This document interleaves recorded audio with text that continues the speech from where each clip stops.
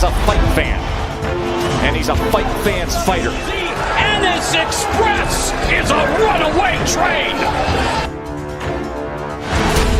Ain't no pressure when you built for this. Man down, round one. The truth hurts. Ladies and gentlemen, presenting the undefeated super flyweight from San Antonio, Texas, Jesse Bam Rodriguez!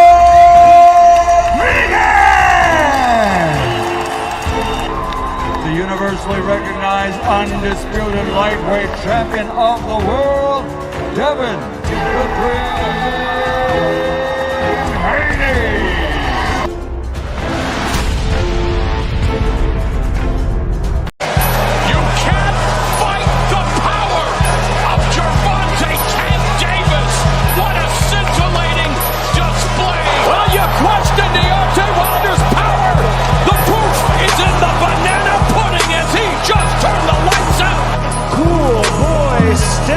Stephen Fulton Jr.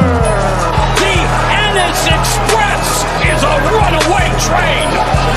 Ladies and gentlemen, fighting out of Las Vegas, Nevada, here is the skilled, the highly regarded Devin the Dream Haney.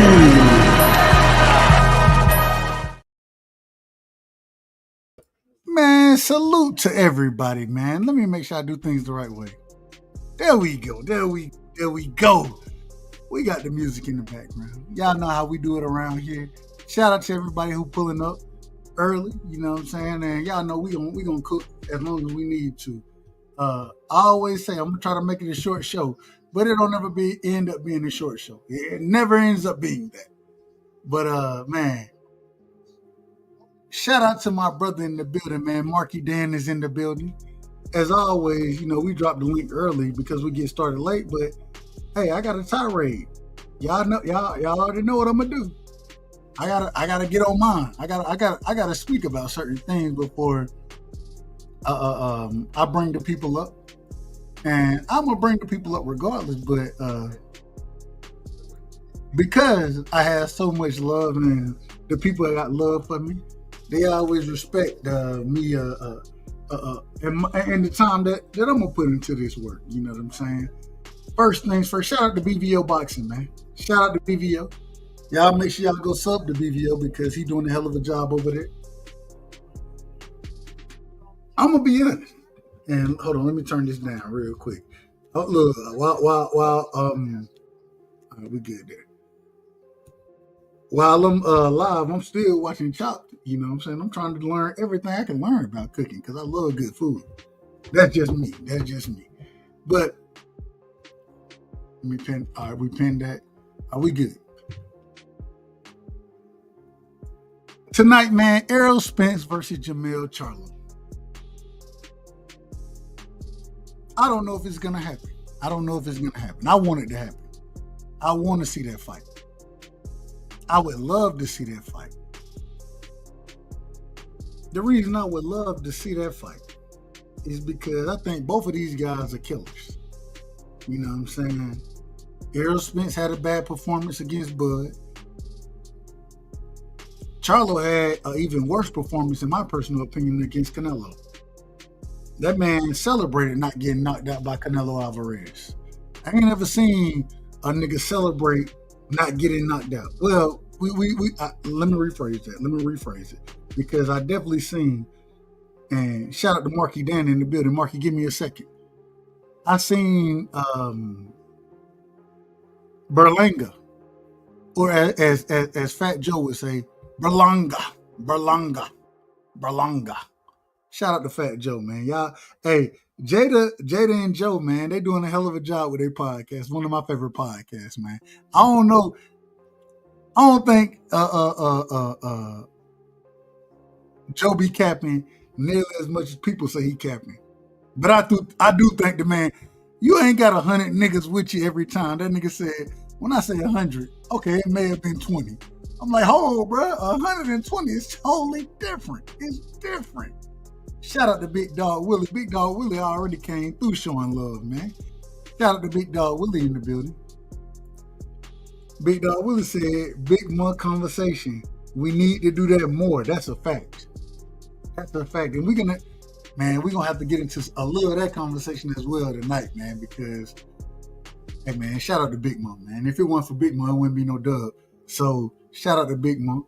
You know what I'm saying? Like, that's the individual who raised me. And I grew up with the old people. Hence the reason I talk the way I talk to this day. And I ain't got no shame in it. I ain't got Long-winded. And now you out of order. I told you. See, I told your ass. Man, we got to throw his ass in. I ain't going to do it. Marky, let me get my opening bars off, brother. Don't progress to fascism, Dub. I love you. Let me get my opening bars off, though. Come on, brother. Be in order. I apologize. You got home training. If you got home training, then hey, man, I'm gonna be long-winded. I might have a 20-minute soliloquy. You can jump off if you want to, but I'm just letting you know I might have a 20-minute soliloquy. I always let individual cook over here. Correct me if I'm wrong. Those are the facts, Dub. Those are the facts. So hey, I at least get an opportunity on my own platform to get my opening statements off. I at least have that opportunity, don't I? Shout out to my brother Zoomverse. Rightside. Shout out to Zoomverse in the building. Shout out to BVO in the building. Listen, I'm excited, man. I don't know if it's true yet. I'm just going to be honest. I don't know if it's true yet. EJ coming back to fight Charlo. Mel. We're not talking about Maul. We're talking about Mel. The undisputed champion. The former undisputed. Let me make sure I say that the right way. The former undisputed champion at 154. And I agree 100%, Big Dog. Shout out to Big Dog again with the $2 in the super chat. We definitely got to have those conversations. In some type of way, we're going to weave our way into it. I got a lot of love and respect for both of them guys. You know what I'm saying? I want to see them fight each other. I have no problem with the fight. I'm telling you now, though. I think that EJ has much more heart than Jermell Charlo does. I think Jermell Charlo, though, has the length, the size, the range, more one-punch knockout power. I think he has all of that. And because he has that, I think, man, I want to say it's a 50-50 fight. I don't think it's a 50-50 fight. I think it's closer to a 60-40 fight, male way. But the heart that EJ got, Mr. No Tune-Ups, the same guy who, if he were to come back right now and take a tune-up fight, I don't think anybody would criticize him, especially after what he went through fighting Bud. At the same time, this man say, man, I want all the smoke. And Mike Tyson said it best. If you my brother, you going to make money with me. That's what my brother going to do. We can be brothers after the fight. But if you my brother, we going to make money together. Shout out to my brother B3. B3, you see my thumbnail. You see my thumbnail. I'm going to leave it at that. You see my thumbnail, B3. And I love you. That's my brother right there. That's my brother. All I'm trying to tell you, and shout out to DP Rock in the building. Straight out of Cincinnati. You know what I'm saying? Man, we gonna do business together. Shout out to BFTB because we doing business together. Out of order promotions, the fuck promotions. You know what I'm saying? We're gonna be doing business together very soon. Out of order promotions, I gotta let y'all know we got champions over here, man. We got the next undisputed champion over with Out of Order Promotions. In my opinion. That's my opinion. I know my brother will tell me differently. I ain't got no problem with it. And we got my brother 3 in the background. Let me bring my brother 3 up. 3, give me a second. I got you, bro. But at the end of the day, man, getting back to this boxing talk, I can't wait for if this fight happens. I love this fight.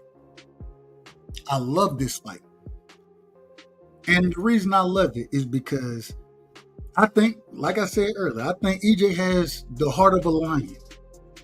Even though they say that the Charlos are the lion or the lions over there themselves. That's what they call themselves. I think that EJ got more heart than both of them niggas, respectfully. I say that respectfully. Skill-wise, I think Charlo is the bigger, longer, rangier fighter. One of the best jabs in the sport of boxing. Both Charlos have always had that. Shout out to my brother Dank Father in the building. Dank, hey, we got you, brother. Out of Order Promotions got you. If y'all didn't know, Dank, he went up against Stay Dangerous. He did lose. But I think Dank, he gonna put hand and Dank he getting sharper. He gonna put hands on a lot of these guys in the debate series. He gonna put hands on them. So I can't wait to see what's next for my brother Dank, man. I can't wait to see it because he gonna put hands on these guys. But as far as Charlo and EJ go, I lean toward Charlo. I mean, I'm just telling you. I think that skill-wise, shout out to NO Boxing in the building. NO came up. Hey, NO was cooking on the last show, man. I ain't got no problem with it, brother. You know what I'm saying? Shout out to Crush, shout out to NO. Both of y'all my brothers. So I ain't got no problem with none of it. You know what I'm saying? As far as the fight go, though, I think Charlo, I think he's the more skillful individual. I think, though, that the heart that EJ fights with, also not having to cut nearly as much weight. Shout out to Big Dog Willie in the building, the truth teller. You know what I'm saying? He's been telling us a long time about what fight was going to happen, and he was absolutely right about it. Shout out to Big Dog. But the heart, the relentlessness, I think I said that the right way, relentlessness. We got my brother in the building, man. Ben Israel is in the building. Ben, be in order tonight, respectfully. And I'm coming to you in a second, brother. I'm going to come to all y'all. I just got to get this off. I think that the heart of EJ is going to kill everything Mel got going as far as skills go. There are certain things in the sport of boxing, in the sport of boxing, you can't measure. Heart is one of those things. You can't truly measure it. I think that, and this is just my opinion, and I want to hear y'all's opinion on it. I think that because of the heart, the relentlessness, the roughness, the toughness, and I think that he'll be more comfortable at the weight than Mel will be. I think he'll be more comfortable. Mel got to cut that 68-pound weight. I think Mel weighed in at 66. I believe that's the right weight. Y'all correct me if I'm wrong when y'all get the opportunity. But I do think that having to cut less weight, and then with EJ being able to come up in weight, you know what I'm saying? I think that helps him. Shout out to Blue Hustle Man in the building. Shout out to Pittsburgh T in the building. I think that helps him. If he can touch that body, and outside of the Bud Crawford fight, outside of that fight, we done always seen EJ get to that body. A true body snatcher is what EJ is. I like EJ in that fight. I'm picking EJ now. I will say this, though. I will say this. I still think the skill set, I think that, and maybe I'm biased about this. I'm a fan of EJ. I'm a fan of Mel. I'm a fan of a lot of these. I'm a fan of most fighters anyway, so it is what it is. I love good boxers. The shotgun jab, the probing jab, possibly a top 3 jab in the sport of boxing, in my opinion. Mel and Maul have.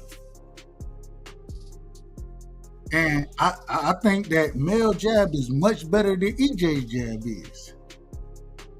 I think EJ gonna have to smother Mel to win that fight. I just hope that the fight happens. And whoever wins, I'm gonna give credit to either fighter. Whoever wins. But at the same time, if it comes down to picking an individual, I'm riding with EJ.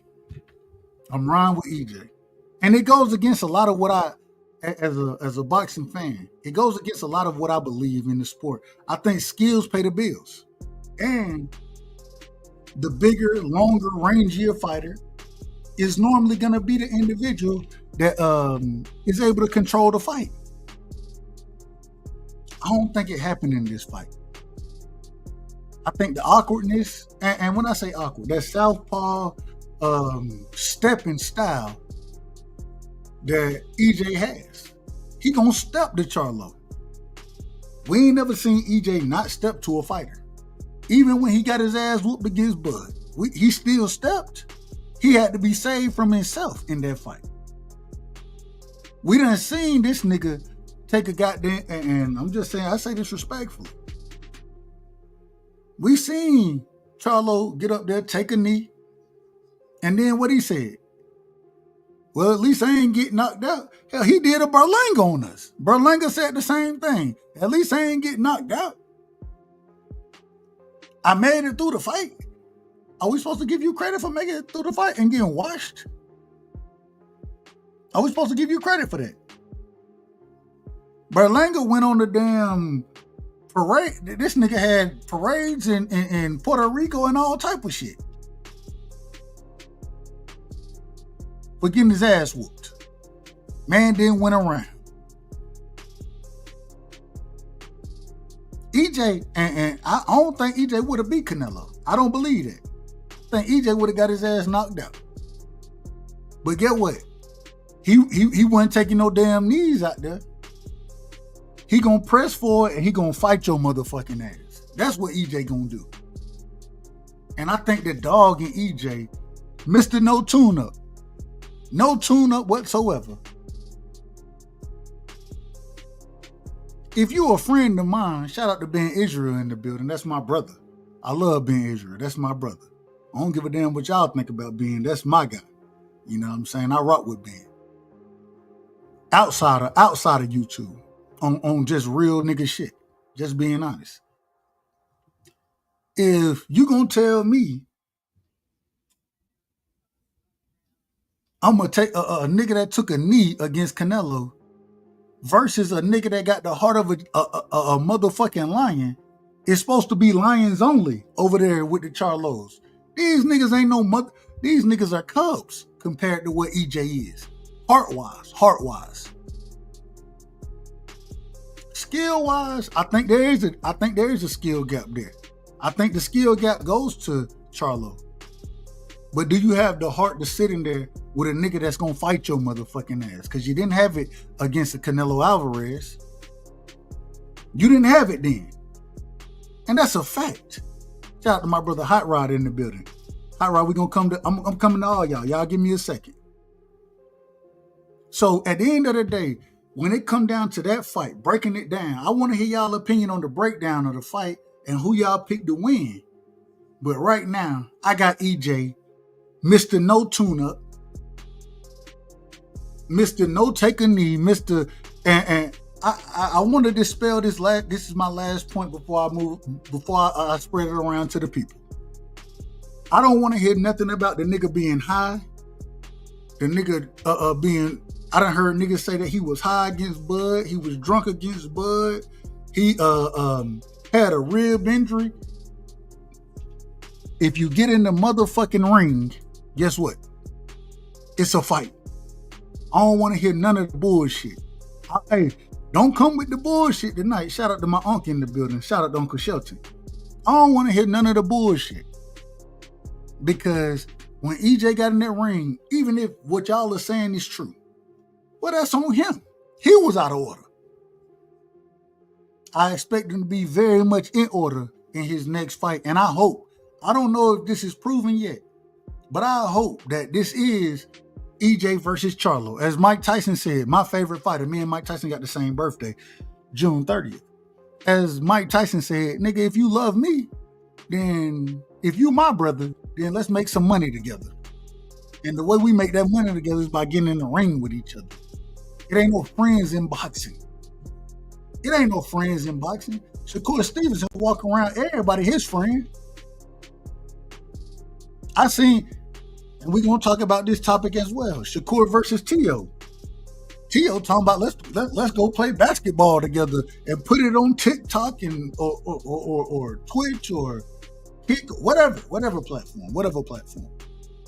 Nigga, I want to fight your ass. I ain't trying to play basketball with you, nigga. I want to fight you. Yeah, that's the type of energy I'm on tonight, man. That's the type of time I'm on. Let me get my brothers in here, man. I apologize for being long-winded, as Marky Dan would always tell me. But Mr. Long-Winded, hey, I'm going to take my first 20 minutes of my show moving forward to be as long-winded as I want to, because I'm going to let y'all cook. So, Marky Dan, welcome to the show. If y'all don't know, man, y'all go sub to The Young Historian. The Young Historian, he's doing fantastic work. And I apologize, man. I'm going to be honest, Marky. I got to tell you, if you don't, you got to hit me and say, man, check out your WhatsApp. I don't look at WhatsApp at all. I caught your messages like 4 days later because DP hit me up and was like, go check your WhatsApp app. Your WhatsApp. Is it WhatsApp? Whatever it is. That's the only reason I caught it. I was like, I got you. I'm behind on it. I didn't even know you was going to go live. I apologize for not showing up and showing out for you. I apologize to you. But I just didn't, I don't look at WhatsApp like that. No, I got you, though. It's cool. But welcome to the show, man. Charlo versus EJ, man.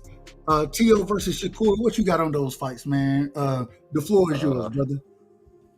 I mean, Charlo versus Spence. I mean, I respect your enthusiasm, but let's really be honest. I mean, this is a has-been fight. This fight is 3 years too late to really mean anything. The both of them are coming off pretty humiliating losses. You could argue, though, that Spence is much worse because he got viciously assaulted, where the referee had to really dive in there and he really had to save Earl Spence's life. Or Earl Spence might have got carried out of there on a stretcher for what the type of just vicious punishment that Crawford was putting on him. Like, it was vicious, dog, right side. I'm talking about, like, that's a legendary night in boxing that we gonna talk about fish fry. Like, just talking about fish fry, you think about what happened to Earl Spence. But moving on from that, I mean, I got Jermell Charlo beating Earl Spence. I don't think while I sympathize and can empathize with your love for Earl Spence, I mean, you talking about all this heart shit and Earl is too much of a dog for him. I mean, I'm gonna tell you something, the bright side. I done seen some dogs get euthanized in my day. So that all that hard shit, all that he's a dog shit, that shit don't work too well in the real world. I think it's a skill gap there. I do think it's a skill gap. I agree with you. It's a very big skill gap, especially when you look at what Bud Crawford did to Earl Spence. I mean, Jesus Christ. Standing at log rage, he got peppered and punished by Bud's jab. And even to try and get on the inside to even land anything, he had to take more punishment. And when he got there on the inside, it was just a couple of body shots. I don't know if he's going to put Earl Spence to absolute bed. I think he might. But I do definitely see Charlo outclassing him. I think Earl Spence is done. This will be his first fight without Derek James. It would be his first fight at a new weight class outside of 147. This man was thrown from a Ferrari, 4 or 5 years ago at over 100 miles per hour, and slid and broke like all the teeth in his mouth. He's not the same person. He's not the same person at all. On top of the fact, from that whooping he took from Crawford, like this dude, I was talking about it with Boxing Scholar earlier. He's probably got all type of arthritis, especially when you think about the injuries he was talking about earlier in his career. Like, Earl Spence is a shell of himself at this point. Like, you gotta just be realistic about that, dog, right side. So I got Jermell pretty much just putting hands on him. But Shakur and Tio, I mean, let's save it. Oh no, go ahead. Get that off as well. Go ahead. No, I my mean, apologies. no, I'm gonna be short on that one. I don't care. I'm not listening to nothing concerning Teofimo Lopez until I see a press conference scheduled. I do not care. Teofimo, shout out to Teofimo, man. We got my brother in the building, man. B3 is in the motherfucking building. Shout out to 3, man. What you got on this, man? It was good. Doug, salute to the panel in the chat. Now, hold on. I got it. You know what I'm gonna tell you? What's good? You out of order. What happened with the thumbnail? I ain't never get it. Yeah, check your email. I text you. I sent it to you. I sent it to you at 10:45. Oh, I see it. My bad. I'm out of order, then. I'm out of order. That's cool. Yeah, you way out of order. And I knew I was like, why would you put the Houston Texans on your page? I was like, I couldn't believe it. The audacity. Man, Yeah.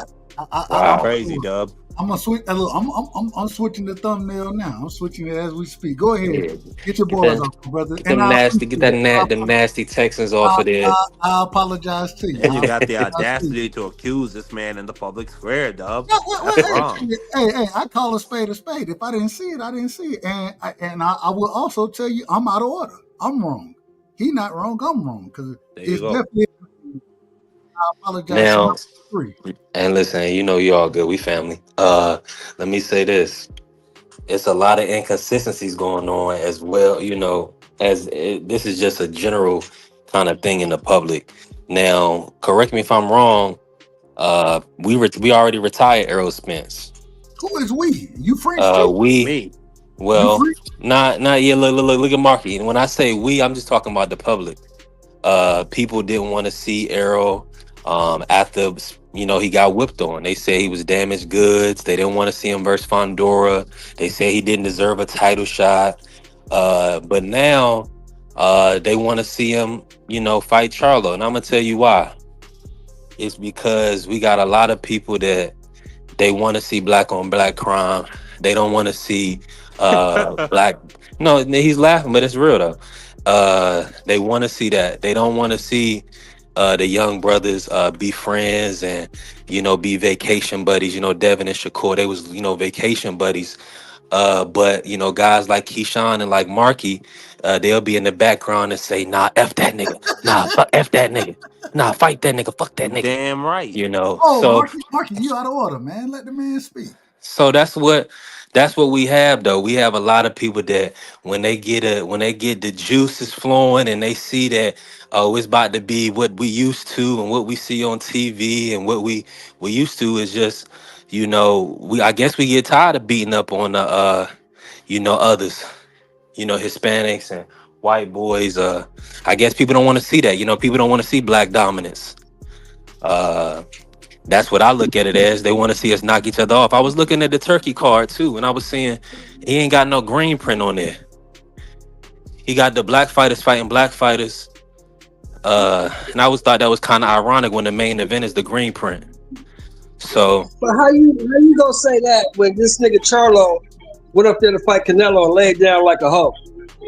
Exactly. Against well, wait a minute. Y'all out of order. I'm gonna open it up to everybody. No, he was out of order talking about black on black crime. Hold on. You must have missed it, Mr. Shelton. Hold on. Do you want to see Charlo versus Spence? I don't want to see Charlo do shit. He laid down like a bitch in his last fight. Damn. It's a bunch of bull. Hold on, Mr. Shelton. Uncle Shelton. And Jermell Charlo is the one that's hold on, Mark it. Man, y'all gotta be listen.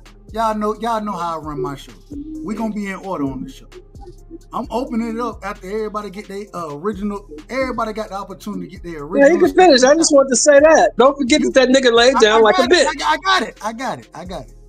So, but EJ not the dude that getting. EJ not the guy. EJ not the one to beat him up. EJ, people already retired EJ. He had the car accident. He got half a retina left.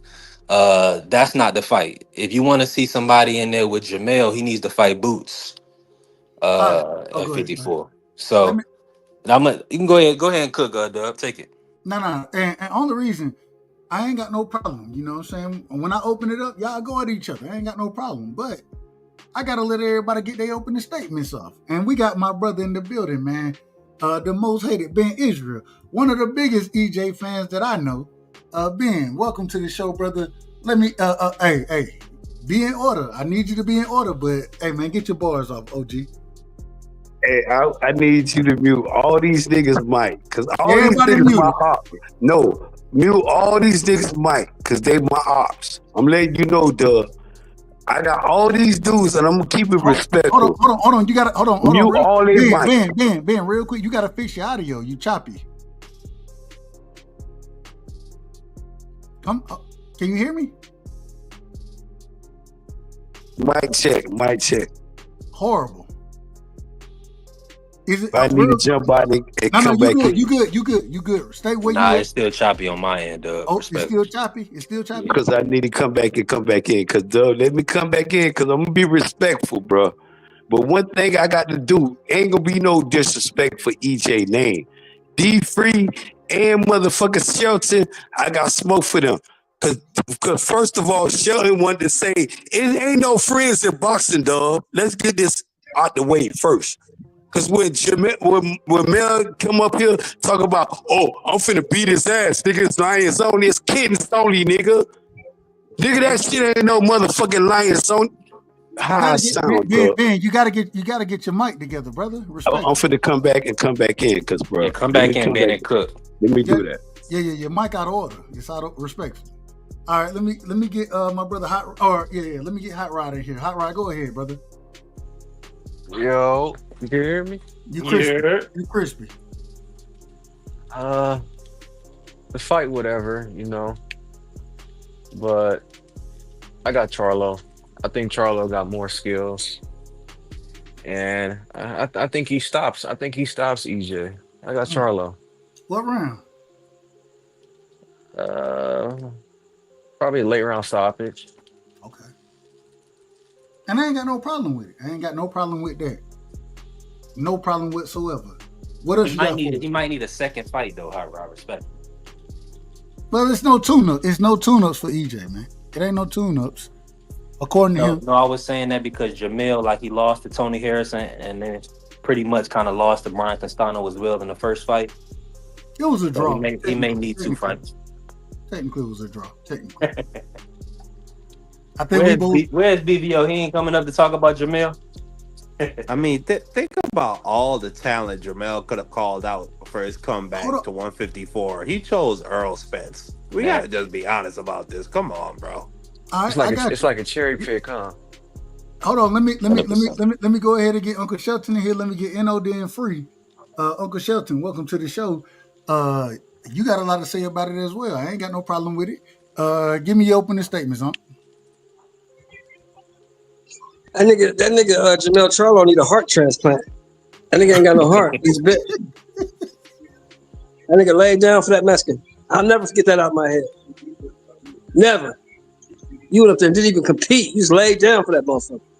You's a hoe. I don't want to see you do shit. I hope your ass get out of boxing. I don't want to see you no more. Yeah. And what's the other fight? Hold on. Well, first off, who you got winning that fight? You got EJ or Charlo? I don't care who wins that fight. I'm not even gonna watch it. I don't even care. Double knockout? All right. I don't care. Hold on. All right, Shakur Stevenson versus Tio. What you got on that one? I want Shakur Stevenson beat the brakes, rotors, and shoes off of Tio. Yeah. I don't think Tio gonna take the fight. Tio's a hoe too. He's a bitch ass nigga. Dub, do you think the $15 million is true? No, I don't believe that. Nobody gonna give 15 if you want $15 million. Well, I don't know exactly. I don't know what the number is. The only thing I know is Teofimo Lopez was the one complaining about the money he was getting with Top Rank. Teofimo never made $2 million. How you gonna get 15 million? Hold on, real quick. That wasn't in my time. Well, you passed.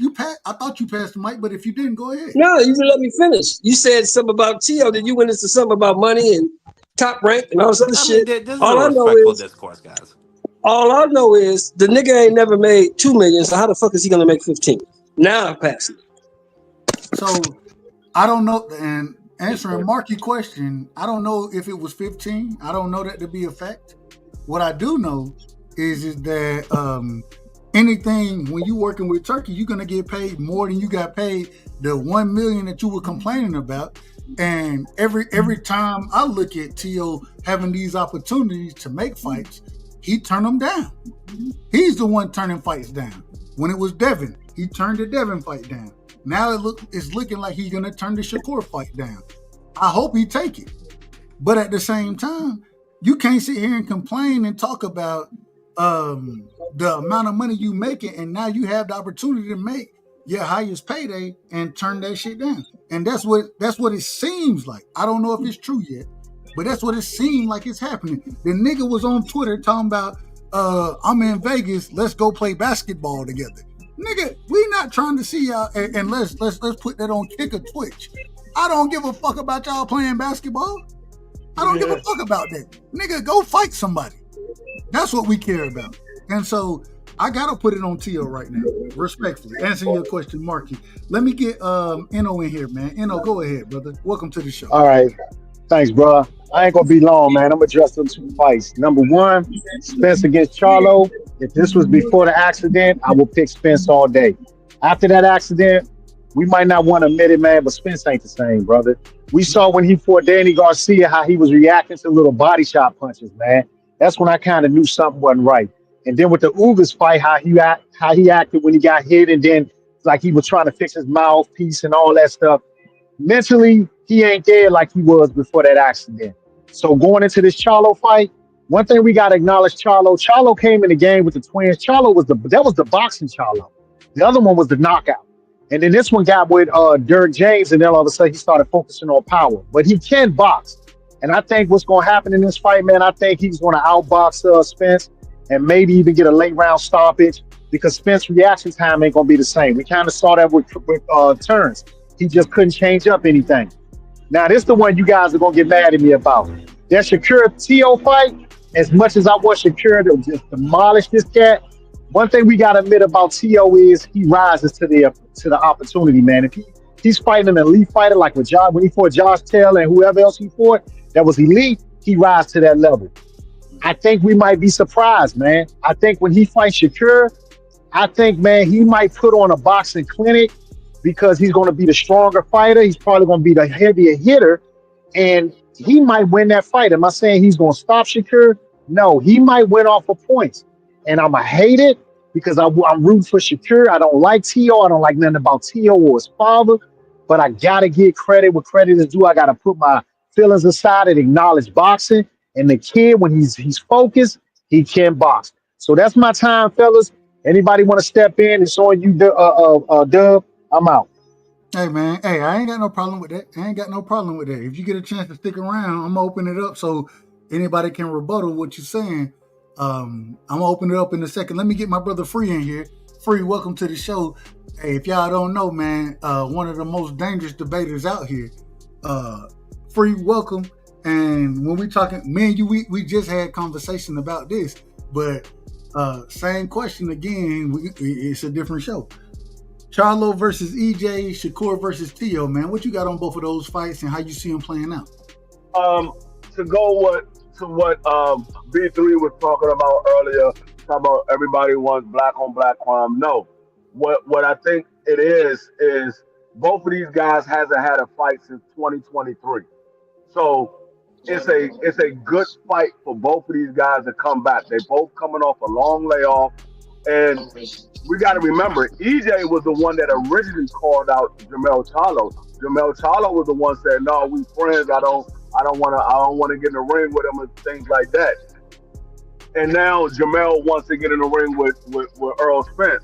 So Earl is going to accept the fight because he already wanted that fight. But the thing is, does Jermell have that killer mentality to be able to take the fight to EJ? I don't think he does. I think he still has that friendship type mentality when it comes to EJ. And we heard about the little sparring section when Jermell was talking about, oh yeah, there's not a southpaw fighter that can stand up to me. I beat all southpaw fighters. EJ said, you ain't beat all of them. He said, oh, I wasn't talking about you. I was talking about everybody else. So we know the history between Jermell and EJ. I'm right there with Shelton. I don't think Jamel has the heart to take it to EJ. I know EJ has the heart to take it to Jamel. I don't think Jamel has the heart. Yes, he might be a little more skilled than EJ as far as boxing ability, but if you don't have the heart, it doesn't matter how skilled you are. If you don't have the heart to put that skill to the test, you're not going to come out on top anyway. So I'm a favorite EJ, and a lot of people talking about, oh well, EJ, he might not be the same person and things like that. But you got to remember, EJ might have took these 2 years off to make sure that his body was right, to make sure that everything was back on point. So this layoff could have did him very good. So we don't know what we're going to see when EJ gets back in the ring. We don't know what we're going to see when Jamel gets back in the ring. Both of them took bad losses. So both of these guys got something to prove to themselves. Do they still have enough to get back into the sport? So I'm just going to favor EJ based off of the heart and the mentality that EJ has. Jamel hasn't shown me that heart and mentality as far as when the tough gets going. Are you going to step to the plate? I don't think Jamel has it in him to step to the plate. So I'm a lean towards EJ. As far as Tio and Shakur, what the last guy just said, it makes sense to a certain extent. The problem is both of these guys are counterpunchers. Who's going to be the more disciplined fighter? Shakur is more disciplined than Tio. Shakur is going to make Tio come after him. And we all know when Tio step on that front foot, he's a horrible fighter. And when you got to come at Shakur is going to pick you apart. He's going to sit back and counterpunch you the entire night. And that's what's going to happen with the Tio versus Shakur. I think Shakur is going to counter shot Tio the entire night and frustrate Tio to where Tio ends up losing probably 11-1 or 12-0. So I got Shakur winning that fight. I ain't mad at it, Free. I ain't mad at it. I gotta tell you, and me and you, we done talked about this multiple times, but I do agree. I do agree. Anytime Tio got to be first, he looks horrible having to be first. And if Shakur make Tio be first in that fight, I can see exactly what you're saying. I can see a nigga getting picked apart. Me personally, but let me make sure real quick. Ben Israel, mic check. My check, my G, my check. Man, you gonna it's staticky, but we gonna work with it, brother. We gonna work with it. Go ahead, fam. Man, one thing I want people to understand, I want to address the Tio because you know it's man down today, tomorrow, forever. I'm loving the energy what D Free says, so I don't got no smoke for D Free. But Marky Dan was up here with that capping shit. Ain't no friends in boxing, duh. This the same thing. I'm gonna make it make sense with the Tio and the Shakur.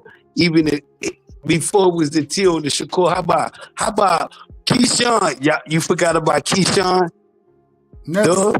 I ain't you forgot about none. that, D Free. Y'all forgot about the mama best friend, this type of shit. When we was up here saying, oh man, these niggas up here talk about their best. Nah, fuck that shit. But then I'm gonna make it make sense. I'm gonna move the goalpost to Jamel Charlo. When Jamel was undisputed, dog, when Ben would tell you when before them niggas out of Omaha, Nebraska, starting from Terrence Canfish, all the names. Hold on, Ben. Is there any way you can move to a different spot or something? Maybe I need to move. Maybe I might need to move.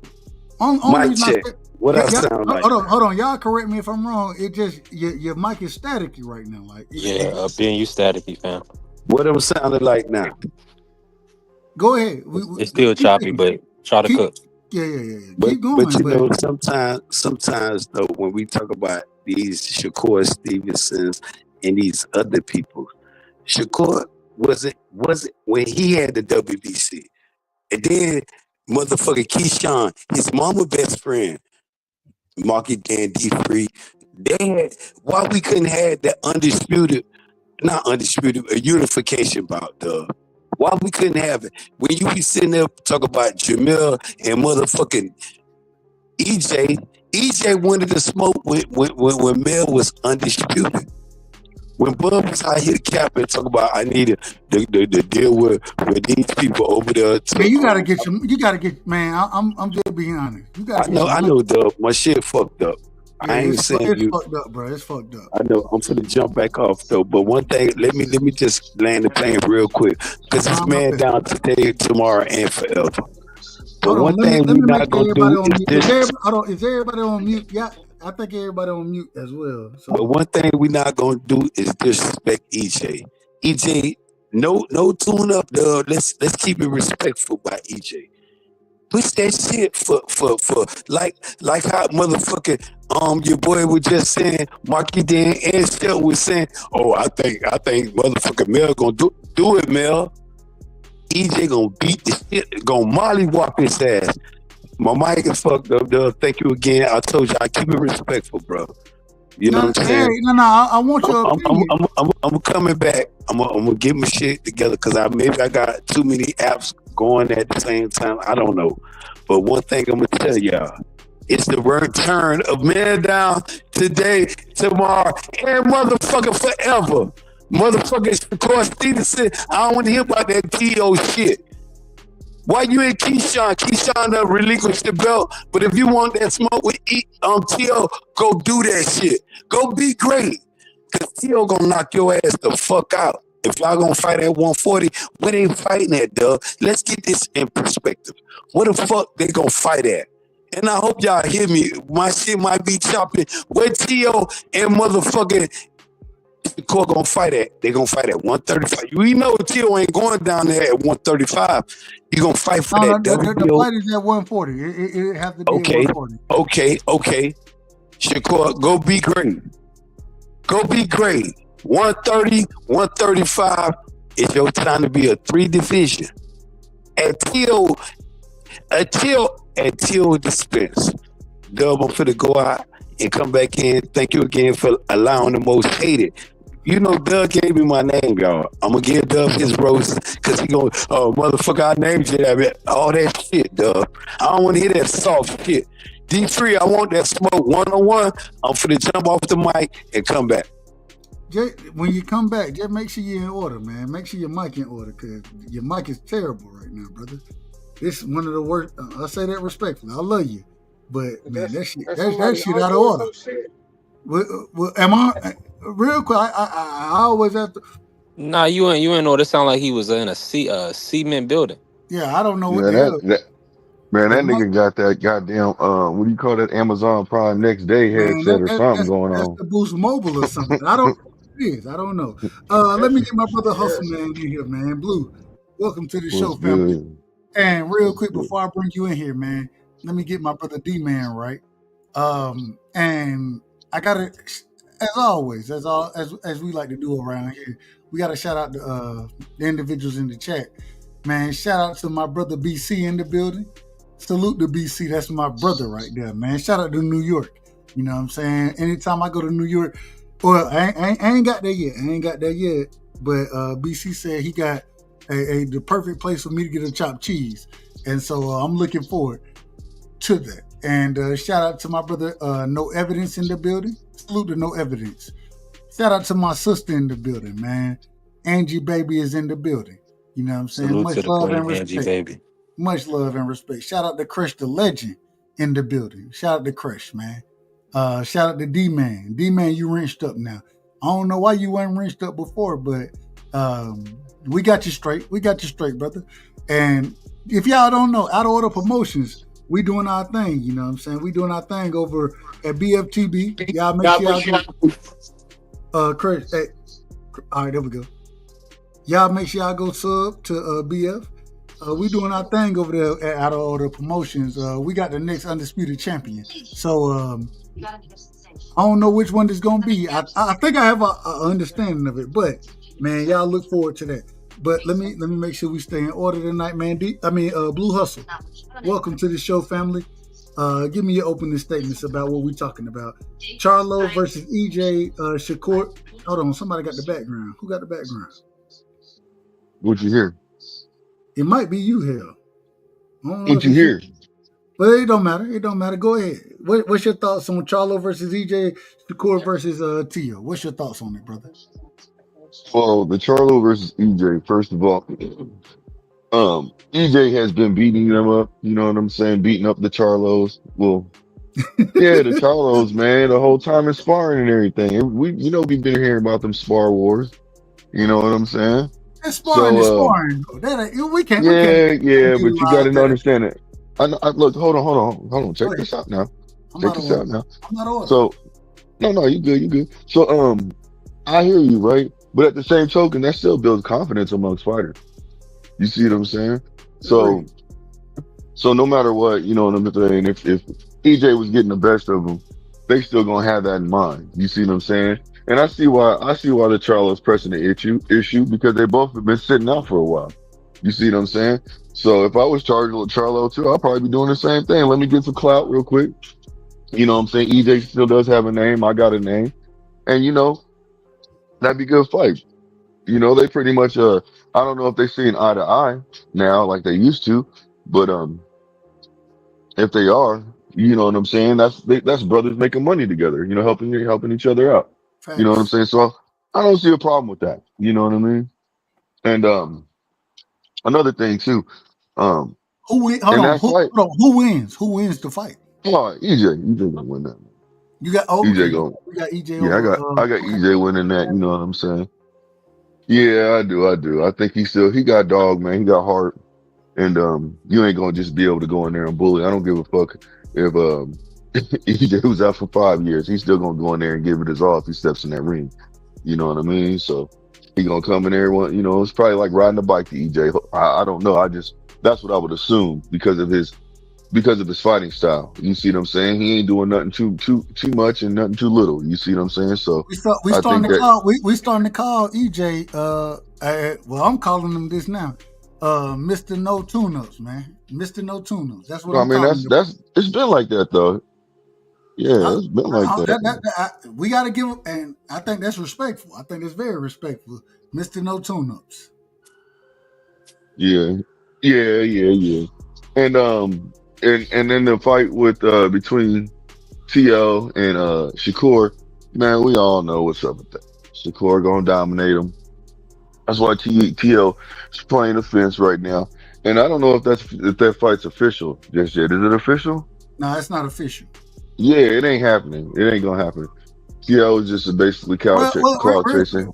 I hope it happened. They both said, and just going off of me looking at what they're both saying, they both say that they've agreed to it Twitter-wise. No, I know. Yep, I know. On Twitter, Shakur said, "Nigga, agree with it with Turkey." That's what Shakur said to Tio, and Tio said, but see, I know somebody personally. Well, go ahead. I know somebody personally.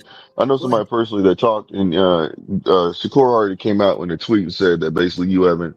I knew, a while ago that T.O.'s just putting up smoke and mirrors right now. He ain't trying to fight him because he hasn't signed it. He hasn't made it official. He still hasn't done it. You know what I'm saying? But he's making it look like he has.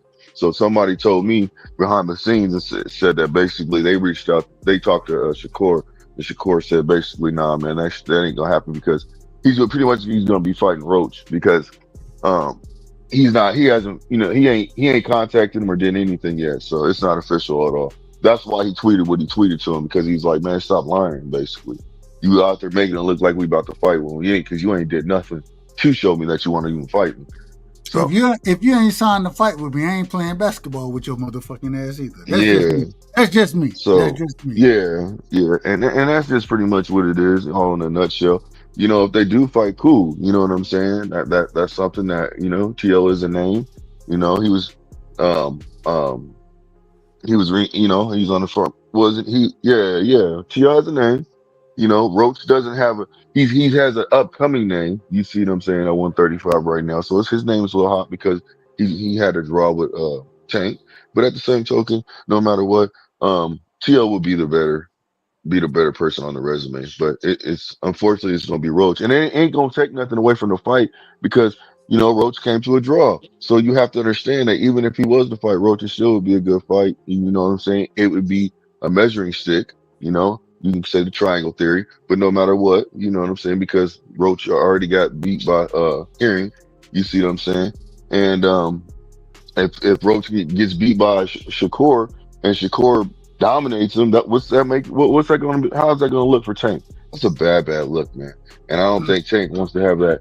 I don't think Tank wants that. Who cares what Tank wants? Nobody don't care. No, it's not about who cares. It's about, you know what I'm saying, the look of it. So that's why I'm saying I'm all for it. You have to understand I'm all for it. I want to see this happen because if Shakur can go and beat Roach, now it makes it more easier to say, hey man, are we gonna fight or not?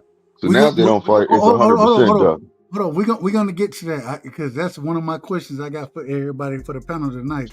That's one of the questions, and I'm gonna break that down in a second. Shout out real quick, man. Shout out to Dr. Mark in the building. The OG is in the building, and I got a lot of love and respect for Dr. Mark.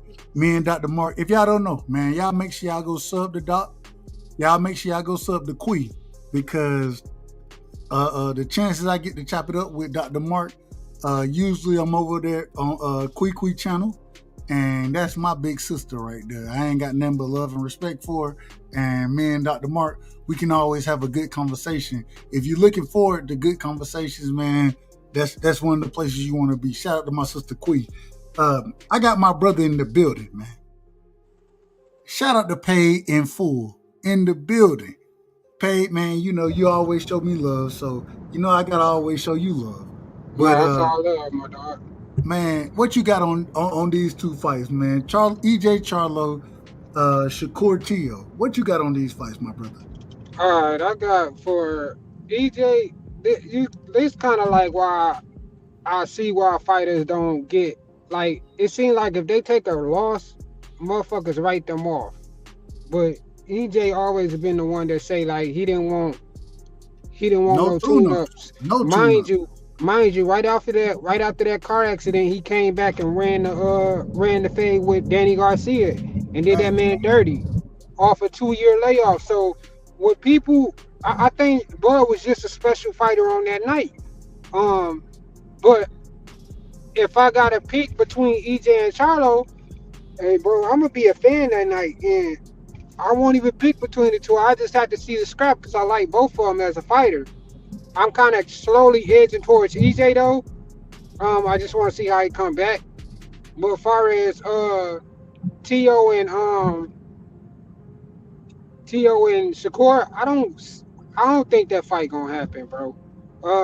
Not because of Shakur, but more so because of Tio. I think Tio more so just playing games. I don't think he really want to fight with Turkey. And obviously, I mean, it's kind of showing that because the fact that a motherfucker offer you $11 million and you turn that shit down,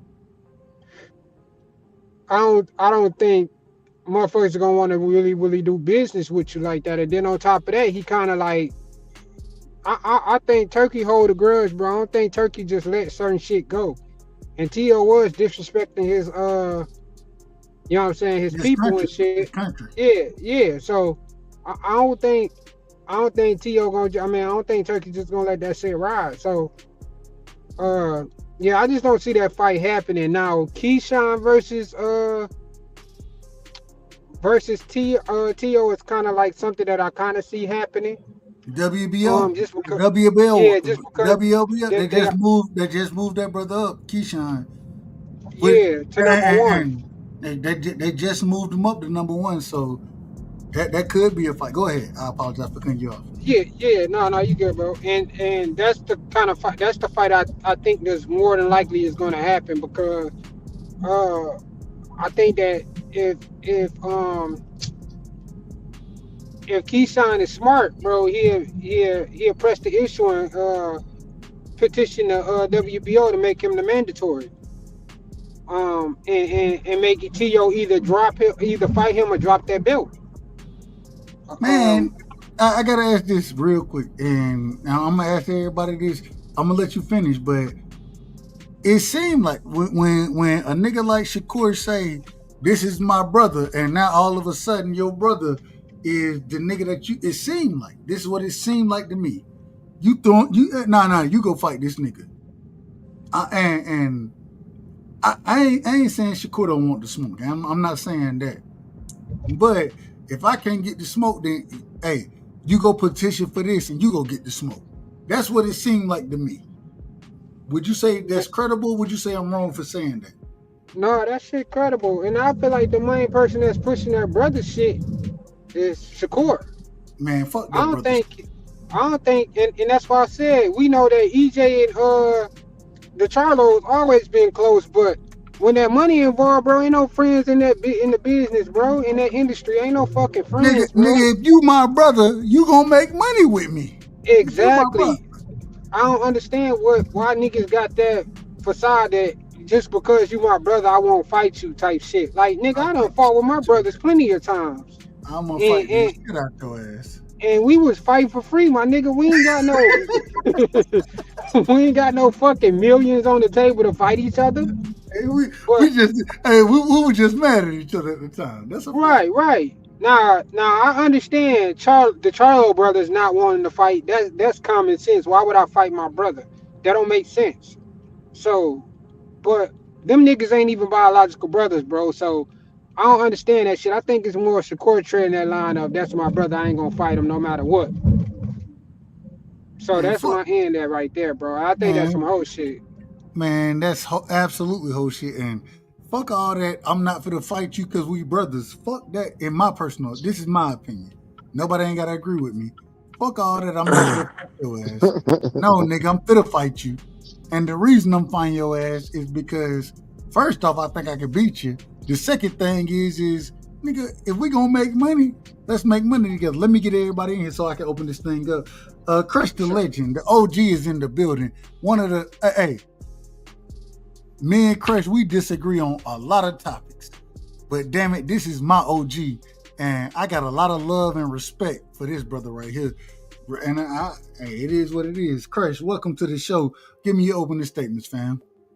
Hey, man, salute to the panel. Salute to the chat. What's going on, Dub? I'm just enjoying the cook, man. So you got a couple questions. Let's get right to it, man. What's the first one you want to ask me? The first question is, and before I ask you the question, I got to do this. I apologize to you, OG. Shout out to Big Dog Willie with the $10 in the super chat. Big Dog said, Keyshawn versus Shakur pressing Teal. Or excuse me, let me say that again. I read that wrong. Keyshawn and Shakur pressing Teal. Teal moving up to 47. Teal wants no smoke. Neither one of those, I believe he mean with neither one of those men. Teal does not want to get beat up by any black fighter, any black man. That's what he said. I'm gonna say any black fighter, any black man, because oh Lord, his ex-wife got her pussy beat, got beat up by a black man. Shout out to Big Dog Willie with the 10. That's true. Once you go black, you never go back. Hey, shout out to Big Dog Willie with the $10 in the super chat, man. Hey, It's kind of unfortunate that Tio found a slut Hispanic lady. No, we ain't gonna do. We Respectfully, we not doing it. We not. Some of the sweetest people, some of the sweetest women in the world, the Latino women, some of the most loyal women in the world. I know one, and B3, it's crazy, man. B3 gonna be out of order regardless in this situation. He said, "Hey, I got to do this one." I ain't got no These hoes ain't loyal. Loyal. All right, Crush the Legend. We got my brother Crush the Legend, the OG man. He made a stewardess. Respectfully, that was a bad move. You good. Crush the Legend, man. Let me get this. EJ versus Charlo, Shakur versus Tio. Man, break those two fights down for me. Who you got winning in both of those fights, OG? Okay, let me get the fantasy job match out the way first. Shakur Stevenson versus T.O.P. Malone. Hold on, that's what you think. They both said they agreed to January. That's what they said. I'm just telling you what they said. And they are two guys that are not very trustworthy, just like a bunch of other fighters in the sport of boxing. That's all I'm saying. Okay. But hypothetically speaking, if this fight does take place, y'all know, everybody know anything about me in this boxing streets on YT. Y'all know I like Teofimo Lopez. So anybody that's gonna get in there with T.O., I want them to take their head off. Oh, but this will be lovely for Shakur. As we say in the military, a fun day down range, because that's all it's gonna be. A fun day at the range for Shakur and Stevens. T.O. ain't got nothing for this man. He gonna need that great athletic performance that he had against Josh Taylor to show up, not to win the fight, but get the hell out the way of danger, man. I got Shakur being real comfortable, like sitting in the gamer's chair with a controller and picking his clown apart if the fight happens. So I hope that'll be easy for Shakur, in my opinion. I got that. They go 12 rounds. That fight just be a shutout, in my honest opinion. Moving on. Real quick, Craig. Y'all let me know. It might be me, but it seems like you might got order. Is that me? Yeah, hold on, Doug. It's an echo. That's just right. Me, it's an echo. Hold on, Doug. Yeah, it sounds like he's in the hallway a little bit, but Crush, it sounds. What up, though, Crush? I'm in an acoustic area. But EJ and Charlo. Oh, you crispy now. You crispy. Now you crispy. Yeah. EJ and Charlo. This is a fight that I always wanted to see. I think a lot of guys wanted to see that fight too. I can't speak for everybody. But this fight makes sense. Both of these guys been out the ring. One a little longer than the other. Both of them coming off a loss against two guys who's about to fight each other in a matter of a couple weeks from now. So, yeah, I would love to see this fight. Who I'm picking? Hey, listen, man. I gotta go with EJ on this one. I always thought EJ would beat the Charlos either way, no matter what took place or who whooped his ass or whatever the case may be. I still feel that way. I got EJ beating Charlo, but I think it'd be a heck of a fight, and hopefully it does happen. Something that we need, and it's an equal match. You got two guys that took losses. They took some time off, so it's not really too much advantage, that these guys have over each other besides what happens in the ring. So, yes, I'm excited for the fight. Let's see it. I got EJ beating them. I ain't mad at it. We skipping B3. I'm skipping you in this situation, and I say that respectfully, only because you got to cook a tad bit earlier. So let me get my brother teaching here, then I'm opening this thing up. And, man, it's going to be World War III Royal Rumble in this motherfucker when I open it up. I already know what it's going to be. Yeah, especially because you skipped me, so I'm definitely going on. Well, I only skipped it. I'm only skipping you because you spoke earlier. Am I wrong about that? TJ said nothing. I spoke. I'm going to be out of order, though. Well, that's fine. I ain't got no problem. I'm going to call you out of order. And then we gonna maintain the order. We gonna get in order. It is what it is. Teach, welcome to the show. Shout out to my brother Teach. Man, give me your opening statements, man. EJ versus Charlo, Shakur versus T.O. First things first, do you think they happen? And then how you see the fights playing out? And shout out to my brother Marcus from Ohio. Ohio runs boxing. Ohio definitely don't run boxing right now. I mean, it is what it is. Shout out but shout out to my brother Marcus. And nothing but love and respect to my brother, man. Nothing but love and respect. Go ahead, Teach. Yeah, salute to everyone on the panel, man. And B3, you need to give Dub the drops, man. And give him a drop. Well, I got the drops, nigga. Hold on. Well, now we got to get this nigga the drop. Since he gonna say that, Teach, and I'm just gonna be honest with you. The fuck is wrong with you people?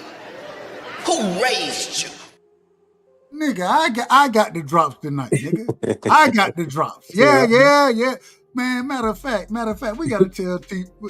No. Rough on him now. No, he needs to know. Okay. He's always crying. Stop fucking crying, nigga. Respect. Go ahead, Teach. Go ahead, my brother. I'm still dying from the last live, bro. But let me answer your question.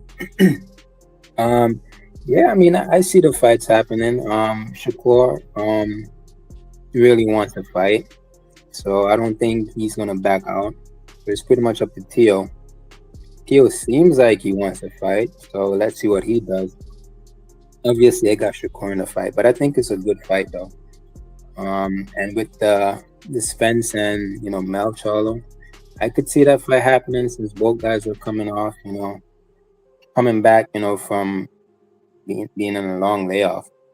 But man, I feel like Spence, like, well, I feel like both guys, especially Spence, like, needs to come back and have a tune-up to get people back on the bandwagon again. Because right now, a lot of people are kind of doubting Spence. Even some of his day one fans are kind of doubting him now. So I feel like him specifically, like, needs to come back, have a good showing, just to get people hyped again, and then take a big fight. But I mean, if he comes back to a Mel Charlo fight, 54 is Mel division, man. Like, that's his division. At the end of the day, he only lost to Canelo, which is a bigger guy. But I mean, he was doing his thing at 54, man. So I mean, man, you out of order. Oh, go ahead. I would have to edge Mel in that fight if Spence come back. Like, if Spence and him come back and fight each other, like, I'd have to edge Charlo in that fight. All right, well, and now we finna open this thing up. I want to hear everybody. Y'all go back and forth with each other, but real quick, I gotta tell Teach this, man. I gotta tell Teach one thing. You smoke crack, don't you? You smoke crack, don't you? Look at me, boy. Don't you smoke crack? Yeah, Jamel Charlo, even if you want to say at least Charlo, or excuse me, Spence, when he fought Bud, the only loss he got, at least that nigga wanted to continue to fight. I watched Charlo lose against and respectfully, I watched him lose against Tony Harrison, right? Have a draw with I believe it was Brian Mendoza. Am I wrong about that? I don't think so. And then I watched him go and take knees and lay down to Canelo Alvarez. I ain't never seen EJ do any of those things. The only thing I seen EJ do is get his ass whooped by Bud Crawford, and hell, even then the ref had to jump in there and stop because EJ was gonna continue to fight. You know what that's? I ain't never seen. Hold on, I apologize, and then I'm opening it up. I apologize for cutting you off, but I ain't never seen EJ do none of the shit that Charlo done did. I ain't never seen it.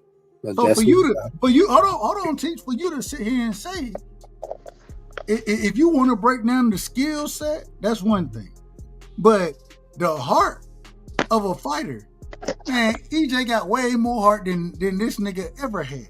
He got it. It ain't lions only. These niggas ain't lions like they telling you they lions. These niggas are cubs compared to what EJ is, in my opinion. Well, listen, I mean, both guys. The panel is open. The panel is open. Y'all be respectful of each other. Both guys collected the belt in their respective division, right? But I mean, who had the tougher competition? Mel Charlo did, man. Man, Bud is tougher than anybody that Mel ever fought. Bud is tougher than any of them niggas. Charlo went through 50. You saw the Castano fights, man. Castano had like 17 fights. So you telling me? Hold on, you telling me Castano better than Bud? He beat Spence. No, Castano never beat Spence. Castano beat Spence in like the. I think in a 3-round fight or something. Spence in like the amateurs. In the amateur, man, we not talking. Bro, here we go. I think this what we missing, bro. The fact that I understand what you saying, Doug, but you gotta understand, bro. Nobody did that nigga like that at 154. That nigga went up to 168 and found out. That's why I said I don't like that fight for Bud. Just because motherfuckers think that Bud tough and all this shit doesn't mean he finna go up 3 fucking weight classes and all of a sudden. I bet he don't take a knee. So what you think you? Okay, so for instance, if you're a power puncher, you've been a power puncher at 154. You go up weight class, all of a sudden your punches is no longer hurting this man. We don't know that. Hold on. Who took a knee? Respectfully, who are you talking about? Charlo took a knee. Charlo got hit with a right hand. Hey, so y'all telling me Charlo didn't take a knee? He got punched with a hard. Yeah, he got punched. That nigga took a knee. To make sure he didn't get knocked out. He didn't get knocked down. That nigga took a knee. He fell. He said he just took a knee. He wasn't hurt. No, what I'm literally saying is did his hair get done 2 days ago? Hold on. What I'm saying is I guarantee, regardless of how Canelo was punching, EJ wasn't taking no fucking knee. Yeah, but Canelo possibly would have dribbled him off the canvas. And So I but mean, he would have.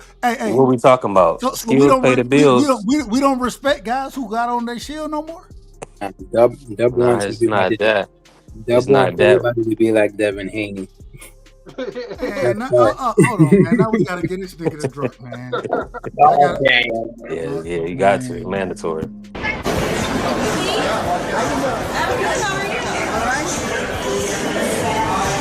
Hey, there he is. What's up, you dirty bastard? Who's this? It's me, you dirty asshole. That's how T's talking to me right now. That's how you talking to me. Gotta be real, bro. That nigga took a punch, bro. You breaking up, Paige. Hold on, hold on, Paige. You gotta come closer to your mic, brother. My bad. It was more than one punch that he took as well, bro. Come on now. Hold on, say it one more time. Voluntarily took a knee. Can y'all hear him or is it me? It might be me. He's breaking. You can hear him a little bit, but you are breaking up, Paige. My bad. Hold on. Let me probably. You talking better now. You good now? Right there. Where you at right now? You good? Yeah, I was just saying, bro. Like that nigga took a punch. It ain't like he voluntarily took a knee, bro. Yeah, come on. He didn't get that nigga got hit on the damn arm and took a knee. That was crazy. No, I think he got punched in the head. Man, hold on, man. Let me get my brother real quick. Anybody who joined the panel, we got to get on the mic first, and then we can open the panel back up. We got my brother Marcus in the building. Ohio Runs Boxing is in the building. Shout out to my brother. Marcus, go ahead, man. Give me your opening statements about Canelo versus Charlo, Shakur versus Tio, and then we're going to move the conversation forward. Go ahead, fam. Canelo versus Charlo? Charlo Spence, respect. EJ Spence, my bad. I'm out of order. Call me out of order. I ain't got no problem. I think it's to me personally, I think it's going to be a cash out fight for Earl.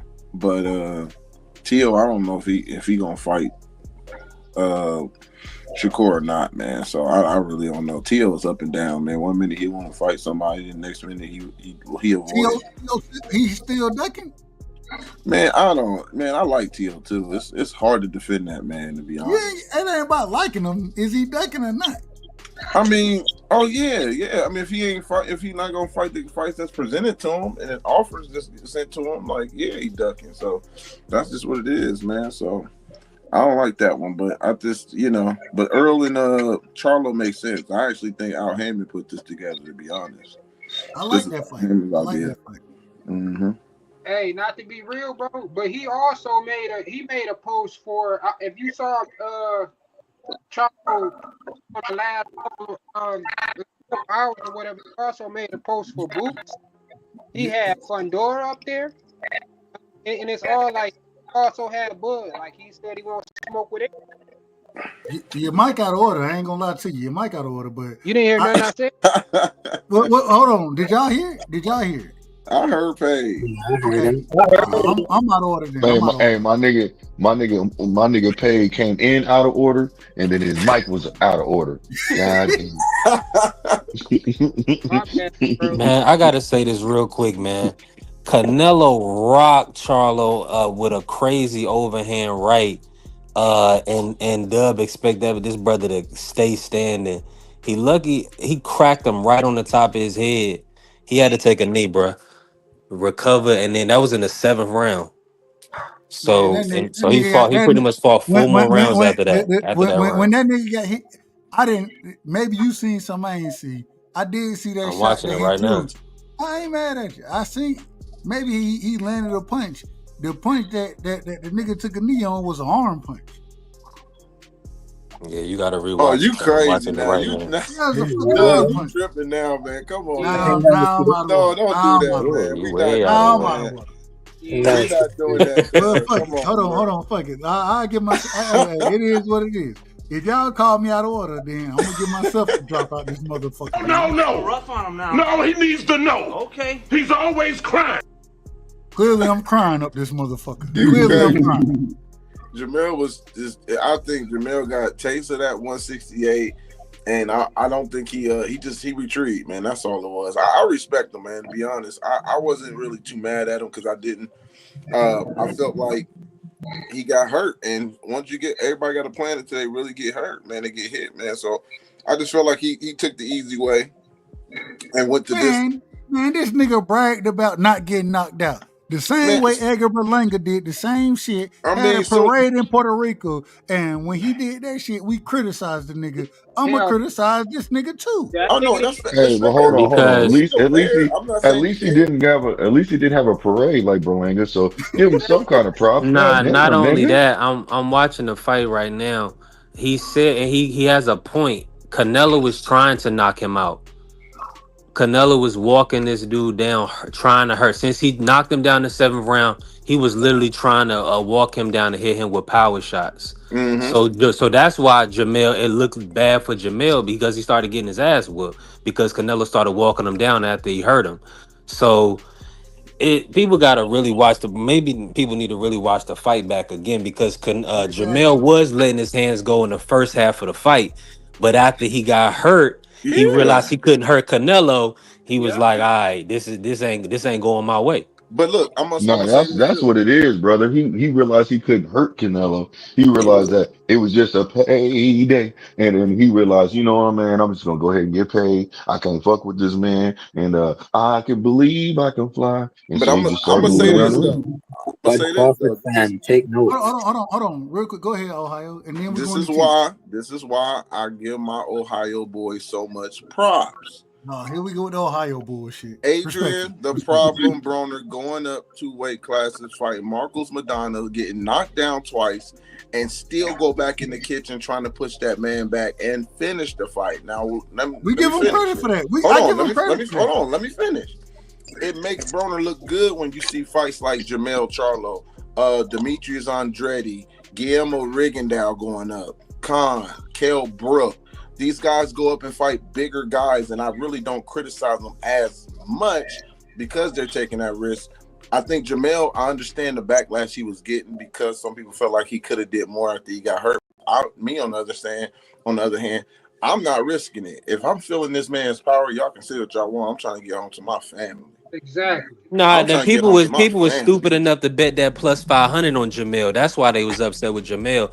And another thing is, I'm tired of this slander for Ohio. Brother Charles Conwell lose one fight. Now people think they can slander Ohio, man. Y'all know Ohio run boxing. Ain't nobody slandering Brother Charles lose Conwell. one fight. Ain't nobody slandering Charles Conwell. Why? Well, do you let me know how Ohio don't run boxing? I'm trying to. We recast the checks too, because I don't base Ohio run boxing just on fighters, man. We got Don, Al, and I personally think Al Heyman is gonna get out the game with Tank. I was talking about this earlier. Y'all remember the movie? What's it? Oh, Ocean 11. Y'all remember that movie? I'm a big movie. Shout out to Ocean 11, man. One of my favorite movies. Okay, so Dub, you gonna see the vision I got here. You remember at the end, after they robbed the casino, at the very end of the movie, they all go to that water and they all just take one last moment and they just stare. They all go separate. They don't go the same way. They all go their separate ways. Absolutely. Right. That's what I think PBC is doing. I think Al Heyman is making sure all his fighters that he got really close relationship with, him, Tank, I think Earl. Hold on. So you saying the PBC done? Absolutely. I think that's absolutely. I think they're really on their way out. The ones that's gonna stay, I personally believe, and y'all hearing it first, I think Al is gonna pass the rest of those fighters over to Jay. I think they're gonna take the rest of it. I think PBC is really about to go. Al is, he's pretty much did everything, and Jay and Tank pretty much gave it away almost 4 or 5 months ago when he said he made a promise to Al. They're leaving together, bro. Tank ain't retiring by himself. He's leaving with Al. They're not going to trust anybody else to manage their careers like Al did, because Al really cared about a lot of the fighters that he was with. So that's the vision I got with Ocean 11, of those guys that get those bags, last fights, is going to sit there and say, hey, man, we did everything we were supposed to do. And they're going to get off the game. Hold on. Because you brought up Ocean 11, is there going to be a 12 and 13? Nah, that's a good Hell no, nigga. That's a good one. Wait a minute. I'm asking it respectfully. I love this. I told you I love the series. So That's a good one. No, that's You gotta ask yourself who gonna be the main event, because after Jamel stopped EJ, now he gonna stop. I mean, y'all put. bro. I thought. Well, hold on. We retired EJ a few months ago. Who now is all we? of a sudden, Hold on, not we you. is the boxing Wait a public. minute. The boxing public. The boxing Wait public. a That's all minute. I'm gonna say. Wait a minute. You know the boxing public did. No, we're not finna do this. You out of order. You out of order. Doug, you don't think? Hold on. You think Earl got a chance? This nigga B3 gaslighting us. B3 just said we retired. That's what that nigga said. He said, yeah, he gaslighting us, bro. He gaslighting us. Hold on, wait a minute. I want to know. Shout out to Dr. Cam. The nigga that became French on us. So, who is this we that we speaking on, B3? Nah, the boxing public, man. Everybody, this is what I'll say. I got a story for y'all. So after the first the Crawford fight, of course, y'all know they had the rematch locked in. Now I didn't know EJ was his eye wasn't gonna be available. So on my bookie, they had a prop bet of plus 250. They had Jerron Ennis plus 125 and Errol Spence plus 250 to be Terrence Crawford's next opponent. Of course, y'all know he fought Madrimal, but I took it because he was locked in to the rematch with Errol, right? So why I'm trying to talk people in, we gonna EJ the rematch right here, trying to root the rematch on. Nobody wanted to watch the rematch. Nobody wanted to see EJ again. So 2 years later, this brother been out of the ring. Oh, so a few people, and of course me, because I had bread up. I want to see the rematch, me personally. And of course we already know EJ went into that fight with a rib injury. He didn't spar for about a month before the fight, all that other stuff. Man, I know y'all want to hear that, but that's why. Excuses, nigga, but man. So then, what other reason why you want to see the rematch? If he was 100%, if he was 100%, why you want to see the rematch? Because once again, I thought it was more, if anything, I thought it was about weight more than anything. And the reason I say that is because when EJ came back, he didn't say nothing about no damn rib injury. He didn't say, hold on, wait a minute. That man ain't say, you tell me, you show me. You ain't on Twitter. You ain't on Twitter. Man, fuck Twitter, man. Ohio run boxing in my line. They quit Randall not hurt him with a body shot. Hold on. Now y'all out of order now. Now y'all out of order. I ain't worried about I ain't see this man say nothing about no damn rib injury.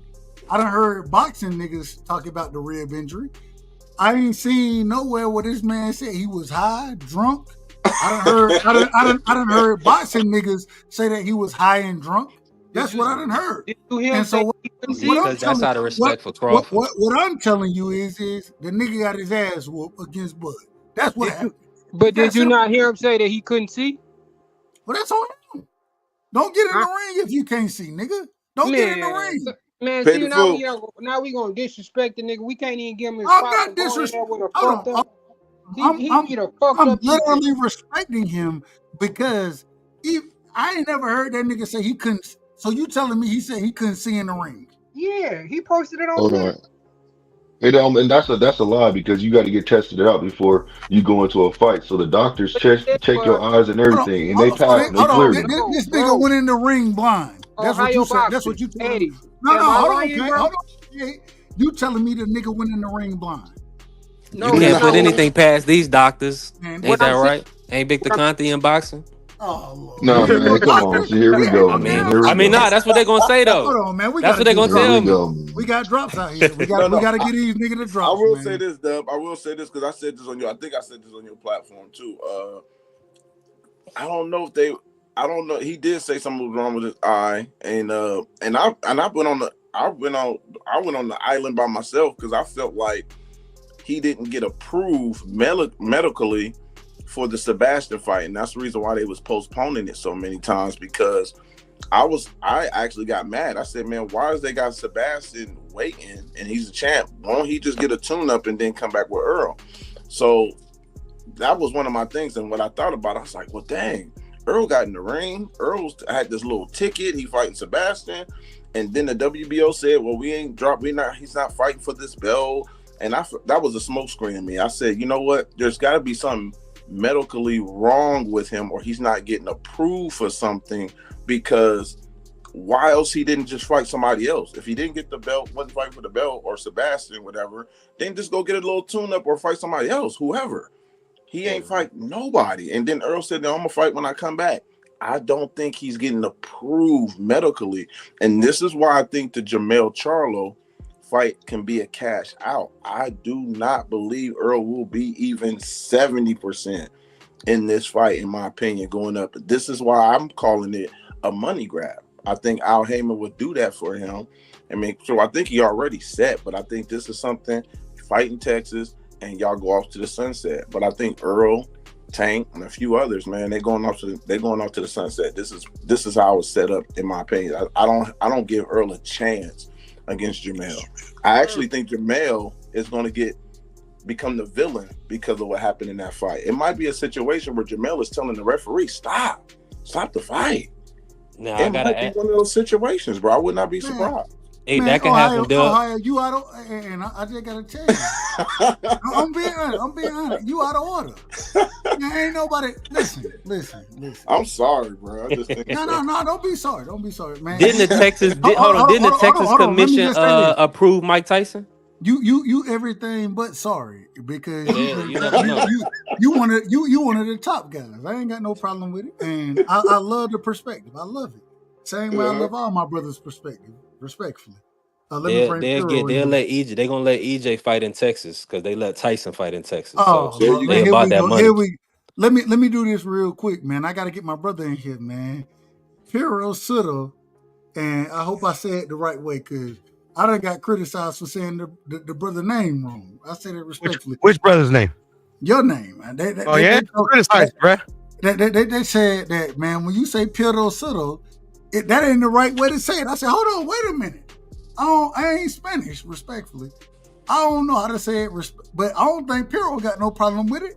So why y'all got a problem with it? That's just that's my preferred way. That's my preferred way of hearing it. Anyway, pseudo. But welcome to the show, my brother. You know what it is. Give me your opening statements, What's fam. up? Shit, man. I came into the I was gonna make a point. I was gonna try to chime in earlier, but I got caught up. But went up to the panel. I didn't mean to cut anybody off, but y'all go ahead. Now, real quick, man. Shout out to Des22 in the building. Shout out to Dr. Mark in the building. Cub Rightside. I'm just gonna tell you the truth. We can't shout you out because you just started this damn platform. I looked at it. You just started it in 2025. We can't shout you out, brother. Respectfully. Shout out to Anthony Roberson in the building. Shout out to 2 Cent. Y'all make sure y'all go sub to 2 Cent. 2 Cent doing a hell of a job over there at her show. Make sure y'all go chop it. I don't always agree with her. Man, I ain't got to agree with none of y'all motherfuckers, but I understand love. And I got a lot of love for my sister. Shout out to Zoomverse. Y'all make sure y'all go sub to Zoomverse because Zoom, he doing a hell of a job. Zoom is one of the few individuals that I had an opportunity to rock with, and my son, and this is video game speak, had an opportunity to rock with Zoom. So shout out to my brother Zoom. LT ain't reached up over here. We got to get LT right. Shout out to LT. LT be out of order sometimes, but definitely a great individual, man. I love LT. I ain't got no problem with it. Go ahead. The panel is, hold on. Damn. All right, I'm gonna do this. I'm gonna kick myself off the panel. Y'all let 2 Cent cook, and then I'm gonna find my way back to the panel when it's time. But I gotta bring my sister up. 2 Cent, welcome to the show. 2 Cent, welcome to the show. I'm gonna give you your opening statements. Go ahead.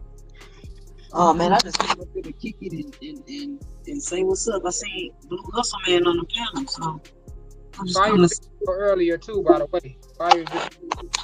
Huh? No, I said I love your video that you shot today. Oh, you liked it? Yeah. Keep doing your thing. Appreciate it. But y'all just hopping up here real quick and about the Canelo Crawford fight. I keep feeling like I'm hearing people talk about it as if Canelo has a lot to overcome to be able to beat Crawford. That's like really my biggest thing about it. I'm not saying Crawford can't beat Canelo, but I think Crawford, if Crawford can't deal with Canelo's power, which is the issue that Charlo had, and I think that was B3 that was talking about the Charlo fight. I've been saying that all the time, B3, about this Charlo fight.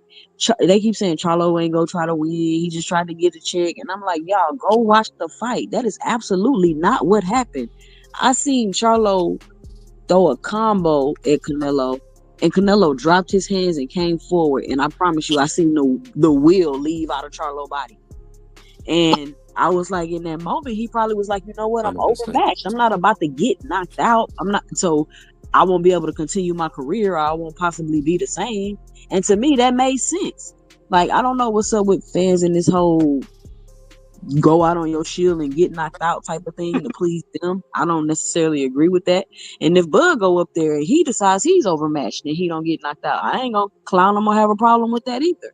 But I think that Bud has more to overcome than Canelo, and I think people really are underestimating the moving up in weight.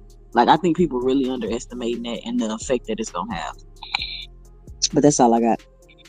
Nah, I agree with you. I've been saying, we've been had this talk on your panel.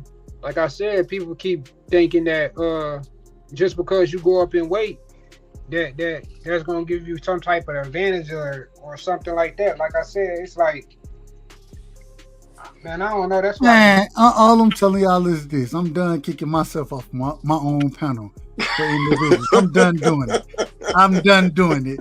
And You out of order, Dub. You out of order. Well, I'm gonna be out of order in this situation. But shout out to my sister, because I think that's a good point. I do think it's a good point. Teach, I got you. I'm bringing you back in a second. All I'm gonna say is that I think that, man, when it come down, and sis, correct me if I'm wrong, when it come down to Charlo and Mel, Charlo and Mel, I keep saying Charlo and Mel, EJ and Mel, excuse me. Mm-hmm. When it come down to that fight, man, I think that Hart gonna play a lot into that fight. I don't think Mel is nearly what Bud is. I think that Bud will whoop Mel ass. That's my opinion. You tripping? Okay, that's cool. Yeah. Facts. So, but that's fine. If I'm tripping, y'all, hey, I ain't got no problem with y'all telling me I'm tripping. But what I will say is I think that the heart of EJ will dominate what Mel brings to. I think that heart that he has will dominate. Let me say. Go ahead, man. Hold on. Did I just hear somebody? Did I just hear somebody say that? Doug, you said that Bud can beat Charlo, correct? Absolutely. Okay, and I heard like 2 or 3 people chime in and said you're tripping. Yeah, Man, these niggas is smoking. That's okay. No, but that's okay. They can say I'm tripping. I mean, yeah, they can have their opinion. They can have their opinion, but come on, man, be realistic. But we got to get them the opportunity to break it down. Break that down. 2 cents. Go first. 2 cents. As far as the Earl and the EJ thing is concerned, both of them are my favorite fighters, right? Like, I'm a super Earl fan, big Earl fan. Everybody know that, and I'm a really big Charlo fan. And it's just too many questions with Earl, right? For me to be like, hell yeah, Earl finna go in there and da-da-da. But I do know Charlo got issues with pressure fighters. We seen what happened with him and Castaño. And I don't know what if they both fight at 60, right? They'll both be coming off a long layoff. They'll both be coming off losses, and they'll both be fighting at a new weight class. I think if they fight at 54, I mean, I'm just going to I would just say Charlo. I got Charlo beating everybody at 54. Even though I'm Earl fan, of course I'm a rock with Earl, but I think Charlo beats everybody at 54. And I got to stop you. I disagree with you because I don't think, and this is just my opinion, I don't think Charlo beat Fundora. I don't think that Charlo beat Bakram. I don't think Charlo beats Boots or. Just say you don't like. Wait a minute. If y'all, hey, I'm trying to run a show. I'm trying to be in order. I'm listening. I don't think he beats Boots. I don't think he beats damn. What's the brother name? I can't even call his name. Lubin? Nah. Pandora. He already done fought. I said Pandora. What about Bakram? I already said he don't beat Bakram. He doesn't. Okay. He doesn't beat. Hold on. What about Abbas Baru? He beat the shit out of. I thought, and I'm just be honest. Even when the fight that we seen this past weekend with Abbas, say his last name for me. Baru. When we seen that fight, I don't know if y'all seen it. I seen it. When I seen that man dominated Tellez. You know what I'm saying? And I think Tellez is a decent fighter. You know what I'm saying? But I would definitely. If anybody beat Boost Dub, it's Charlo. Man, I think Boost put hands on Charlo. No. Let me ask you a question. Can I ask a question to the queen? 2 cents, please. Hold on. Hold on. Let we haven't got in yet. And that's why we gotta have the order, because everybody can't speak at the same time. But Blue, go ahead. Go ahead. 2 cents. I wanted to ask you this question. Since you do believe that Charlo can beat Bud, when you seen the reaction that Charlo gave Bud when Bud was whooping that ass, EJ, one of your favorite fighters, EJ. I ain't trying to like do that, but I kind of am. I want to see your reaction to that. I want to see your answer.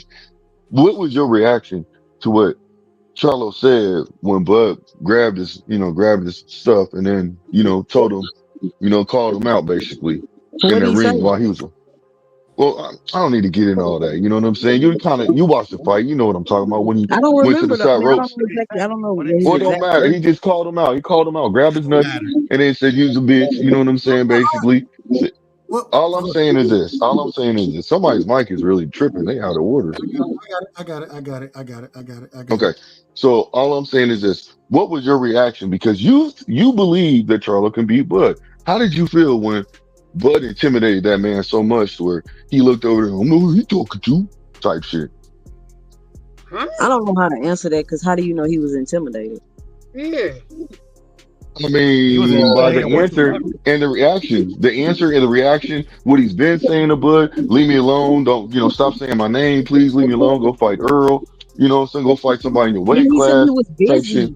See, that's what we can't do, because Oh, man. what we can't No, do. that's true. All right, hold on, Paige. Hold on, Paige. He was asking the 2 cent, and then we coming to you next. Yeah, let 2 cent respond, and then we coming to you, Paige. Blue, let her respond, brother. Yeah. I mean, I hear what you're saying. He intimidated, but then like a couple months later, he hopped on Twitter and said he wasn't gonna fight him because he took credit for Canelo win. That's a fact. So how you feel about that? Go ahead, Blue. So hold on, what'd you say again? Let me make sure I heard you correctly. What'd you say? Can you please repeat that? You couldn't hear it? I said he also hopped on Twitter after the Canelo fight and said that he wasn't going to fight Charlo because he took credit for Canelo's win. Well, no, he didn't take credit for his win. What he said is the way he got beat up, he's not going to basically put him in the ring with him because he feels like he's damaged goods. So that's what he really said. Really taking credit for Canelo win. Exactly. We're saying the same thing. Yep. Okay. So, I mean, that's not ducking. That's basically looking out for him. I mean, he didn't want to fight him anyways. It ain't. No. That's not a. Hold on. You try to tell. I gotta say this. I don't really think it's a duck, but I know you can't look out as a fighter. You're not looking. You only look out for yourself as a fighter. You can't look out for nobody else.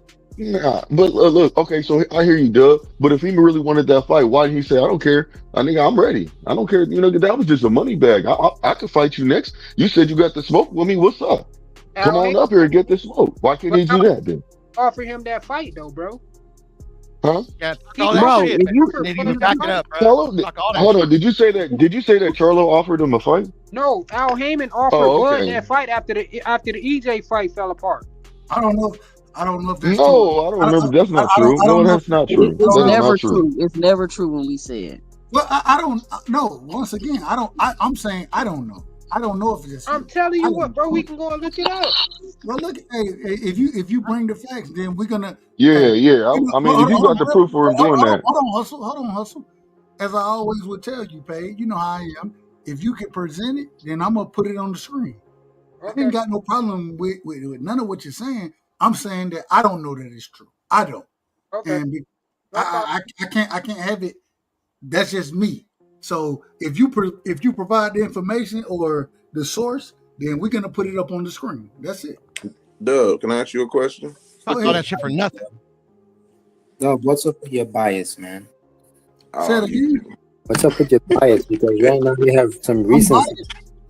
You have some recency bias right now against Mel. I don't have no bias. I swear if Mel didn't fight Canelo, you wouldn't have all these people beating him. I was just gonna ask. Hold on. So once again, even when it comes to Mel, I'm a fan. But at the same time, I also understand. I watched Tony Harrison put hands on Mel at one point. Dub, you just said the whole 54 division could beat Jamel. Yeah, like you mentioned everybody. I think that I still, at this current moment in time, I think that Charlo loses to Boots, to Bakram, to Fundora, to I think I think he beat Xander. Xander, everybody beat Xander. He's full. Yeah, I think he beat Xander. But I do think that if he come back to the division, hence the reason he ain't came back, I think he lose to a lot of these guys. Nah, so is Charlo a young 35 in y'all opinion? He's been out the ring for 2 years. Beat him, but yeah, I mean, other than Virgil's, he's already beat better fighters than these Hold on, wait a minute. So do y'all think I'm shitting on Charlo right now? Oh yeah, I just think you're not being realistic. I think you are. Everybody shits on Mel, bro, for no reason, bro. He lost one fight to Canelo, bro. Everybody's like he didn't do like everybody else. He had the hardest undisputed run. He had the hardest undisputed run. He lost to Tony Harrison too. What are you talking about? But he got his get back. He had a draw with Stango and got. So what's y'all point?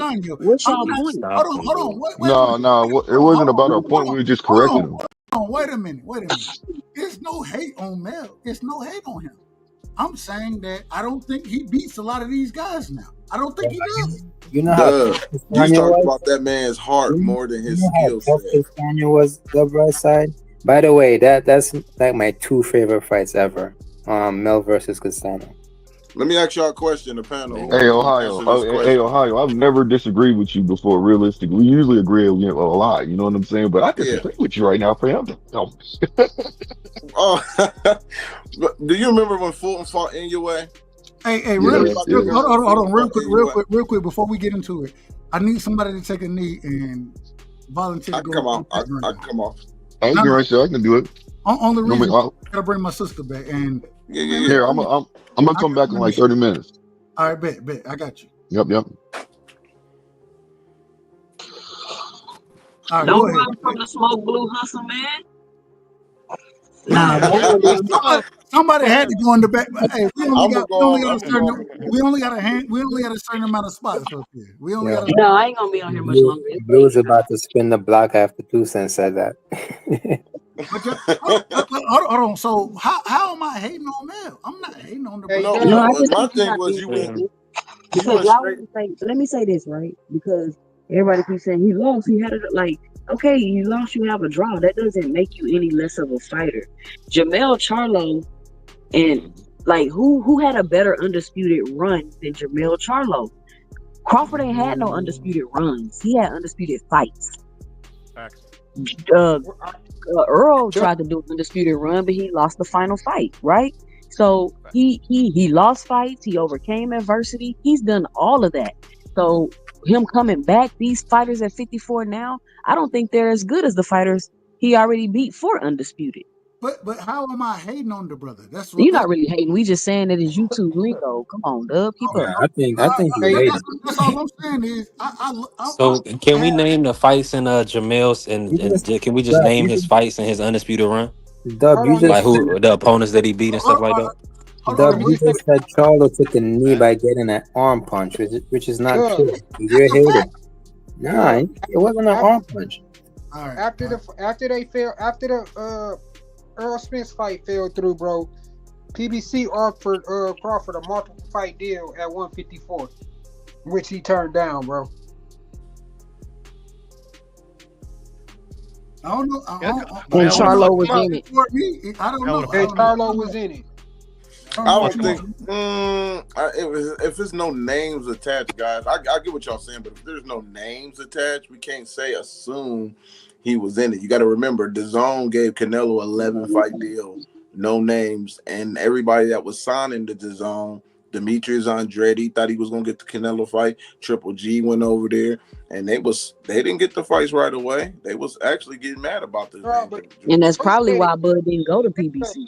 Bud could have negotiated. And I know where you're coming from, but the undisputed champion, I think he would have been included.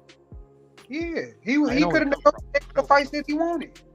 No, paying full. I agree. This is the only reason why I agree with that, because Crawford was saying that he wanted Jamel. This is where I criticize Crawford on, because I'm like, if you want to fight Earl and that's going to be a rematch, why don't you sign a 3-fight deal with PBC? I don't know why he was making it difficult not to sign it. You want Jamel. It's like you go into the parking lot, you in my car lot, you looking at the cars and said, I want both of these. Okay, sign right here. You can get both of them. Nah, I just want this one. Oh, matter of fact, I'm bringing somebody else that want to help me with this too. Like, wait a minute. So I criticize Crawford really, really heavy about that. It's like, you want the fights over here. You in my car lot. Come get in the cars. Like, Manny Pacquiao did it. He didn't have a problem coming over here. Canelo don't have a problem coming over here to do business with me. Tyson Fury didn't came over here. So that was my only criticism when it came to Crawford. Don't tell me you want to fight. I think Bud has alliances with people that are going against the PBC. Honestly. That's the part, though. Al Heyman gave him his biggest gas. He eventually went to PBC. I mean, come on. I think, to be honest, I ain't gonna say this on the panel, but there was a fighter that went over there, and I think y'all can put 2 and 2 together. I think that's when Terrence Crawford started to get some negative about Al Heyman, because they had somebody from the PBC that went over there to that camp, and you can you can put the pieces together where he started to get his information and where he started not to trust a guy he's never did business with. I mean, yeah, but the person who went over there was with him his whole career. But the thing is the person who went over there was the one. Oh, we must not be talking about the same person. Yeah, we talking somebody that was with PBC. Yeah, and then went over there. Nah, call the name. Who the hell are we talking about right now? Who won the world title? Who left Al Heyman? You just tell me who you talking about, bro. I don't put the names out there, man. But hey, man, put the name out there. I mean, it's public information. Is it a secret? No, that's what I'm saying. Put the name out there, respectfully. It's Jamel Herring. Golly. Okay, it started. Well, that's when the buzz started going. When Jamel Herring went over there with him, and that's why I called it out when the negotiations happened. Before the negotiations happened, I called TC out because he went to the WBC convention after he was a free agent, leaving Top Rank and suing Top Rank, and told Maurice Suleiman, y'all can actually look this up. He had a representative. He was Hispanic. I don't know who it was, but he was a representative of Terrence Crawford, and he said he wanted a mandatory. That was he wanted to get a fight with Earl Spence as a free agent without even talking to Al Heyman with his representative. And I remember Maurice Suleiman told his representative, he said, who is your promoter? Who is Terrence Crawford's promoter? Cannot do that. First of all, you can't be a champion and ask for a mandatory shot anyway. But Terrence was even trying to get a fight without even going to Al Heyman. So you already got 1 foot out and 1 foot in before you even do negotiations with PBC. So I wasn't surprised the first negotiations failed. That's why Al Heyman. That's why Al Heyman was already trying to set up with the Keith Thurman, because he felt like TC was coming into this negotiation not even with full faith anyway. It was like, I don't trust you anyway, so why are you even sitting at the table with me? And then he was trying to negotiate himself, right? Yeah. Yeah. He said he had that hedge fund from the Saudis. Yep. So but my point, he's bringing in a middleman with Al Heyman, and Bob, Eddie Hearn, none of them. Every time they had their fights, they don't have middlemen. Terrence was trying to bring middlemen into PBC's party, and that's where they was bumping heads. That's why I don't really give Al Heyman, and that's my guy. I don't give Al Heyman credit for that fight. It was Earl who told Al Heyman no. But we all understand. We all understand that Earl was the one. Earl was the one who went against, because we heard out. Well, I ain't gonna say we heard, because I don't think I've ever heard anything from Al Heyman. Respectfully, I say that respectfully. I ain't never heard shit from him. But EJ was the one, and Bud solidified it when he said, "Nigga, I had to reach out to EJ," and EJ was the one who wanted the smoke. He wanted all the smoke. He wasn't ducking shit. And what actually happened, in my opinion, the criticism from YouTube that he was getting, and I don't think he deserved none of that criticism. I think that, and I don't think Bud really deserved it, even though it was a 6-year. I had got to a point where I said fuck both of them. I'm just telling the truth. I said fuck both of them, and I said fuck them, fuck anybody who dealing with either one of them. That's what that's when I had got. I remember, Dub. I remember. Only reason I got to that point because I just wanted to see them niggas get in the ring and scrap. But that was Terrence with that bullshit. Well, in your opinion, in my opinion, he just told you. Hold on. But in my opinion, but in my opinion, I think it was everybody behind the scenes outside of Bud and EJ. I don't think it had anything to do with them. It's their model, though, bro. Just let me finish what I'm saying. Go ahead, Dale. Well, hell, it's my show. I throw y'all motherfuckers off if I need to. Yeah. But no, I'm just talking shit. But at the end of the day, my thing was I said fuck everybody who has anything that. And when I first came on YouTube, I said fuck the suits. That was my whole thing. When it came down to that fight, I thought that everybody behind the scenes was the problem. I didn't think it was EJ. I thought EJ wanted to smoke. I thought Bud wanted to smoke. I thought it was everybody behind the scenes. No, it was Bud. Y'all can hold on, man. Damn, can I finish what I'm gonna say? Well, we'll do it the right way. I ain't finna do it. I ain't finna do it this time. I ain't finna do it. Next time I'll do it. All I'm trying to tell you is that I thought it was everybody else outside of the actual fighters, and I thought both of them wanted to smoke with each other. You know what I'm saying? And the way the fight actually was made was they end up talking to each other and making the fight. No, and I'm gonna say this, though, because EJ gave up more than what the fuck he was supposed to give up to make that fight. Absolutely, and I'm gonna say this too, Painful. I'm gonna say this, Dub, and you can jump on back on. I'm gonna say this real quick.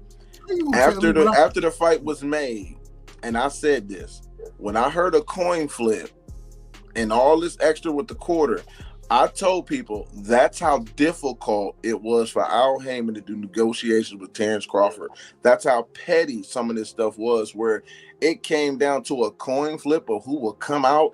Earl Spence bowed down and really wanted this fight, and you know, and made it a really 50-50. When I personally felt, I picked Terrence Crawford the whole time. I've been a Terrence Crawford fan for years on, but I felt that Earl had to, you know, he gave up everything he worked hard for a 50-50 when he had that leverage at 147. I've always told people. But the problem I have with you saying that, this is the problem. Man, at some point in time, and both of these guys, I always say, shout out to some of my family on YouTube. I call these niggas narcissists. Okay. The way that a lot of, you got to be a narcissist to be great at certain times. And whether it's boxing or regardless of what it is, I think both of them are. I think they both narcissists. But at the same time, I think that EJ wanted it just as much as Bud did. And when level heads talk to each other, they said we can figure this shit out and we can make it happen. And that's what it took. The promoters were the problem. The suits was always the problem in all of this shit. Man, y'all out of all right, I got it. I'll do this. Let me do this, man. Let me do this one. But this is outrageous. This is outrageous. These two niggas wanted to fight. They wanted to fight each other. It was the suits behind the scenes that was holding this shit up. But no, that's wrong. Well, fuck, man, calm down, brother. Because Bud said it himself. I can't finish what I'm saying on my own shit. Go ahead. Well, Piro ain't gonna let me do it. What I'm telling you is these niggas wanted to smoke with each other from the beginning, but it took them having to go into negotiations with each other and to eliminate the quote unquote middleman, whatever promoter that is. I ain't calling no names as far as the promoters go. It had them. They had to go talk to each other to make this shit happen. And this is why I believe they both, man, they weren't ducking nothing. Neither one was ducking nothing. And they wanted to smoke with each other. It was the promoters. It was the individuals, the suits behind the scenes that was trying to fix all this shit. And they wanted to fix it to their liking. Whereas the fighters said, nah, man, let's fight. Let's do it. Let's do it. You got the wrong. This is how it felt to me, Dub.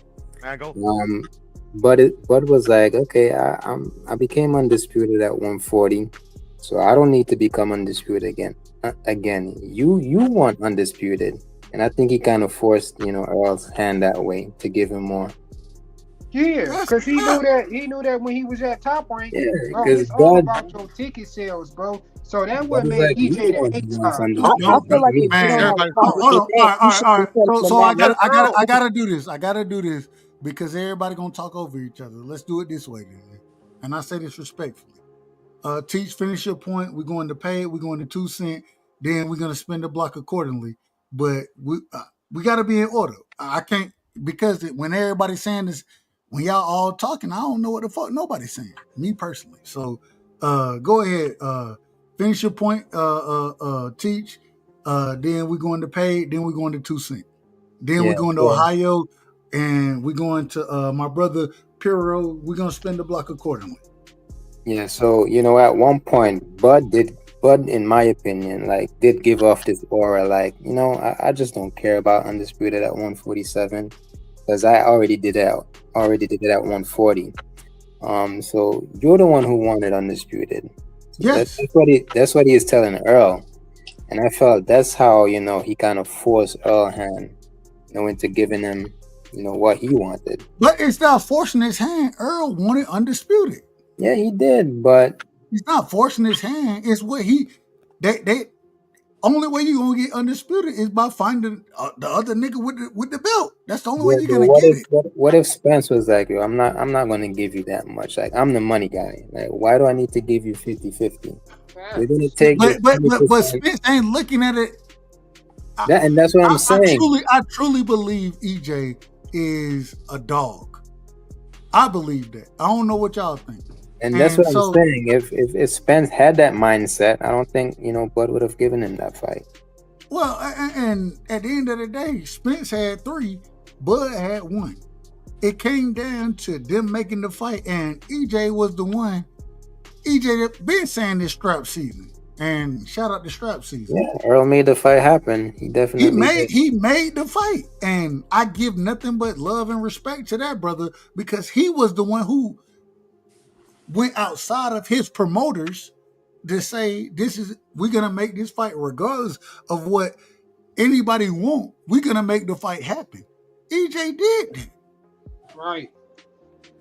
We have to give him credit for that. I don't think nobody disagreeing with you on that point, bro. I think it's more so that the point is, bro was asking for shit that was like shit that he shouldn't have been asking for, bro. Like at that, and I'm not, and like I said, he finessed the fuck out of Earl, bro. Mm-hmm. I can't really be mad. Earl gave that shit up. Mm-hmm. So at the end of the day, shit, it is what it is. Earl let him get away with it, even though Earl promoter Al Heyman and all them was talking about walking away from the fucking fight because they found Bud too fucking difficult to deal with. Mm-hmm. But my problem, and Paid, I'm not disagreeing. My problem is that EJ made that move, and even if he loses the fight, I don't give a fuck. He truly wanted the fight. It's something that we want in all boxers. We want niggas who really want. We want niggas who want the smoke. Those are the niggas we want to support. in my personal opinion, I ain't gonna say y'all. I'm gonna say me. I want niggas who want the smoke. And EJ is one of them guys that want all the smoke. And I have to give credit there. I have to give that brother credit, even with whatever happened. And B3, you on the panel right now. Yo, yeah. Just What waiting. did I ask? And I apologize. I ain't see the thumbnail. When I put the thumbnail up there, you asked me, correct me if I'm wrong about everything that I'm about to say. Correct me if I'm wrong, B3. B3 make my thumbnails. And if y'all need thumbnails, y'all shout out, hey, B3, he gonna charge you now. It's a price. It's a price. But B3, when I sat there and asked for it, did I not say I wanted Mr. I'm not taking no tune-ups? Did I not say that? Yeah, you did. The reason being is because, and I still think Errol should take tune-ups. I still think he should. But he always told us what? He not going to do it. I trust what he say. And so when that man went into this fight and went around Al Heyman or whoever he went, all the promoters, he went around them. Why? Because this is the individual and the fighter that he is. We have to give that brother credit. And so I ain't seen nobody else move like EJ moving. I ain't never seen nobody move like it was dumb. Because ain't nobody gonna do that dumbass shit. Man, that shit, man, come on. Man, Now it's right dumb. now finna give up everything. It was dumb the whole time. Yeah, it was dumb the whole time. Go ahead, Two Cent. I was saying when he walked away and went to fight Avenesian, I said, forget it. I don't even want to see the fight no more because that killed all of the momentum. That fight would have did way better numbers if he made the fight. Terrence Crawford ruined that fight. If they would have made the fight at the peak instead of him running off the fight Avenesian, that fight would have did way better numbers. But the problem is the reason they would have made the fight is if the promoters would have sat there and negotiated accordingly on EJ terms. They didn't want to do that. Matter of fact, what they wanted to do, they told EJ not to take the fight. Because he was giving up his leverage, Doug. What you not understanding? Earl gave up his leverage. He gave up everything. And guess what he did? Guess what he did? That point. He's a dog. Dogs do that. He's a fucking dog, and that's what the nigga wanted to smoke. Man, fuck all that. Hold on. Fuck all that promotional shit. It's bad business, bro. Dude, would you take food out of your family mouth for that? Hold on. Y'all so worried about these niggas' business when the fighter himself is saying, I want the smoke. I want the smoke. I'm going to get paid regardless. I want the smoke. That's what EJ did. He didn't want the smoke because he wasn't even in a position for the smoke. EJ definitely wanted the smoke. Bro. That's what every quarter. I thought the fight was supposed to do. All right, my bad. I'm out of order. I'm out of order. Hold on. Let me. Yeah, it was supposed to be on me. Hold on. I'm out of order. 2 Cent, finish your point. Let me get my brother. Let me see how we gonna do this. Shit. 2 Cent, finish your point, then I'll figure the rest of this shit out. And I kind of feel like, because I've been asking people this, like, do y'all think EJ should have sued Terrence for walking away from them negotiations and going to fight Avenesian? You could have. No. Same way same way I said last night that what's the brother name, man? I can't call him Lamont Roach. This nigga, I don't know what he's suing for. I don't know. I have no clue what he's suing for. No. Nah, he don't. I don't believe none of it. Let me say this. Nah, he shouldn't sue because as you remember, EJ was gonna fight Thurman, but he got in a car accident. EJ wasn't ever fighting Thurman, man. EJ bro, that's why, Dub, you don't be paying attention. You be missing stuff, Dub. Told you he wasn't gonna fight. So hold on. Nah, he had an. Hold on. Just listen to how I run boxing, because I don't want to have to explain everything. Go ahead, Ohio. Earl said in the public that he did not want to fight Keith Thurman, but that was in the play when that negotiation failed with Terrence Crawford. That was in play. That he could have used it as this is the option I got to take right now. Once that fight would have got made, but that was the next option at 154 because again he was thinking about leaving. That's why that offer. I was criticizing Earl Spence on the Boxing Voice because I was pissed off that he was about to fight Keith Thurman and not defend any of those belts. Yeah, I was like, he holding up the division. That was about to be official, bro. Yeah, and then he got in the car. He got in another car accident, a minor car accident. Y'all can tell me it's about to be official.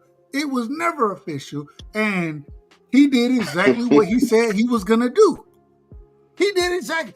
EJ did exactly what he said he was gonna do. Am I wrong about that? No, you're not wrong. Let me ask you this, EJ took a payday, man. Let me ask you this, He didn't take no fucking payday. Yes, he did. Now all of a sudden it's a payday. No, the nigga. You just said he couldn't. Hold on, earlier. Just make it make sense. You just said earlier that the brother was going to struggle to make weight. You believe he struggled to make 147. That's why you wanted to see a rematch, right or wrong? You did say that.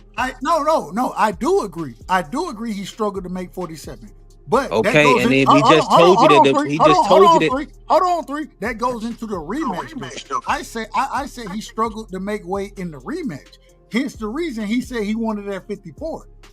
And so did Ohio Runs Boxing just tell you? He just told you that he was negotiating with Keith Thurman for 154 before he fought Bud, right or wrong? Hey, shout out to Ohio. He just told you that. Shout out to Ohio. I don't know nothing about none of that shit. All I know is All I know is the nigga went and did what he said he was gonna do and made the fight with Bud. That's what he did. Let me say this, Dub. Let me say this real quick. Hold on. So you telling me he fought Bud Crawford for a payday? That's what. Absolutely. Man, you out of order, man. Hold on, man. We gotta get this nigga to drop. We gotta get this nigga to drop, man. Fuck this shit, cause this is damn.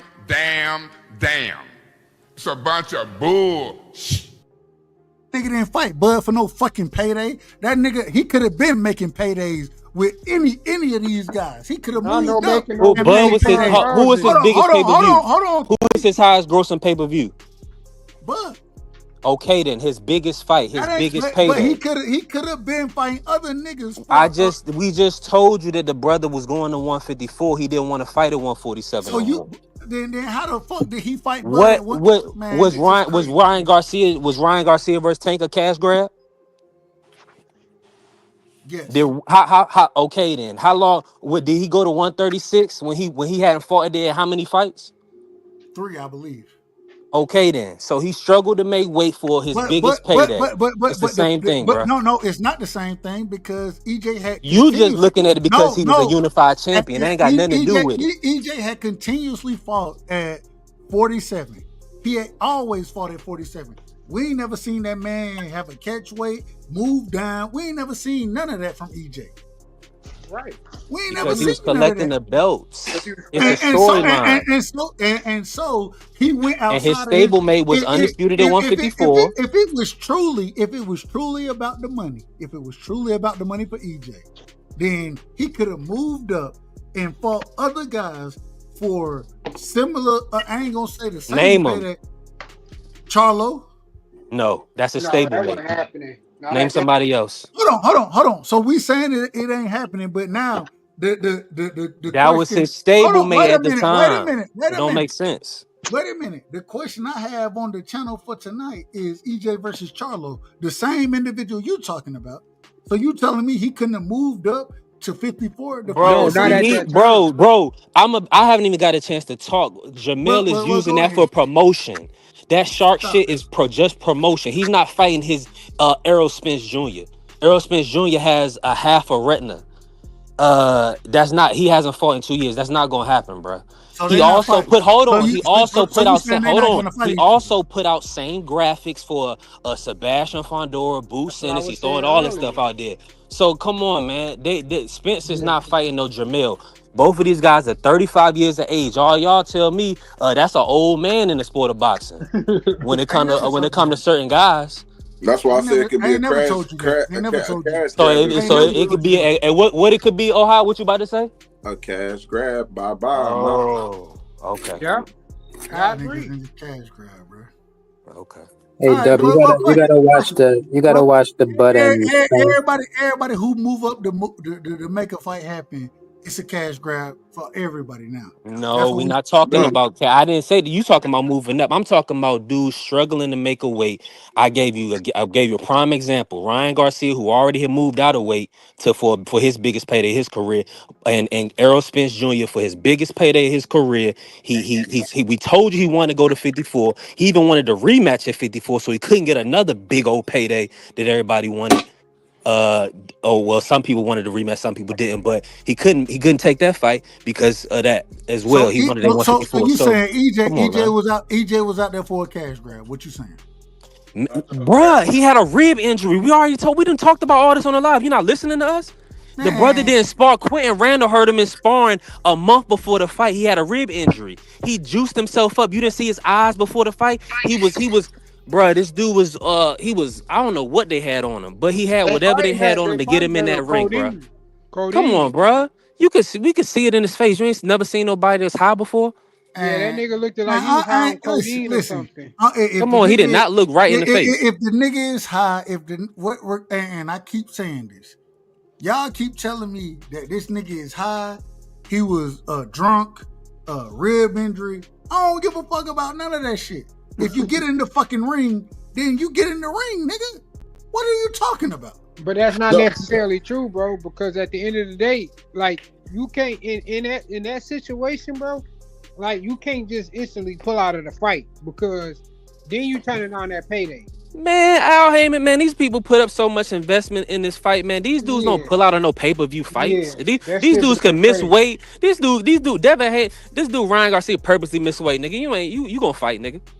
You ain't going nowhere. You want that payday, don't you? You want that payday, don't you? Hey, yeah, Dub, bring your ass to the ring. I'm gonna say this. That's how that works. All right, hold on, real quick. Let me get Ohio in here. Let me get paid. Chris, you hold on real quick. Chris, you in the building? Yeah. All right, I got you. Puro, you in the building? No shit, bro. All right, Marky Dan. You get mad at me? No. I ain't mad at none of y'all. You got mad at me earlier, so you didn't let me talk. It's boxing talk. No, it's boxing talk. Y'all know we gonna do. I'm gonna talk shit like y'all gonna talk shit, and if I'm wrong, I'm wrong. And you gonna whine, bro. We gonna talk. Well, you all right? Marky, you in the building? Man, the historian is passed out, man. Let my Marky, brother Peter Soto. Let my brother settle court. Peter Soto court, man. Marky, you in the building? All right, Marky ain't in the building. All right, damn. What happened? I don't know what just happened. Somebody dropped off. All right, go ahead, Ohio. Go ahead. Then we going Pay the full. No. Pay the full dropped off. No, I got it. We going Ohio. We going Crush the Legend. We going Puro, Marky. Shit. Then we going my brother 3. Respect. Yeah. This is back with the Terrence Crawford. The Terrence Crawford thing. One thing. Yes, he did. I do understand what you're saying, Dub, about Earl just being a dog. And he fought and he gave up what Al Heyman and PBC worked so hard for him to win in those negotiations. I remember when Devin Haney, and I hope you understand where I'm going. When Devin Haney couldn't fight Loma, right? That was the fight he wanted, but he's a free agent. Top rank been doing. Hold on. That's what you let me go. Let me go. No, I'm out of Top rank been doing this business for decades. Thanks. One of the best. Bob Aaron, man. Best matchmaking. Right. So when Devin finally got the Loma fight, guess what he had to do first? He had to sign the Top Rank for a 3-fight deal. 3-fight deal. Facts. This is what we were. But it wasn't about the Loma. Hold on. No. It wasn't about the Loma fight though. No, but that was a part of it. That was a part of it. But he wanted to be undisputed first. He wanted that undisputed. I get that. But my point I'm getting at is business first. They made sure you're not coming to 1-fight deal. We're going to get a 3-fight deal, and you even get Loma on the back end if you beat Kambosos. They did great business, right? They wasn't going to let Devin get behind closed doors and talk to Loma, and he saw if that came to bout, if he would have fought Loma or even Kambosos, they wasn't gonna let that ride like that because I've already talked about it earlier. As a free agent, you if you ain't got a promoter, they ain't even almost down there not letting you even fight for world titles or get, because they don't want the free agent to be able to do whatever he wants to do. So you have to be able to sign a 1-fight deal, 3-fight deals or something, but you got to do business with these promotional companies. And that's where Bud was coming in, making it very difficult before he even started negotiations. And I get what you're saying, Doug, because you was like, these promoters was messing up the fight. No, I tried to paint a picture with you earlier. Terrence Crawford was coming in already negative going into the negotiations. He wasn't coming in fair at all. So we got a point blank where it's going to be. But it got, when he was about to be frozen out, Eddie Hearn couldn't get him no fights. Top rank, he's suing. His back is against the wall. He called Earl because Al was already done with him after the first negotiations and he was having a problem. And that's when Earl was like, oh, yeah, he had to make the fight. He convinced them. They made the fight. I respect Earl. And that's where you coming back saying you respect him for being what he's doing. But as the business side, yeah, I think PBC got fucked in that situation. Excuse my language. But they got messed up in that situation. We got the fight we wanted as fans. But I also seen most promotional companies, Eddie, Warren, they would have never been in a situation like that. But we got the fight we wanted. So that's all I was saying. That was my whole point. Terrence Crawford would have got frozen out if I was if I was running that pro. Yeah, he would have got frozen. But that's the problem.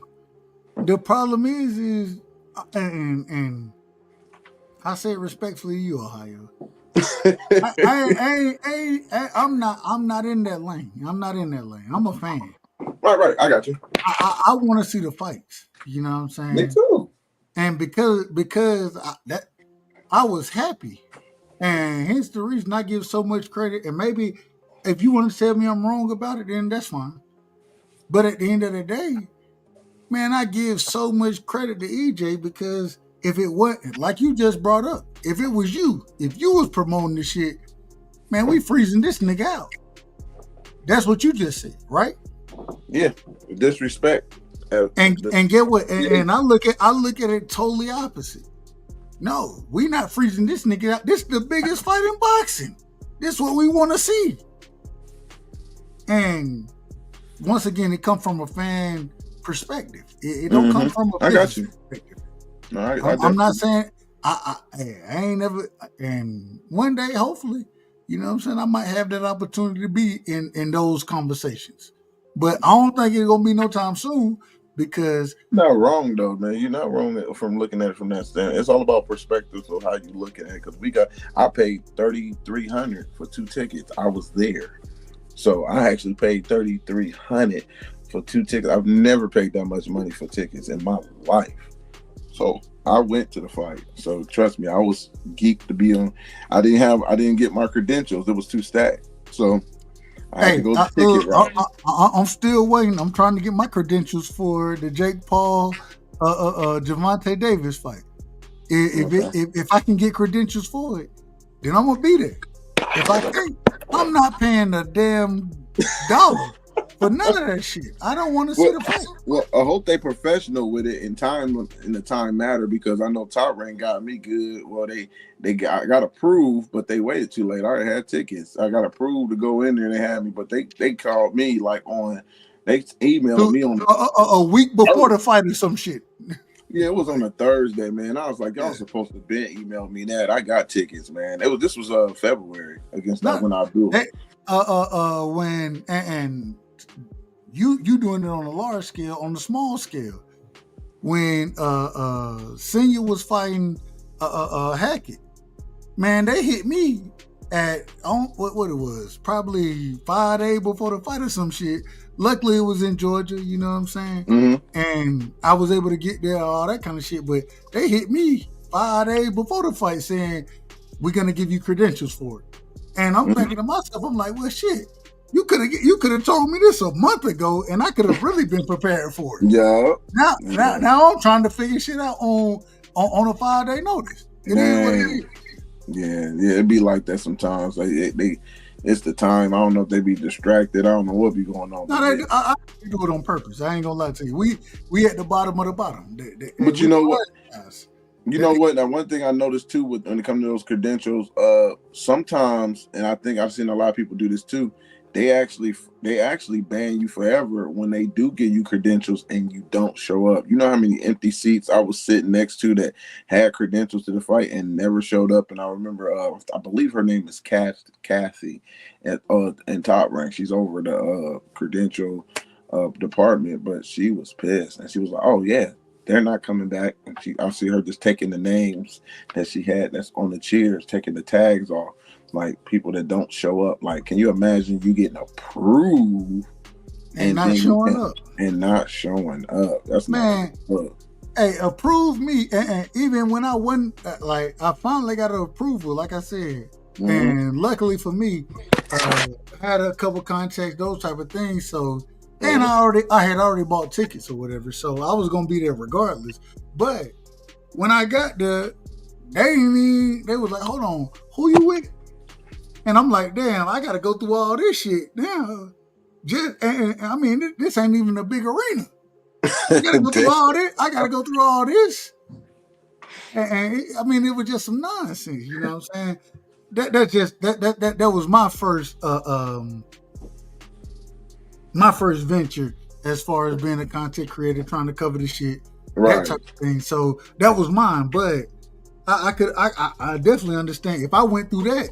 You know what I'm saying? I can only understand what you would go through. Man. In major situations. I just got a friend, she did the Clarissa Shield. She got approved for Clarissa's in Detroit. And they had them in the nosebleeds covering the fight. I've never seen that in my life. They was in nosebleeds looking down.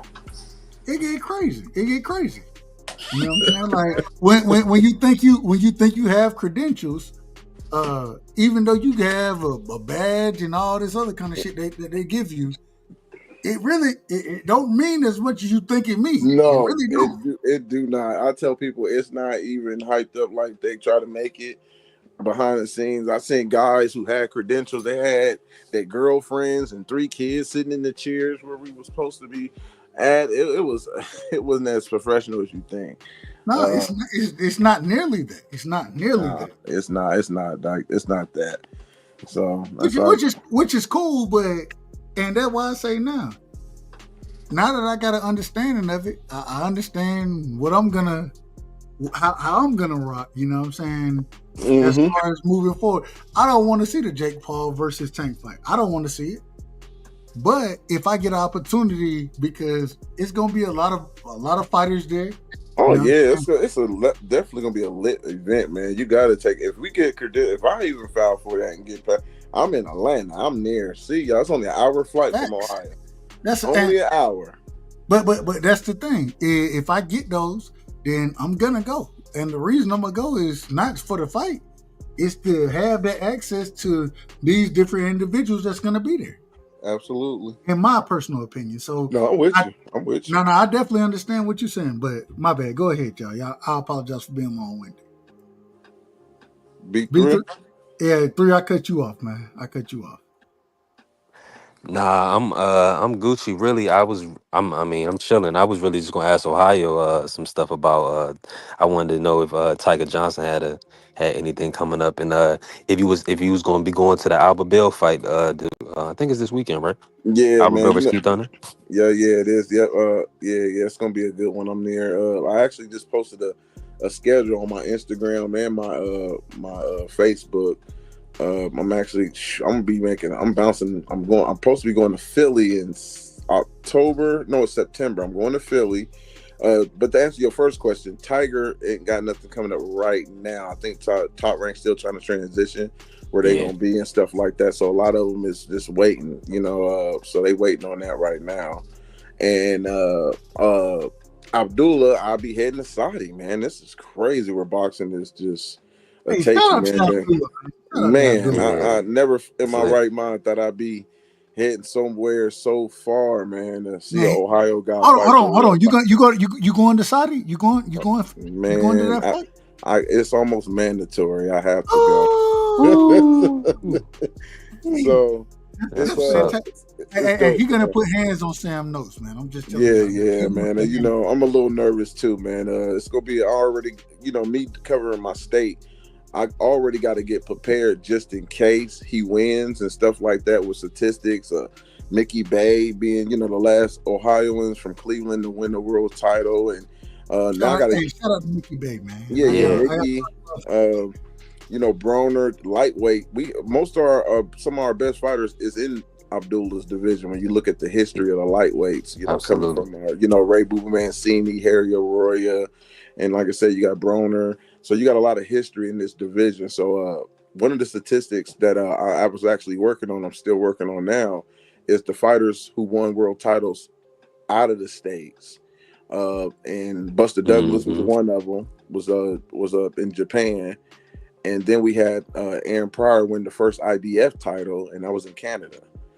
So those are things I'm looking up, you know, and his dad. Now, what about? Let me ask you this: for him being the youngest, is he close to being the youngest champion from Ohio? No, I think that's another statistic I'm looking into too, because I know Broner is up there. Yeah, Broner was about what 20? Yeah, he was really young.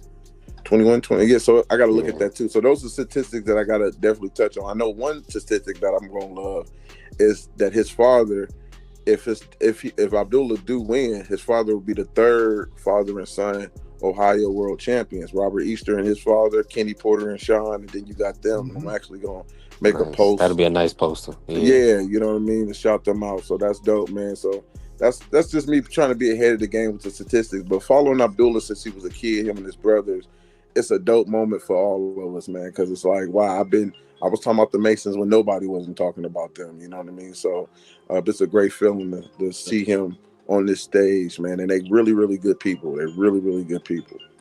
Oh, hi, I got to get you information because me and you, we got to chop it up behind the scenes. Oh, yeah, definitely. I got to get you. But go ahead. I got to get my brother teaching here. Go ahead, Teach. I was going to ask Ohio. His brother fights this weekend, right? Absolutely, yeah, Adil. Mm-hmm. How's he been?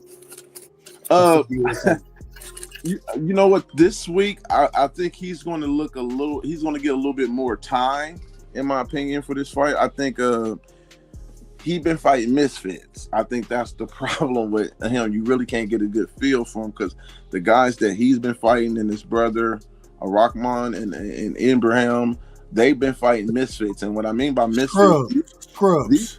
These are guys. I don't. Yeah, scrubs. You can call them scrubs too. Yeah, I call them misfits. I also used to call them putties.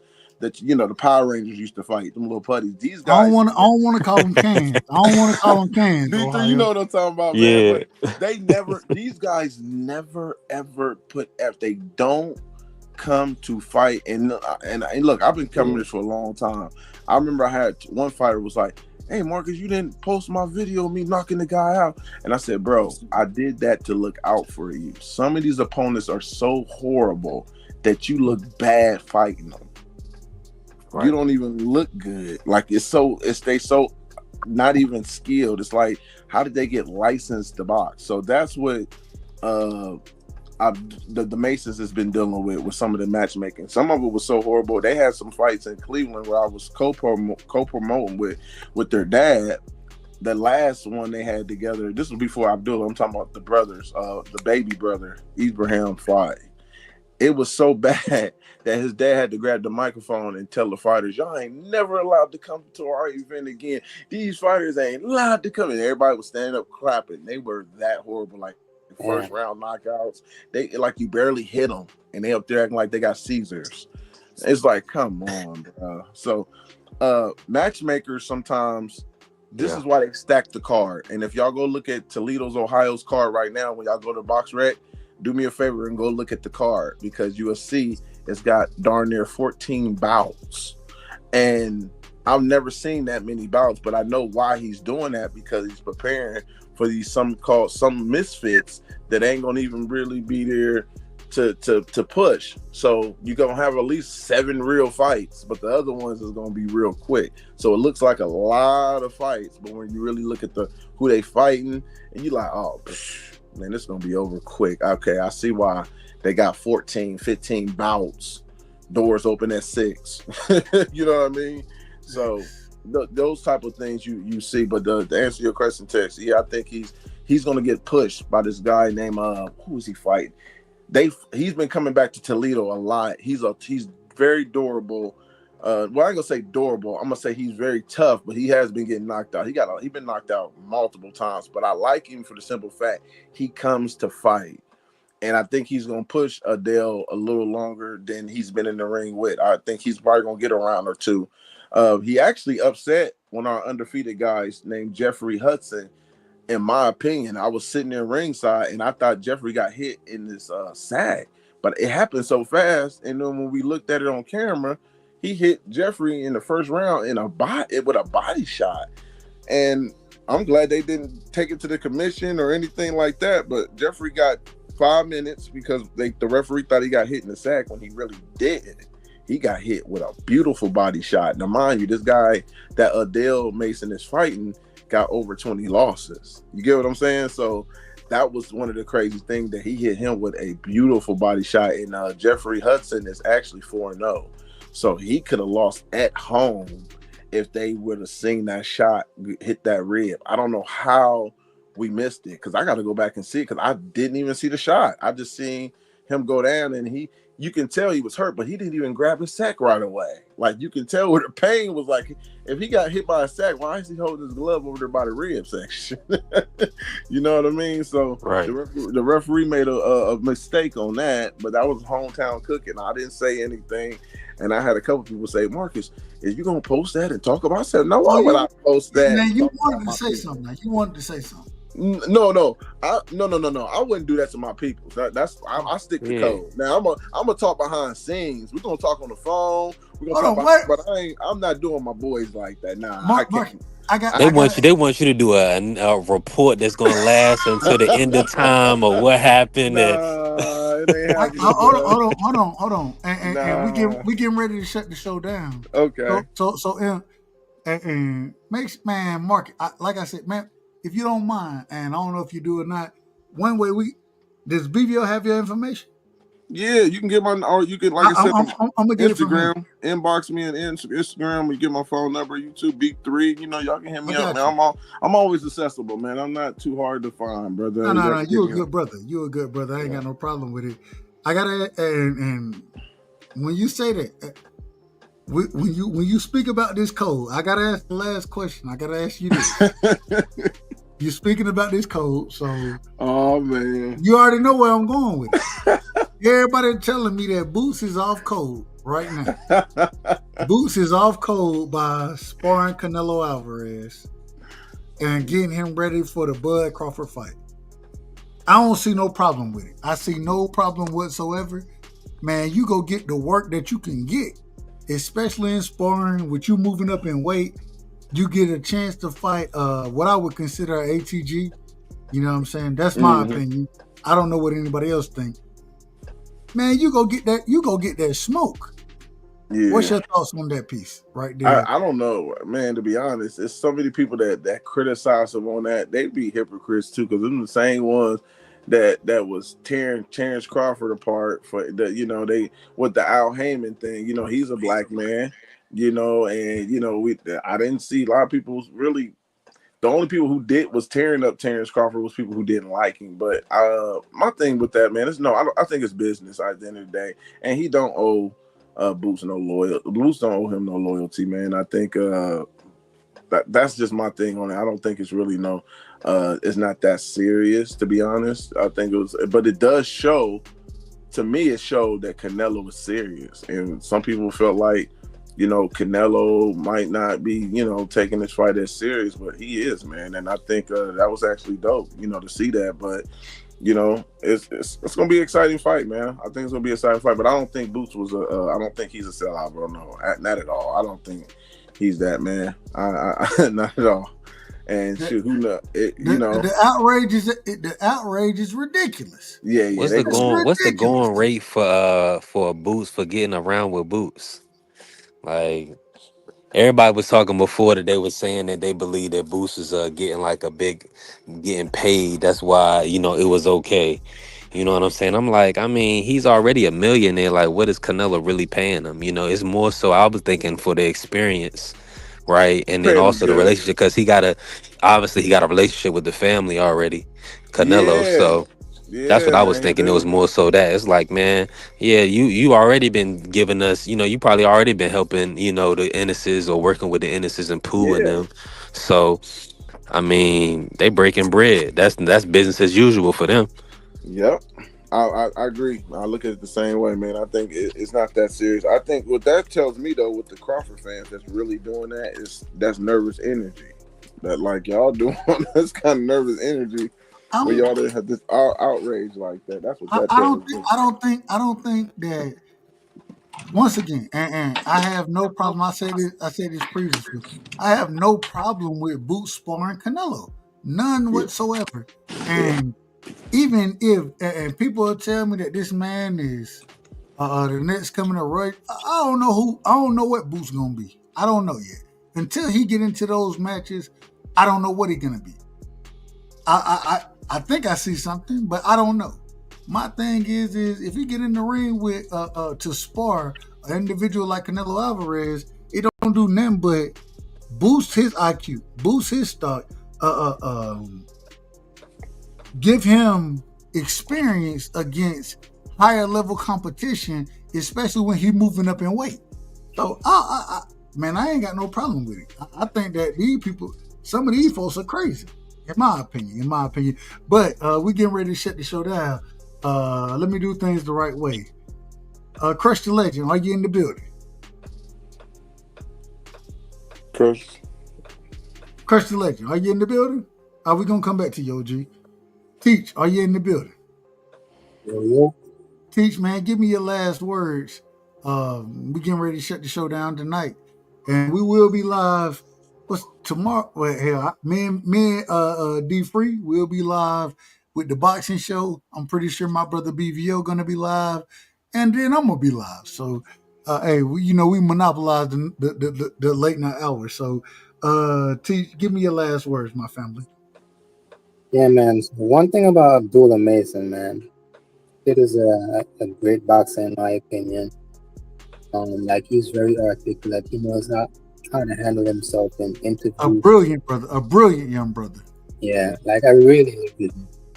Like, he knows how to carry himself and he knows how to behave, and he knows the right things to say, what and what not to say. Hold on, Teach. Can I ask you a question real quick? Yeah. And then I'll let you finish. At 47 right now, we still have a vacant IBF championship. Patty Donovan, correct me, y'all correct me if I'm wrong. I could be wrong about it. Patty Donovan, he's gonna have a fight coming up with what's the other UK brother name? Lewis Crocker. Thank you. That's gonna be for the IBF championship. Who you got in that fight, Teach?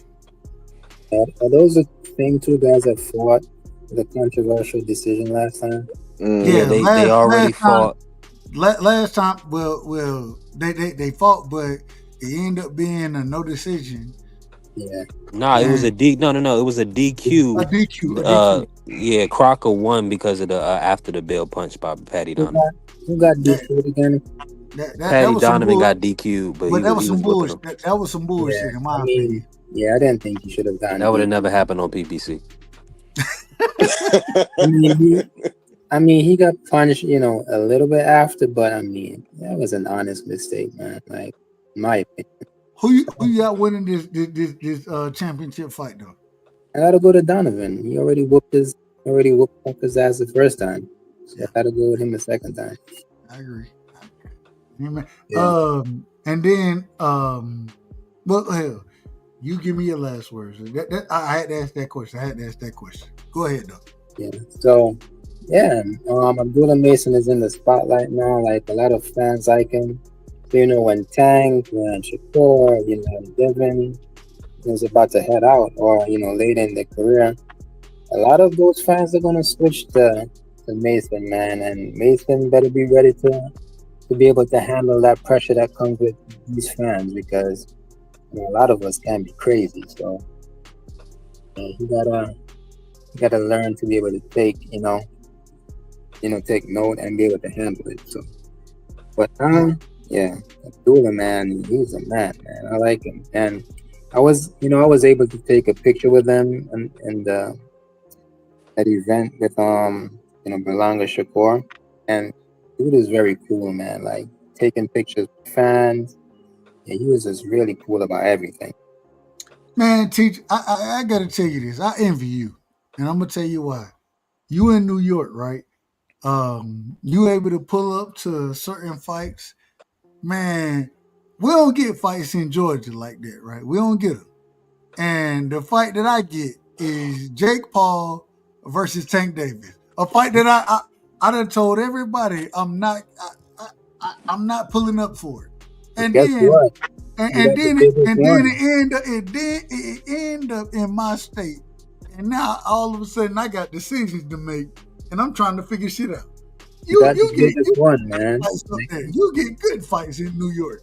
You got the biggest one. You got to go, but hopefully the undercard is good, and that I gotta see what the undercard is. I do gotta see what the undercard is. That convinces you to go.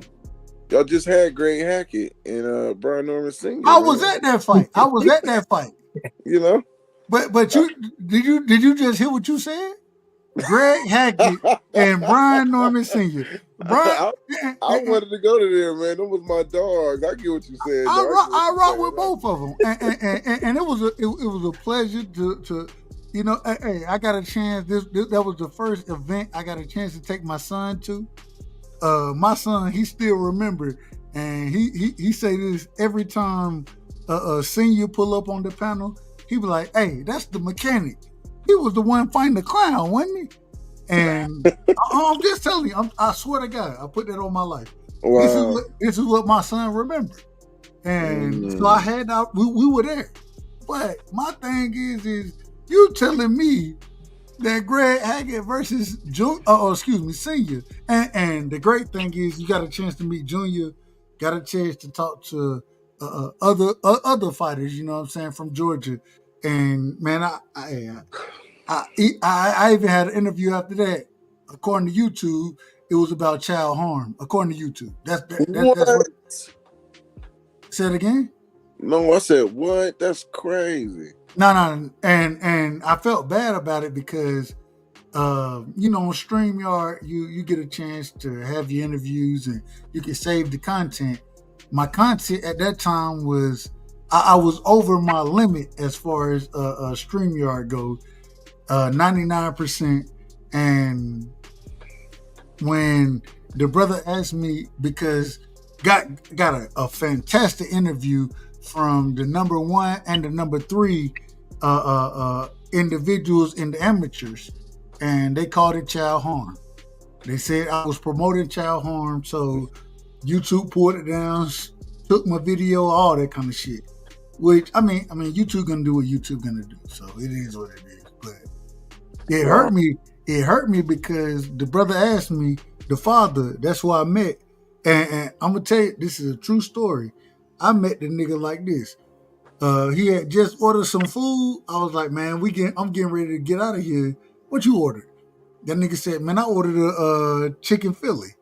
He said, I said, man, a chicken Philly is good, but I mean, what else can I order? He said, man, get the chicken Philly and the wings if you want something else. So that's what I ordered on everything I love. And then I rode the train down there, Martyr. Man, a motherfucker with no teeth, pregnant. Respectful. I say this respectful. No, I swear to God, I put this on my son's life. I swear to God, I'm not lying to you. I swear to God. Asked me and was like, man, you run the train this, that, hey, a nigga trying to be in order, when you go to a fight, whatever. And was like, man, I'm pregnant right now, this, that, whatever. I said, well, here, you can have the food. I gave her the food. Dang. Man, I felt so bad because, man, I wanted them damn wings and I wanted the Philly. I ain't lying to you. I swear to God, I put that on everything I love. if I'm lying, I'm crying. And You man, sacrifice, man. That's what's hey, up, though. but at the same time, just being there, you know what I'm saying, and making that connection, I was like, all right, I got a good interview. And when I made the interview, because both of his sons, one of his sons went professional, and then the other two, they fight amateur, right? Mm-hmm. One fight, one is 12, one is 14. When I did the interview, YouTube said I'm promoting child harm, and they pulled my video. And when they pulled it, I felt so bad because the brother hit me up and was like, "Man, okay." I sent him, YouTube send your email and all that kind of shit. I sent the email to him. He was like, "Well, okay, cool. Do you still have the interview?" And because at that time, and I done deleted a lot of my old shows now. I done deleted them. But on StreamYard, you get what 100 gigs or however much you get. My shit was full. And so I did, and that's on me. I always say it's on me because I should have had the video to save to send to him. But YouTube, when they pulled it and struck it for child harm, they took it from me, and so I could never send the brother the video.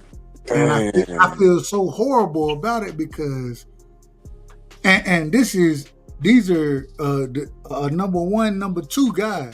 You know what I'm saying? As far as the amateur go in their divisions.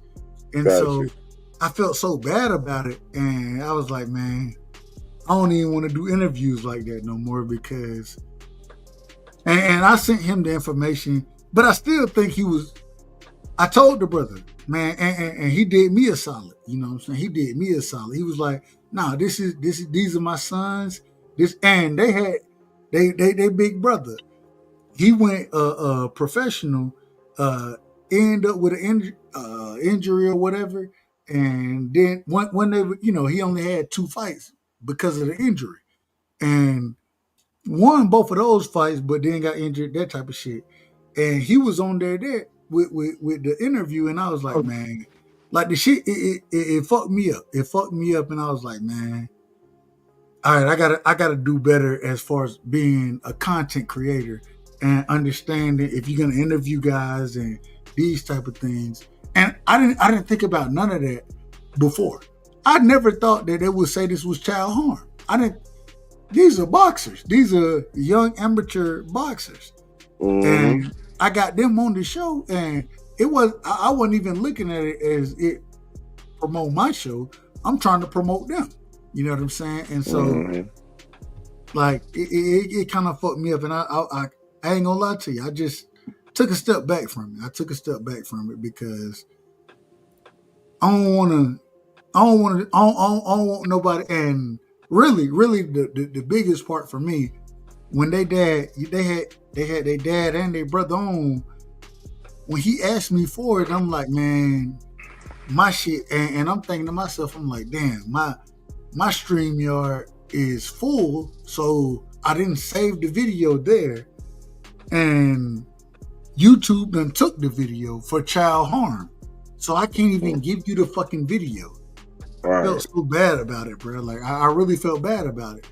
And hey Dub, they wouldn't let you like you couldn't like protest it or something like that, appeal it? I protested it. And I don't know if y'all know anything about YouTube, you get 2 protests. I used one of mine on that.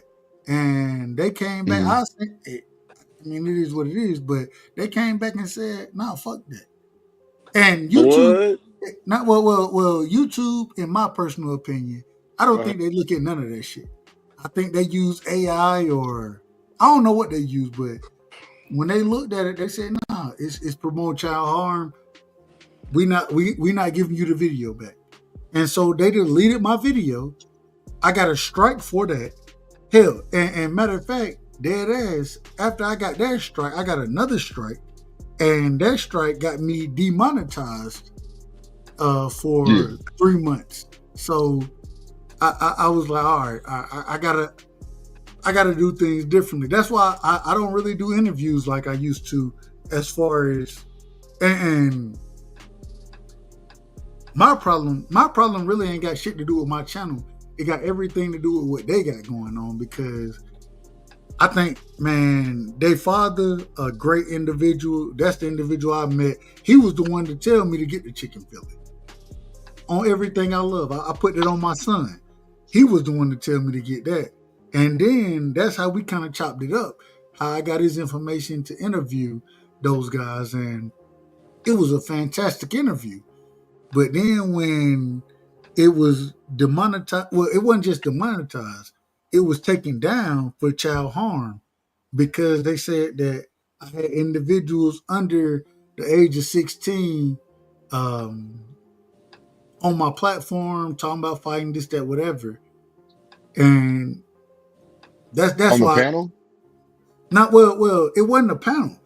Do you think somebody could have reported? In the video, I got you. Yeah. No. So it wasn't a panel or anything. It was, and my thing was, if they father is there and they big brother who has retired as a boxer but was a professional boxer, if both of those guys are there, and then I got these two young guys there that are amateur boxers, it's not child harm, but YouTube ain't look at it nearly that way.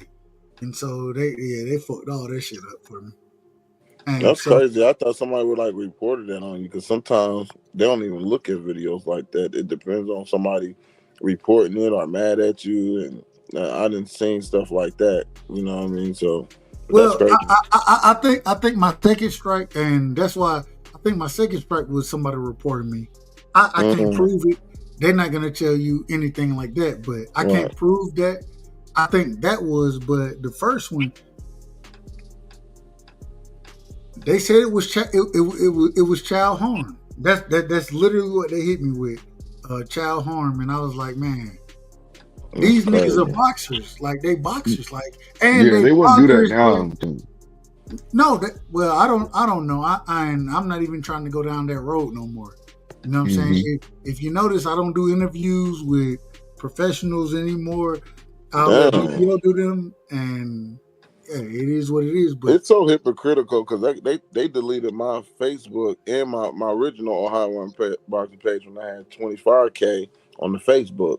They deleted that, and they gave me strikes like on my page saying for stuff that happened 2 years ago. I guess they was upgrading, and they start penalizing you for stuff you said 3 years ago. Like, I remember one day told me, I was talking to a girl, and I said, "Girl, your dad must be a terrorist because you the bomb." And they took the word of me saying bomb is inappropriate for Facebook community standards, and I'm like, what? You know, I got a flight. And my third strike, and this is when they deleted my account. They deleted all that. I was monetized on that on my Facebook too. They deleted when a Jeffrey Dahmer's movie came out. I mean, the movie on Netflix. And I made a joke saying, Pizza Hut is coming out with a meat lovers at Jeffrey Dahmer's Pizza. That's all I said, and people was dying. And that's when it hit me with the strike, like, we deleting your Facebook account. They deleted my Facebook account and Ohio Run Boxing account with that. I couldn't even get in no more. Facebook is whack. But the crazy thing is, and I ain't gonna lie to you, okay, cool. Hey, strike me for that. That's fine. What really pissed me off was I couldn't get the video back. Yeah, that's messed up, man. And because I couldn't get the video back, and you know, I'm trying to build a relationship. So, the brother, he asking me, man, well, I know, all right, and I'm sending him, you know, YouTube, they email you the shit as well. And so I'm sending him the emails, and he's like, well, can we at least get the video? And I'm like, bro, I can't even send you the video. And it's really on me. It's really on me because my StreamYard was full when I did the shit. And I didn't think nothing about that. I never thought I would even be in that situation. Right. Because of that, I didn't clear my shit, and because I didn't clear it, you know what I'm saying, the video didn't get saved. You got snake.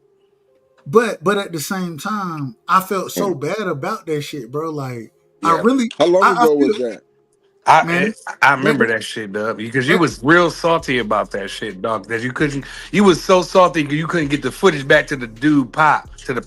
And You was that was salty about that shit. my whole thing wasn't, but like I met, and I think that fight happened in like February or some shit like that, and so it had to be early March, somewhere in that time frame. But because of that, now I delete all my shit when on via StreamYard. I delete all my shit immediately. I want to make sure I have, if I ever have that opportunity, and like I say, it's not really. I really just feel bad because when he hit me and was like, "Well, do you at least have a video for me?" Now, and I had to tell him, "No, I don't." And I ain't know they do that on YouTube when you said that, Dub. I was like, so you mean to tell me that the video that you took, they just kept this shit? That's crazy. That's crazy. That's so crazy to me. No, they got. And it wasn't even like that. The video was so fire. It wasn't even. If y'all ever watch that video and know what he's talking about, it was so harmless, bro. I mean, it wasn't about child let harm. him spend. And that was my biggest issue. It wasn't about when they hit me with the child harm shit. That's what hurt me so bad because, nigga, these are amateur boxers, 1-14, 1-12. You know what I'm saying? They big brother was a professional boxer. Their dad is their trainer, all in Georgia. You know what I'm saying? And bro, like it just it fucked me up because shit whack. It wasn't about the show or me being able to present it. It was when he asked me, "Well, do you at least have the footage of it?" That's what fucked you up. I had to tell him no. What if you were trying to get the kid an NIL deal? Like they interfering with money. I that's the way I felt because when you told me that, Dub, a long time ago, and I think it was like February, March, I was like, that's whack. I'm like, what if? Because the NIL shit was like, I'm like, what if that? So you mean to tell me they can stop that kid? What if that kid was so? What if somebody saw something that want to invest in that family, that father and son? Crazy. So you mean to tell me they can keep the shit? That's bogus, bro. That lets you see. I don't know if they kept it. What they did was they deleted it. You don't got it. No. Well, the reason I don't have it, and shout out to TD Sports. TD put me on this, and I think I came on the panel. We on Sunday on Sunday conversations that we have. I was like, man, this is what happened. And TD, he told me, he was like, man, you got to make sure you click. You got to make sure you keep your StreamYard clear so you can keep those videos. And I didn't understand it at that time. I understand it now, but I didn't understand it at that time, man. So I blame myself more than anybody. I blame myself because I blame YouTube. Nah. That was harmless what you did. That interview with that father son was completely harmless. With them kids was harmless, bro. It was nothing to it. But hey. And so was he mad at you? But we can talk about it. Get up there and talk about WAP, though, Dub. We can talk about WAP all day. That shit get 3 million views. Duh, what was the result of that? Like, did he stop talking to you, or y'all was cool still? No. So the father, I'm not gonna say he was mad at me. Mm-hmm. I asked him. I said, "Well, this is," and I sent him everything that YouTube sent me. But at the same time, I was like, we can do another interview. He was like, nah, we good. And so at the end of the day, I'm not gonna say that. I don't know if he was mad or anything. I think more than anything, he think that I'm just not professional enough. You know what I'm saying? That's how I would look at it if I was him. And I'm not mad at it. I'm not mad at him at all. I blame myself. Have y'all had any interaction since? Nah, not really. Not really. I hope the brother come back to his senses so he can. Well. Matter of fact, what I said, I told him, I said, we can do another interview. We'll do it here, and I know it. I can at least get you the recording from, and it was on BVO show. I was like, I can at least get you a recording from that. He was like, nah, I'm good. And so, I mean, he was disappointed, bro. It sounded like he was just disappointed. You know what I'm saying? Not with you, but just in the situation, the whole scenario. You see what I'm saying? I told Dub that shit wasn't on him a long time ago. I said that wasn't on you. No. and he has every right. I think he's disappointed with me because what I told him, I'm just being honest. What I told him is I want to bring, I want to promote what y'all got going on. You know what I'm saying? I love the father system that y'all got going, and I want to promote it. And what he said was, man, I ain't got no problem with it. We're gonna pull up, we're gonna do this. And he stood by his word. I didn't stand by my word. I understand that, Dub, but listen, we You all probably humans, didn't know my the friend. rules back then. But maybe hold on, Dub. I blame you, Dub. Now I hear what you say. Listen, Dub. I respect what you're saying because you stand on your square, and you taking you taking credibility for what it is. You know what I'm saying? You accepting the fact that you messed up, but that doesn't mean that he looks at you like that. Sometimes a person can be disappointed in the whole scenario, how it went down. Doesn't mean they're disappointed with you, and they just don't want to go down that road again. Now, if you seen him again, he might be like, "Hey, what's up, man? How you been?" You know what I'm saying? Yeah, I know we went through some bullshit. And then he might just want to interview with you again, no matter what. So you don't know that until you see him again. You can chop it up with him. If he acts funny, then you understand what it is. He does feel some kind of way, and you was correct. I mean, my whole thing is I don't want to put nobody in that type of situation. You know what I'm saying? Yeah. Respect. At the end of the day, I didn't come through on my side. I didn't come through, and because I didn't, regardless, and like I said, man, I done had conversation with him outside of YouTube, but I think I understand what he's saying. I don't. I think he got big greasy. And at the end of the day, I'm not mad. I can never shit on the brother because he doing a hell of a job for his kids. He doing a hell of a job. And so my only thing was I want to promote you and what you got going on. I want to promote y'all. And when I say promote, I don't mean take or take advantage. Shit, I don't know who's gonna listen to it. I don't really care. I want to have y'all be able to present yourself. And the interview that they gave, they presented themselves in such a beautiful way. It was an amazing way that they presented themselves. Fire interview. And I loved every piece of it. And like I say, I feel like I let them down. Me personally, I don't. I feel like it was politics that let everybody down. Well, that's fine. That's fine. Hold on. Ain't nobody else. Wasn't nobody else there but me. So I'm telling you what I feel. I feel like I let them down. And the reason I feel that way is because if you're gonna take your time, your energy to rock with me, you know what I'm saying? Regardless, if you're gonna do that, then I could at least have the video for you to. I can at least have that. And I wasn't smart enough at that time. I wasn't brilliant enough to understand that my stream, I didn't understand it. You understand now? I do. I understand it now. But because I didn't understand it then, I can't be mad at the brother. I can't say that he's shitting on me. He ain't never said nothing negative about me. So at the end of the day, I think I failed him because he gave me that time and energy.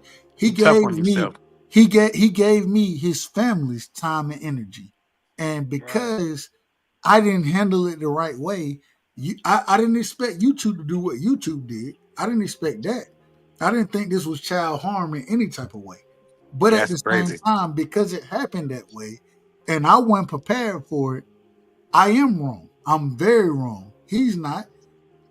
And even when I asked him, I said, "Hey, we could do this again," and he said, "Nah, we good."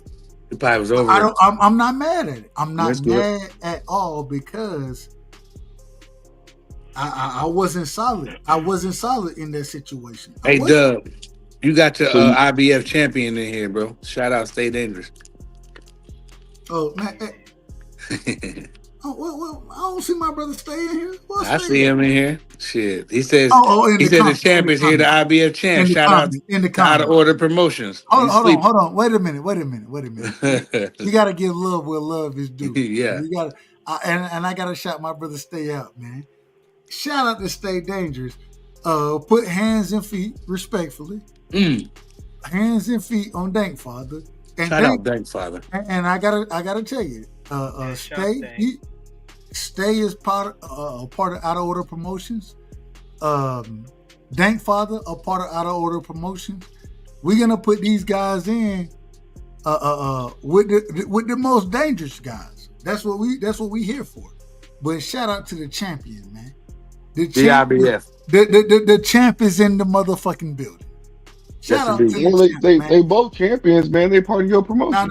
No. Well, right now, respectfully, Dank ain't a champion. He's not a champion right now. I was pulling for Dank. No, respectfully, Stay Dangerous, but shout out to you.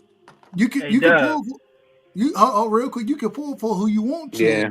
We gonna salute the champ. And salute to the champ. And I'm telling you now, y'all better look out for Dank Father because Dank finna cook a lot of these niggas. He finna cook a lot of these niggas. Yes, Joe Breezy is a champion right now. About to cook a lot of these niggas. You know what I'm saying? Out of Order Promotion is finna. I don't know who gonna be. I don't know yet. That breezy guy's pretty damn tough. All I'm telling you is this: Out of Order Promotion is gonna have a damn undisputed champion. That's what I'm telling you. Hold on, what?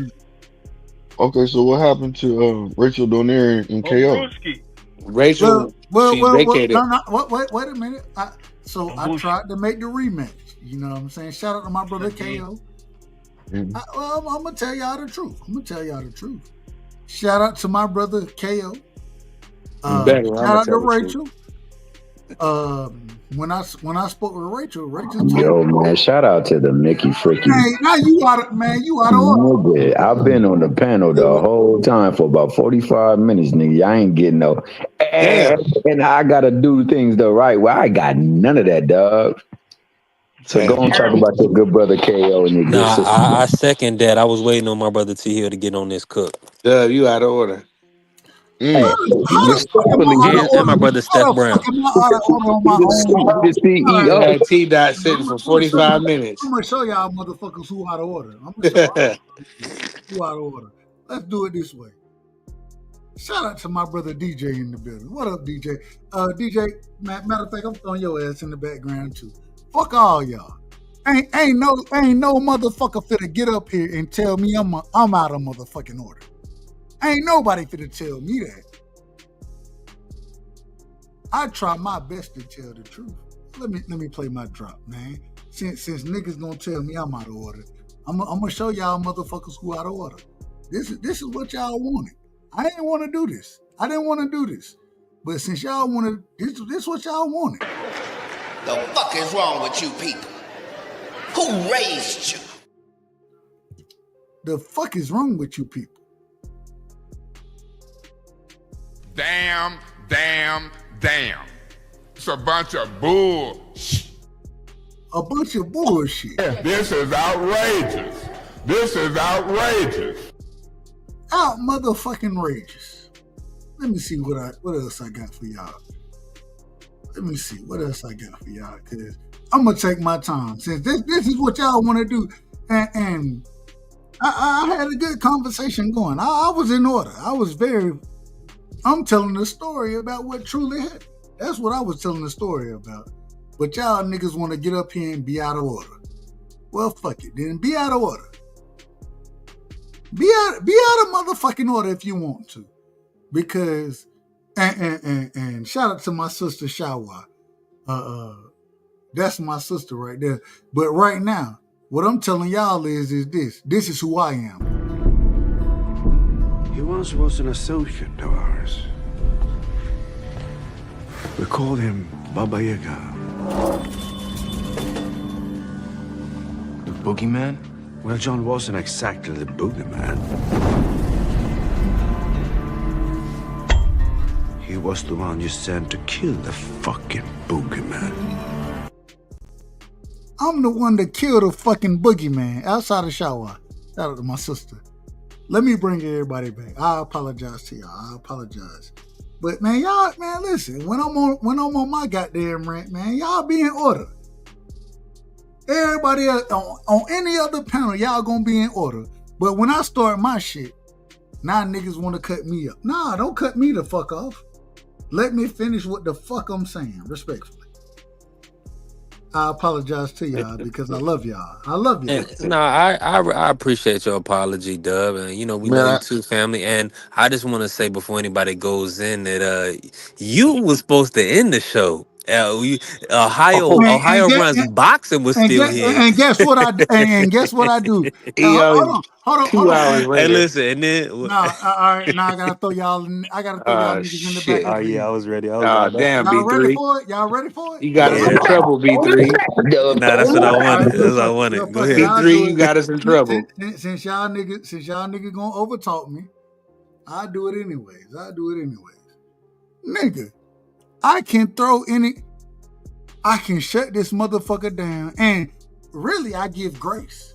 The reason I give grace is because I want to hear y'all opinion. It's times where I want to shut this motherfucker down, but I don't shut it down. Guess why I don't shut it down?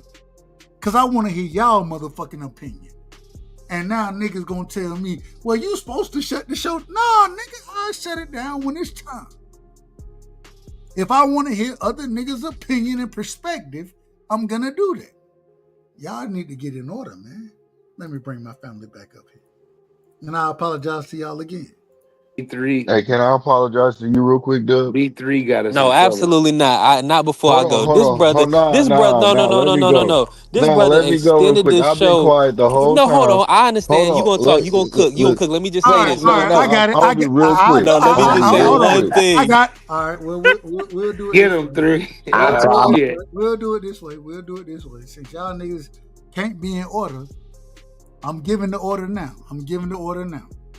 So y'all listen to this when I give the order. We starting with my brother 3. And the reason we starting with my brother 3 is because, hey, I still need the thumbnails. So 3 gonna start this motherfucker off. 3 gonna start it off. After 3 started off, then I'm gonna allow y'all to respond. But listen to the orders that I give, cause man, at the end of the day, I can just end this shit. That ain't what I'm trying to do. And I need to. I ain't gonna lie to you. I need to end this shit because I gotta go to work in the morning. But at the same time, all right, 3. Go ahead, 3. Nah, and I ain't want to cut nobody off. I just had to say this, and I just want to laugh real quick because this is how the show was extended. Teach was going to, we went to Crush. He didn't say nothing. Marky Dan was asleep. We went to Teach, right? Dub asked Teach about Lewis Crocker, Patty Donovan. Yo. On closing arguments. I heard that. But but let's cook, y'all. Let's cook. Let's keep But cooking. we out of order though. We get put out the classroom. We stayed in on Lewis Crocker and Patty Donovan. Right. I was in the car listening to that. I was like, what? I said, hey man, hey, shout out to y'all. Hey, shout out to everybody on the chat, man. We about to get in trouble. Done. We done for the night. We done. See y'all niggas got us in trouble, man. We not giving last words. We not doing none of that shit. Hey man, we had a great show. Shout out to everybody that came through. Fuck y'all. Fuck all y'all. Respectfully. I say that respectfully. And I don't mean no harm to anybody. Fuck all y'all. If y'all ain't gonna respect me, then hey, it is what it is. This is what we got going tonight, man. It was a great show. Let me check the chat out real quick. Shout out to Mr. Chapman in the building. You know what I'm saying? Shout out to Pride. Shout out to Stay Dangerous. My sister, Angie Baby in the building. Let me see who I'm missing. D-Man in the building. You know what I'm saying? Bella Faith. Shout out to my sister from Georgia, Bella Faith in the building. Shout out to everybody. Much love and respect. Man, fuck all y'all. Y'all don't give a damn about this show at all. If y'all gonna be this far out of order, let me bring my brother in. I gotta bring the champion in, man. We gonna do it one at a time. I got it. I'll do it this way then. Let me bring the champ in the building, man. Salute. Hold on. We got a champion in the building. we got one of the great debaters. You know what I'm saying? Just picked up a championship against Dank Father. Shout out to my brother. Stay dangerous, man. Give me your last words, man. Nigga clear. They don't give a fuck about what I'm gonna say anyway. So we gonna do things the right way. Go ahead, Stay. Shit, I was trying to hear what you had to say, OG. I just wanted to come in, shout out to you, the best promoter in the sport. Promoter of the year already, lining up undisputed. Out of Order Promotions ain't been a promotion company in 3 months. We've been doing this debate series for 10 years, and my brother already finna have an undisputed champion. Hey! I just want to tell you, Stay. We lining you up now. We gonna put you in position, brother. We gonna put. Correct me if I'm wrong. We done talked about. Correct me if I'm wrong. Yes, sir. We didn't talk about it. We gonna put you in position, and I look forward to seeing how you perform, my brother. I ain't got no problem. Yes, sir. That's why you the best in the business, man.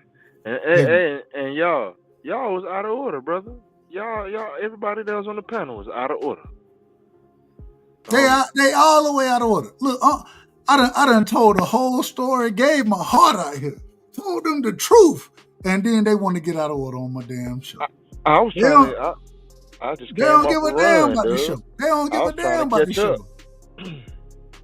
I was trying to catch up. I just came off a little 2 miles. And I was trying to see what you was talking about. And they was out of order. Man, hey. But get what? That's why we run out of order promotions around here. Because when they get out of order, you know who's gonna be the most out of order motherfucker around here? Me. Respectful. And I say that respectful. I ain't got no problem. I ain't got no problem whatsoever. But brother, man, congratulations. Champ, let me make sure I address you correctly. Champ, congratulations, champ, because you're a champion, and man, we gonna put it together. We're gonna put it together. You're gonna be debating for undisputed. Just know, I got you. You're gonna be debating for undisputed, brother. Yes, sir. Yes, sir. Hey. Me and you, we done had our conversations, and you know I'm gonna give criticism what criticism is due, and you know what I look for from you. But man, congratulations, man, you did a hell of a job. Me and BF, I talked to my brother last night. I talked to my brother, and it was interesting. He said, man, I ain't know who was gonna win though. I ain't expect it to happen the way it happened. But when the points start adding, what I told you. Them points. Right, them damn points up. The major rebuttals. Right, them points up.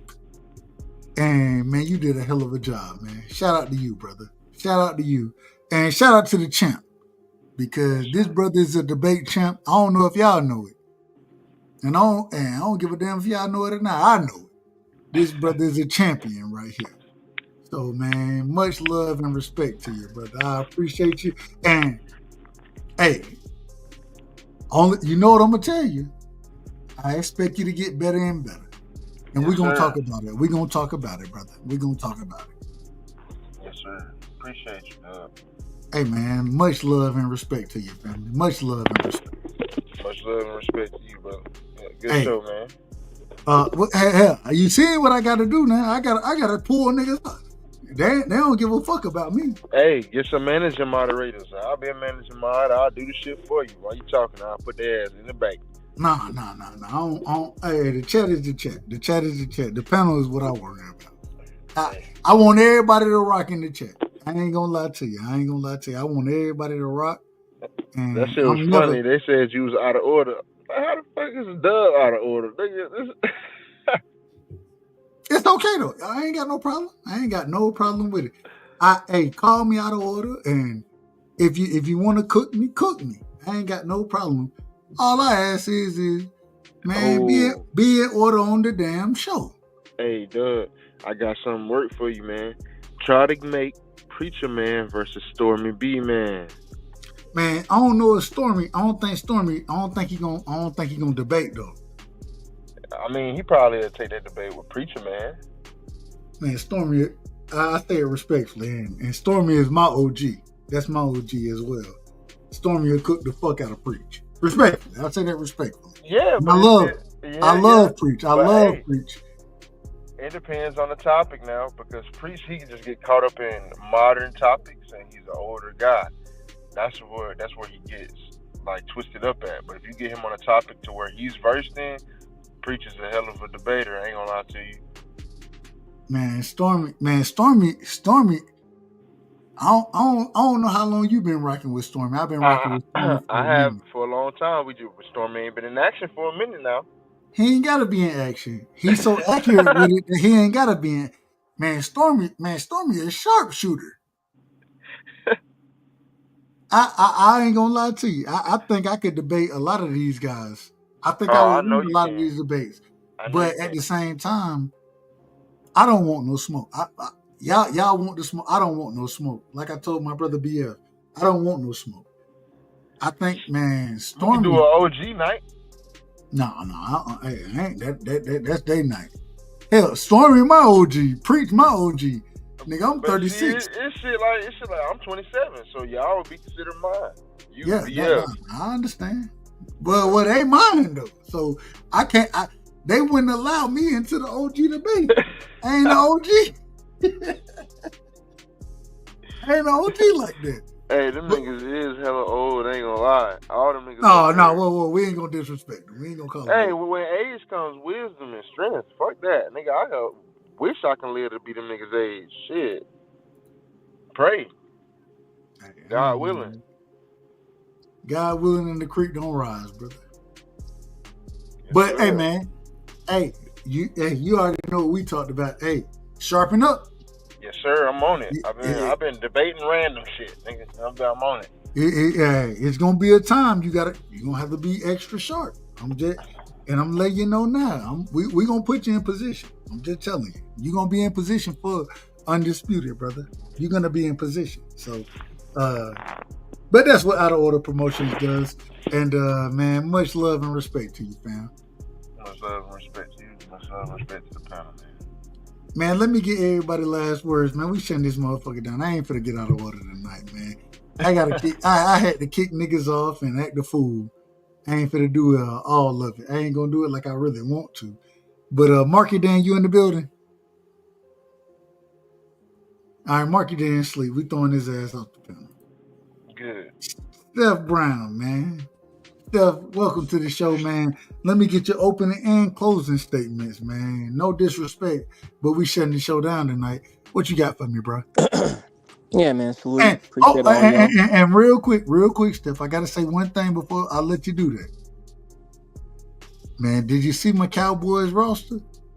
Oh, no, yeah. We gonna be decent. We gonna be decent. We gonna be decent. Hey, who is that? Hey, I like y'all. I like y'all backup quarterback. Let me throw. I like backup quarterback. I like Will Greer out there. Stop. I ain't gonna lie.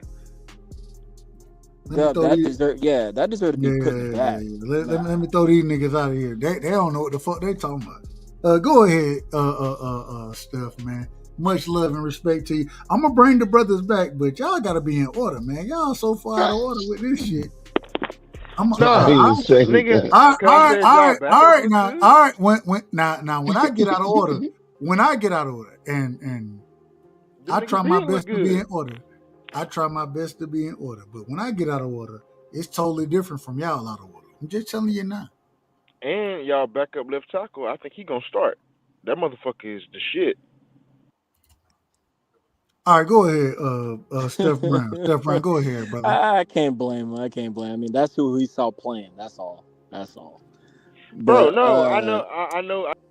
We ain't trying to hit none of that shit right now. Stay dangerous. I love you, brother. I love you. You ain't gonna talk about the Cowboys. You're not gonna do it. Not over here. I'm telling you now. They look good. No. Don't do it over here. This ain't the place. Respectfully. Now, hey, what I will tell you, me and D Free, we will be live tomorrow. And we'll be live at 6:30 Eastern time. And we talking everything football. So if you want to pull up on that show and talk I ain't got no problem with it. I got your information. I'll send you the link and all that. I got your information. So if you want to pull up there, I ain't got no problem. But you ain't finna do it here. I'm just telling you. I'm just telling you. Hey, we ain't tolerating no cowboy disrespect. I ain't disrespect nobody. No. Well, you didn't think you did. I took it as disrespect. And if I Cause took them it, niggas good. Oh, there we go. Because they good. Thank you. Them Go niggas ahead, play Steph. good. Steph, man, let me get your last words. We're gonna shut the show down. Steph, let me get your last words. Right, yeah, man. Salute. Hey, and Steph, pull up tomorrow, man, because yeah, I am. You know, I know you know your football as well, so you know what we're gonna do. But go ahead, give me your last words, brother. That's 3:30 Pacific for me, so yeah, I'll be there. Yes, sir. Yeah, man, go Cowboys, man. A lot of talk about them, of course. You know, Don't worry about the Cowboys. Don't worry about the Cowboys. All right, cool. What I really came on for, I just came on to be a friendly reminder that I got Bud beating Canelo. Canelo's going to sleep, so just want to EJ or Charlo, EJ or Mel, who you got? What?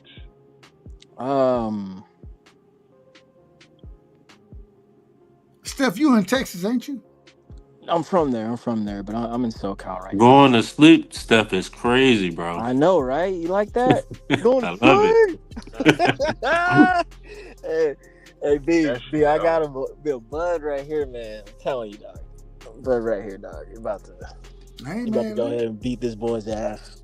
That shit over. But anywho, I hope you're right. I hope you're right too. Hey, look at you. You hope. It's okay. Me too. I hope. I'm picking. I pick Bud to beat Canelo. I'm picking Bud. Oh, you switched your pick? No. Well. I'm picking Black. Hold on. Let me rephrase it. I'm rooting for Bud to beat Canelo. Let me rephrase. Right, that's what I thought. Okay. I got it 60-40. I said before, I got it 60-40. You know what I'm saying? Canelo. But I'm holding. Man, I hope. I would give everything but my son. Everything but my son up if Bud go whoop that nigga ass. I would do it. That's me. Yo, he is. And I don't like Canelo. I'm not a fan. He's gonna have to too. With all the doubters he's got, he's gonna have to knock this motherfucker out. Watch this. Yeah, I mean, knock this nigga out. Hold on, man. It ain't on y'all. It's on Steph. Let that brother finish. But yeah, to the panel. I don't know. A couple nights ago, or maybe last week, I came on here and we were all talking about that fight. And yeah, I got Bud, man. Whether he got to knock him out or decision, he's gonna beat him. And we can talk about that more later on, but I just came more to remind y'all. Yeah, got a buddy, pal.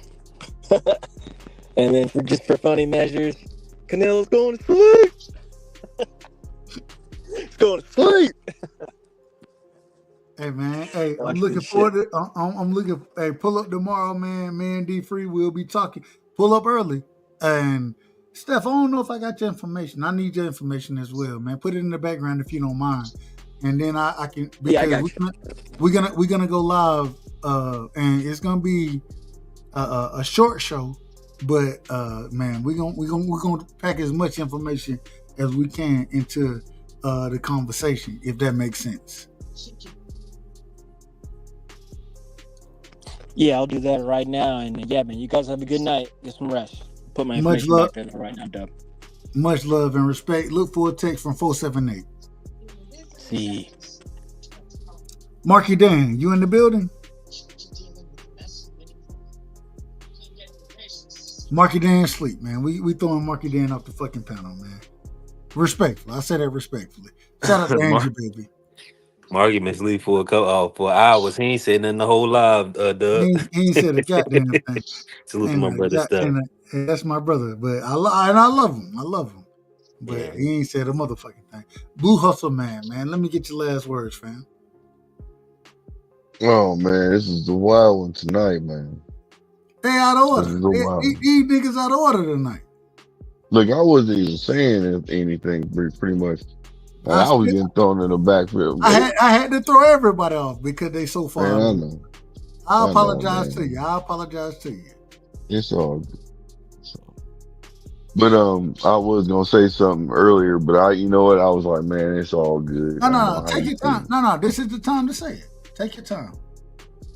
You ain't getting No, kicked I off. was, You ain't finna get kicked off now. You ain't getting kicked off. So nah, I was just gonna say you was kind of being kind of moist a little bit, but it's all good. You know what I'm hold on. You saying? said I'm moist? See, that's what I'm saying. You About go, what? About what? Tell me what I'm nah, moist. you just you just you made sure that you took control. You know what I'm saying? And let us know how you felt about it. That's all I'm saying. Well, I just need nigga to be in order. That's it. No, that's all it was. It's all good. Sometimes, look, I, sometimes I get moist about shit too, man. God damn it, I get tired of something. I got to let it be known what it is. No. Tell me what I was moist about. I want to know that. I want to know that. Well, I mean, people was out of order from talking over you. You was giving your heart out, like you said, right? Facts. Okay, so that's what I'm talking about. You know, you speaking your pieces, and you know, people was wasn't paying attention exactly. That's what I'll say. Or they was paying attention, but then they got sidetracked, maybe. Start having conversations other places with other people. So it was all good. We all understand. I ain't mad at it. I ain't mad at it. And Anything that's else? all I got to say. No, that's what it is. I wasn't trying to talk shit about you or nothing like that. No, I'm just you saying just we man. all, You yeah, can we talk. all act like that though. You know what I'm saying? We all getting our feelings sometimes where we want to be heard and understood. Like I do it too. I've done it a No, couple times, more than a couple times on a panel where you like you out of order. You know what I'm saying? So it is what it is. You know what I'm saying? I'm But just telling. shit. All I'm saying is you could be out of order, but mm, once you out of order, over talking me, nah. I started this show. Shout out to Mark Nash. Mark Nash, That's what I'm talking about. Mark Nash is my brother. I love Mark. You know what I'm saying? Like I got a lot of respect for him. He run a hell of a show. Mark Nash, and Mark Nash, I believe me and him, we done chopped it up. Mark Nash used to kick me off because hey, I get over emotional about shit, and that's why I started this show. Get what? Because I'm gonna run the motherfucker like I want to run it. It is Yeah, what it is. It is yeah, what it is. cash. Facts, big facts. But shit, man, on to the next one, brother. Good show today, brother. Good show. Man, much love and respect to you, hustle man. Hey, you know what's so crazy, man? What? Me and you, I catch you in so many more, and I don't know. I don't know if it's because you jumped on the panel or it's because I don't know what it is. But I see like now, I see you much more than I ever seen you, and every time I see you, man, it ain't nothing but love. We rock on a lot of the same channels, so it's Yeah, never yeah, facts. it's never nothing but love. And when I get that opportunity, hey, I'm gonna shout my brother out because I think you be cooking, man. I think you cook fantastically, and man, I love to hear you talk your shit. You be out of order now. I ain't gonna lie. You be out of order too. It's all good. I appreciate it. But at the I same time, I, man, I try to correct it sometimes too. hey, look, sometimes you just gotta go balls to the wall, man. Hey, Yeah, it is facts. what it is. You know, when you dealing with certain individuals, I ain't gonna call no names. When you dealing with, Yeah, yeah. you just gotta, You hey, know they want fuck all that look. shit. They want to get their point across. You got to get your point I'm, across too. So I'm, it's like, man, go. We on it, man. We on the line of fire right now. God damn let's it. do it. And you, hey, I appreciate the square you stand on. I appreciate it. You the same individual here that you are there. You know what I'm saying? So I got a lot of love for you. Appreciate it, man. Hey, have a good one, man. Have a good one, everybody. Keep doing your thing, my brother. Yep.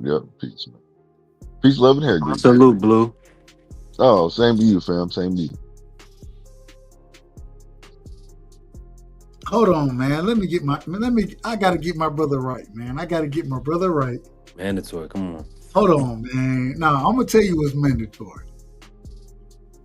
If anybody don't know, when I go live, if I need shit, if a thumbnail, especially a thumbnail, My thumbnail tonight is raggedy.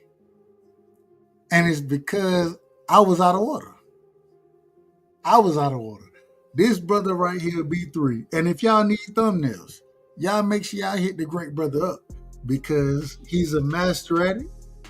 Y'all make sure y'all sub to his channel because he's doing great work. Comes on when I'm at work, respectfully. I say that respectfully. Thumbs on somewhere between 10, 11, somewhere, and I'm going to let you correct all of this shit. Somewhere 10, 11 Eastern time.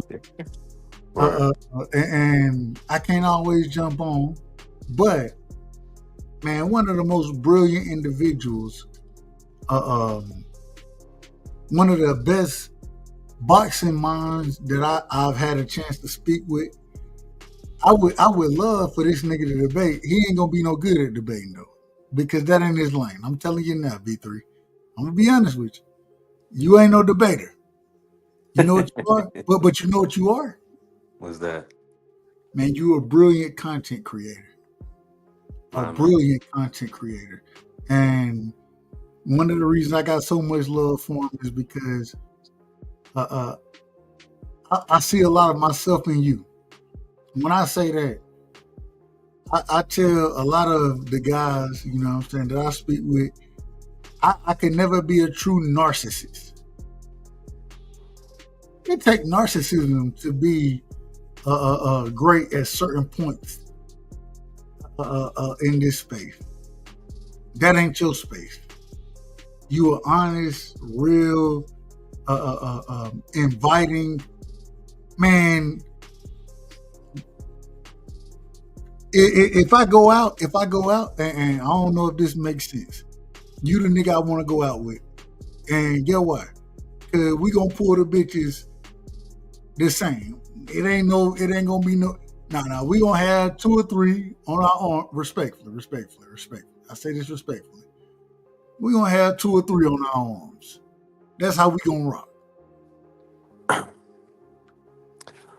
My good brother.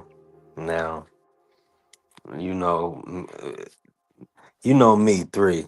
You know, I always I love the ladies, beautiful women, you know. But that's where it stands, you know what I'm saying, ladies. You know, ensure that, you know, the end of the night always ends up well. The B word does not come out, respectfully. I didn't say that. I didn't say the B. Did I say the B word? You said, yeah, he said we're gonna have 2 or 3 bitches. I didn't say no. I didn't say that. I said we're gonna have 2 or 3 of them. Okay, I don't know. I heard bitches. I don't know. Where my bitches? Well. If I said bitches, I'm all the way out of order because that's not what I was. Hey, the Queen Angie baby in the building too. So you know we got to be all the way correct. Come on. Hey, shout out to my sister. Hey, Angie, let me know if I said that. I don't think I said that. I don't believe I said that. I could be wrong. I'm gonna have to go back and look at the live stream. I'm gonna have to go back. But 3, man, much love and respect. I appreciate you and all the energy and the work that you put in. You know what I'm saying? Y'all make sure y'all go sub to my brother. He doing a hell of a job over there. B3 Picks TV, man. Listen. And he gonna help you make money. I don't know nobody doing it. I don't know nobody doing it like that because I ain't doing it like that. He doing it. Respectfully. Go ahead, B3. I apologize. And I don't believe I didn't use that word. I don't believe I used that word. Go ahead and just add respectfully to that name and we're good. That's what's up. Okay, fair enough. Now let me say this, B3 Picks TV, you already know we doing the live streams from pretty much 11 in between like 11 a.m. to 2 p.m. Eastern Standard Savings Time. So during the days, I'm definitely gonna go live on the weekends, but I try to really get a live in every day. So definitely pull up, show support. Y'all can follow me on all social at B3 Boxing Picks. You can hit me in the DM. We could talk boxing, we could talk life, we could talk picks or whatever. I'm a genuine guy.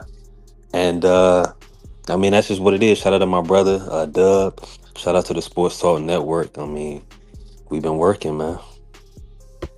Man, And yeah, for whatever reason, today, since BVO gave me a new position, of putting out, making, because he wanted to retire. BVO. Can I call you this? Let me know if I can call you this. The Thumbnail King. Can I call you that? Man, if you want, yeah, you could do that if you want, Dub. Yeah, He said if you want to. I'm asking you. I'm asking you. I mean, listen, I don't like to toot my own horn. It's always somebody else that's Why not? being creative. Well, listen, because I feel like I'm already stamped. It's just that when I know when my brother's telling me I'm doing something well, that stamps it for me. I don't need validation from, you know what I'm saying. My brother is already the work, because like, when somebody needs something, like just like your brother reaching out to you and needing something from you, or you being able to provide it, that's the good feeling I get. I was able to get something done for my brother. You know what I'm saying? A lot of people not accountable to their brother. They're not accountable to the next man. So to be to people to depend upon you and to be able to come through, that's what's important. But you know what I'm saying? I'll take all the adulation and stuff. I thought it was funny, just like, when I was first starting to do the thumbnails, I was the one that made the crab in the barrel joint, with manager Marty was a little tight about. I had made one with him and Fanon, and it was he had caught wind of it, and him and CDK, they had a whole conversation about it. So ever since then, I understood, like, the thumbnails, they got to be crisp. You know what I'm saying? Because people gonna see them. So, and that's gonna get the eyeballs in. So that's mandatory that the thumbnail is A1. We gonna talk about that, because I'm gonna tell you what I want moving forward. Because I want the out of order shit. I want. Hey, we gonna have to get out of order. If that's what them niggas want, that's what we gonna have to give. Respect. Yeah, we got to. You already know what time it is, man. We locked in. I appreciate everybody that came in the building. Angie Baby said she followed. Salute to you, Angie Baby. Yeah, but you already know, Dub. You already know what time it is. So I'm not married. So you know what I'm saying. If we ever step out, you already know what time it is. I got a wingman. Yeah. Yeah, we can converse. See, but the only thing about me, Dub, I ain't no big drinker. That's the only thing. I smoke first, but I will drink, but I ain't a big drinker. Hey, you ain't gotta do none of it. You ain't gotta do nothing you ain't comfortable with. All you gotta do is ride with your boy. And I got you. I swear to God, I got you. We gonna make it. I need a solid nigga, and you one of the most solid individuals that I know. You know what I'm saying? So I ain't got nothing but love and respect for you, brother. Already, family. You already know what time it is. Likewise. You already know we locked in. I can't wait to pull up in the A. We gonna link, I already know STM. We gonna set something up, but definitely I ain't been to A in years. I ain't been to A since I was probably like 17. Man, listen, I'm praying for credentials. To the fight. If I don't have it, I'm not going to the fight. It's gonna be expensive. I'm not going to none of this shit. I don't fuck the fight. I will have to say this. Let me rephrase that. I still got to see what the undercard going to be. The undercard means a lot to me. Yeah. So I still have to see what that's going to be. And Jake Paul is known for putting on good undercards. He's known for that. So I got to see what that's going to be. But man, fuck that fight, man. At this current moment in time, without credentials, you won't see Dub there. Respectfully. Now, if anybody pull up, hey, y'all let me know and I'll pull up in there. I ain't got no problem. Now name a fight that'll get you on that get you to buy a ticket that they put on the undercard. Is there a fighter or is there a matchup that you would say, oh yeah, I'm trying to go to that. I'm gonna pay. It's in November, right? Yeah.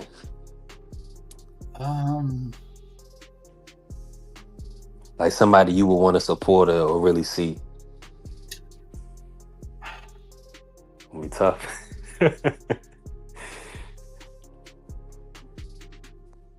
everybody I want to see already got fights, pretty much. I'm gonna say this. So let me ask you this: would Alicia or Clarissa do it for you, or no? If they did like a dope card, maybe like Katie Taylor and the women fights, would that do it? No. All right, so Okay. Clarissa wouldn't do it for me. Clarissa wouldn't, but I will say, and I'm a fan. I'm a super fan of Baumgartner, man.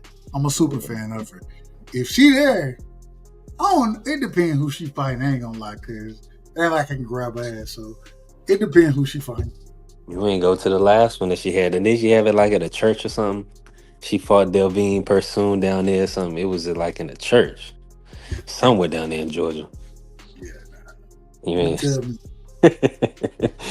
That was after the. That was her first fight back after the positive test. I thought of her. It ain't no like. Anybody you gonna spend $500 to go see $600 because them tickets are Jake. The nosebleeds gonna be high because they paying a lot of money out for them. They got a high guarantee purse. It's gonna be ridiculous, and here's the reason I said like if I ain't got credentials, I'm not gonna be there. I'm not there. The only reason I want to be there is to talk to these other fighters that's gonna be there. You know what I'm saying? Me being there has nothing to do with the fight. It'll have everything to do with content. You know what I'm saying? So, and I have a different understanding of content now. And that's how I look at it. Fuck all that other shit. It's not it's not a fight worth watching. Nah, it's gonna be a Netflix event. I think everybody's gonna probably watch it. It's probably gonna do just as many views as Mike Tyson. Are you watching it? Man, absolutely. Come on, man. I'm not watching none of that shit. Even if I got Netflix for me, my son. What's the last tank fight you haven't watched? I didn't watch. Let me see. What's the last tank fight I didn't watch? That's a good question. I watched Ryan. I watched. You watched Frank Martin. You watched the draw with Lamont. Facts. Did you watch Hector Garcia? I watched both Garcias. See, so that's what I'm saying. You got to go so far back. But I thought you watched Rolly. Look, you watched Rolly. You knew what the outcome of that was going to be, right? Yeah, I watched Rolly. All right, then. So that's enough said. You gonna watch any tank fight? No, I'm not watching this one. All right, we're gonna see. But what time is it? November 15th or something like that? We'll see when that time come around. What you doing? You probably gonna be calling the fight. You gonna mess around and call it. I ain't gonna call it that. We're gonna be on live. And the crazy thing is, because with my job and shit, like we pick our weeks. You know what I'm saying? Especially holiday weeks. Yeah. So because it's around Thanksgiving, niggas take the week before Thanksgiving, after Thanksgiving, of Thanksgiving. Yeah. You know, I got 8 other peers that, and hell, I'm the youngest, so they all have seniority to pick their week. So that's why I was saying that's the other thing I got to go and kind of figure out is how them weeks gonna play out for me, because when I went and looked at it, all them weeks are taken, and I don't have any of them weeks. The weeks I got the week before Christmas. Hell, I'm probably gonna have to work the week of Christmas. You know what I'm saying? It is what it is. So I got to see how it all kind of play out. And the other thing is my great aunt, Aunt Claire. You heard, we was talking about this over on BVO show, but Aunt Claire, she just passed, and she always have Thanksgiving the week before Thanksgiving actually take place. And the reason she does it is so you can go and spend that week of Thanksgiving with the other side of your family. So I don't know how, this is the first year that we ain't got Aunt Claire here. So I don't know how none of this shit gonna work out. So I don't know. I don't know how any of it gonna happen. And outside of me getting credentials, like I said, I can't tell you what's gonna happen as far as me being there. But if I get opportunity, I'm not paying for none of this shit. But if I do get the opportunity to be there and get content, then I'm gonna do that. So we gotta see. We gotta see. Nah, I'm with you. I'm with you. I'm already knowing. And with that being said, the week after that, November 22nd, those fights gonna be during the day. That's gonna be in Saudi. So hopefully that'll work out for you.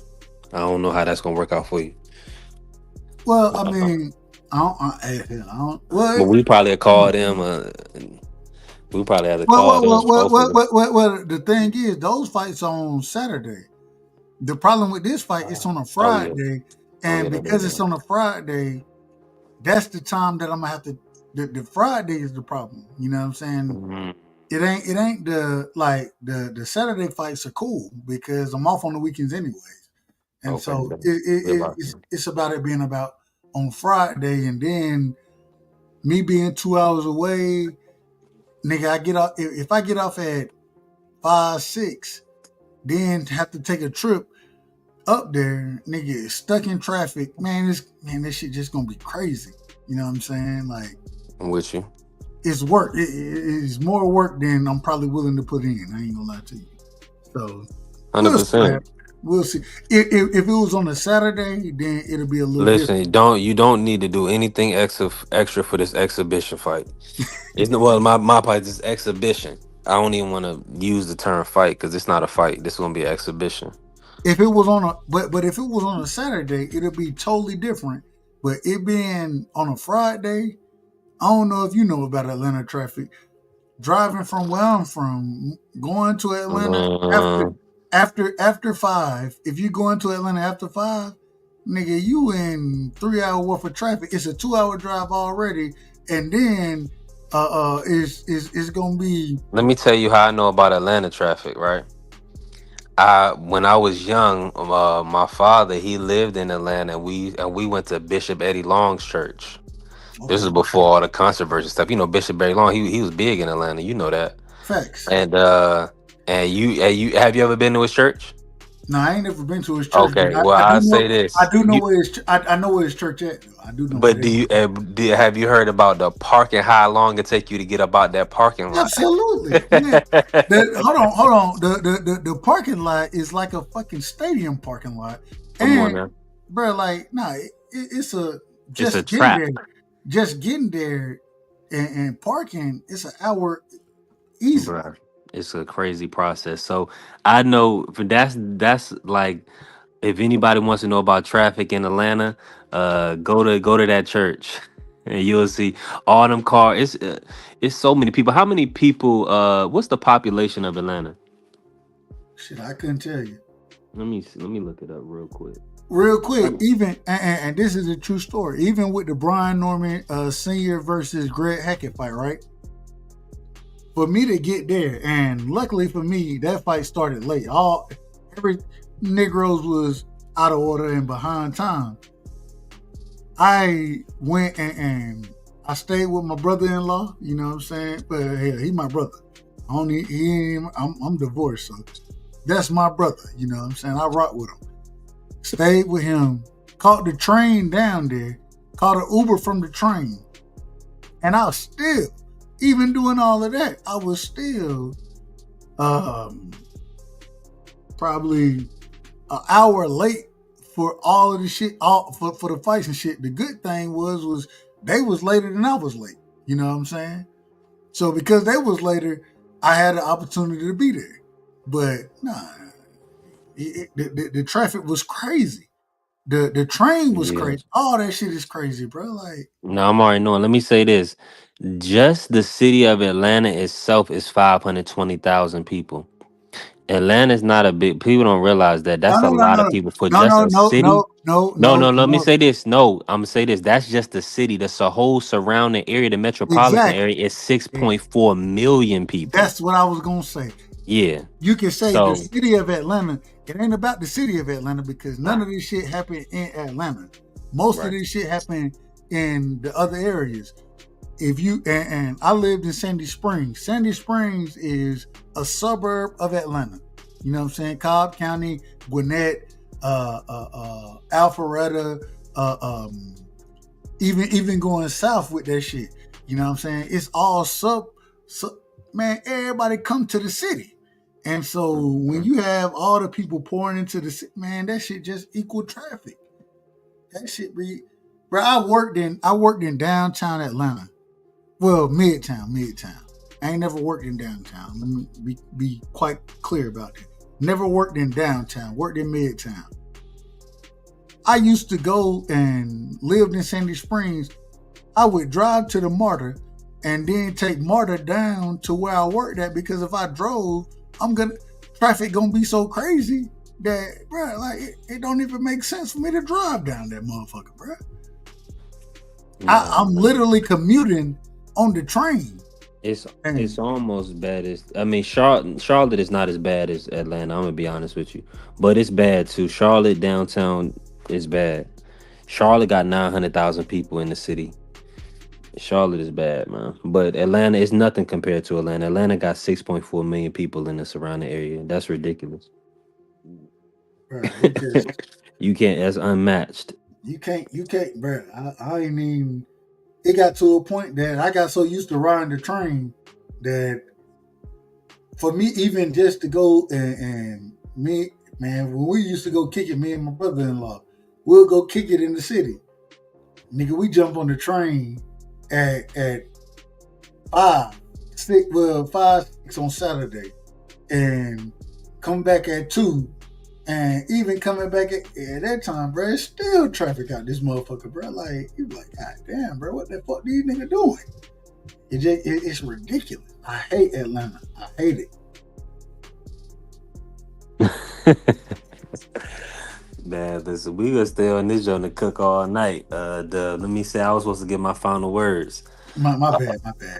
Nah, and then let me just say this, man. Just to recap, right? I don't have Errol Spence Charlo fight happening. That's not gonna happen, right? I even though people think it's a big money fight for Texas, I'm not 100% sure Spence is gonna get cleared for the fight. He didn't get cleared to fight Fondora, so that's gonna be tough. Outside of that, I didn't get to speak on T.O. and Shakur.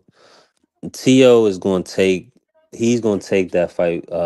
He's either going to move to 47 or he's going to. Keyshawn is pressing him. He's already pressing the WBO. He's not going to fight Keyshawn. Yeah, that's what I'm saying. So Keyshawn is pressing the WBO for the number 1 spot. So if he's not going to fight Keyshawn, then he's going to go to 147. So yeah, so that's not. Tio's not going to fight Keyshawn or Shakur. So you're not gonna. You don't think Tio? You don't think he unifies at 40?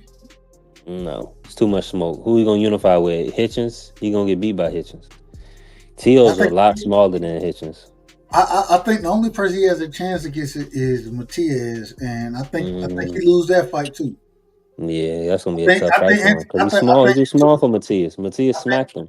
I think Antoine stopped him. Yeah, and that's his. That's his big brother, cousin, best friend. He don't want it. That's Antoine. That's his man. That's his family from when they was young in the amateurs. That's his homeboy. Man, who are these?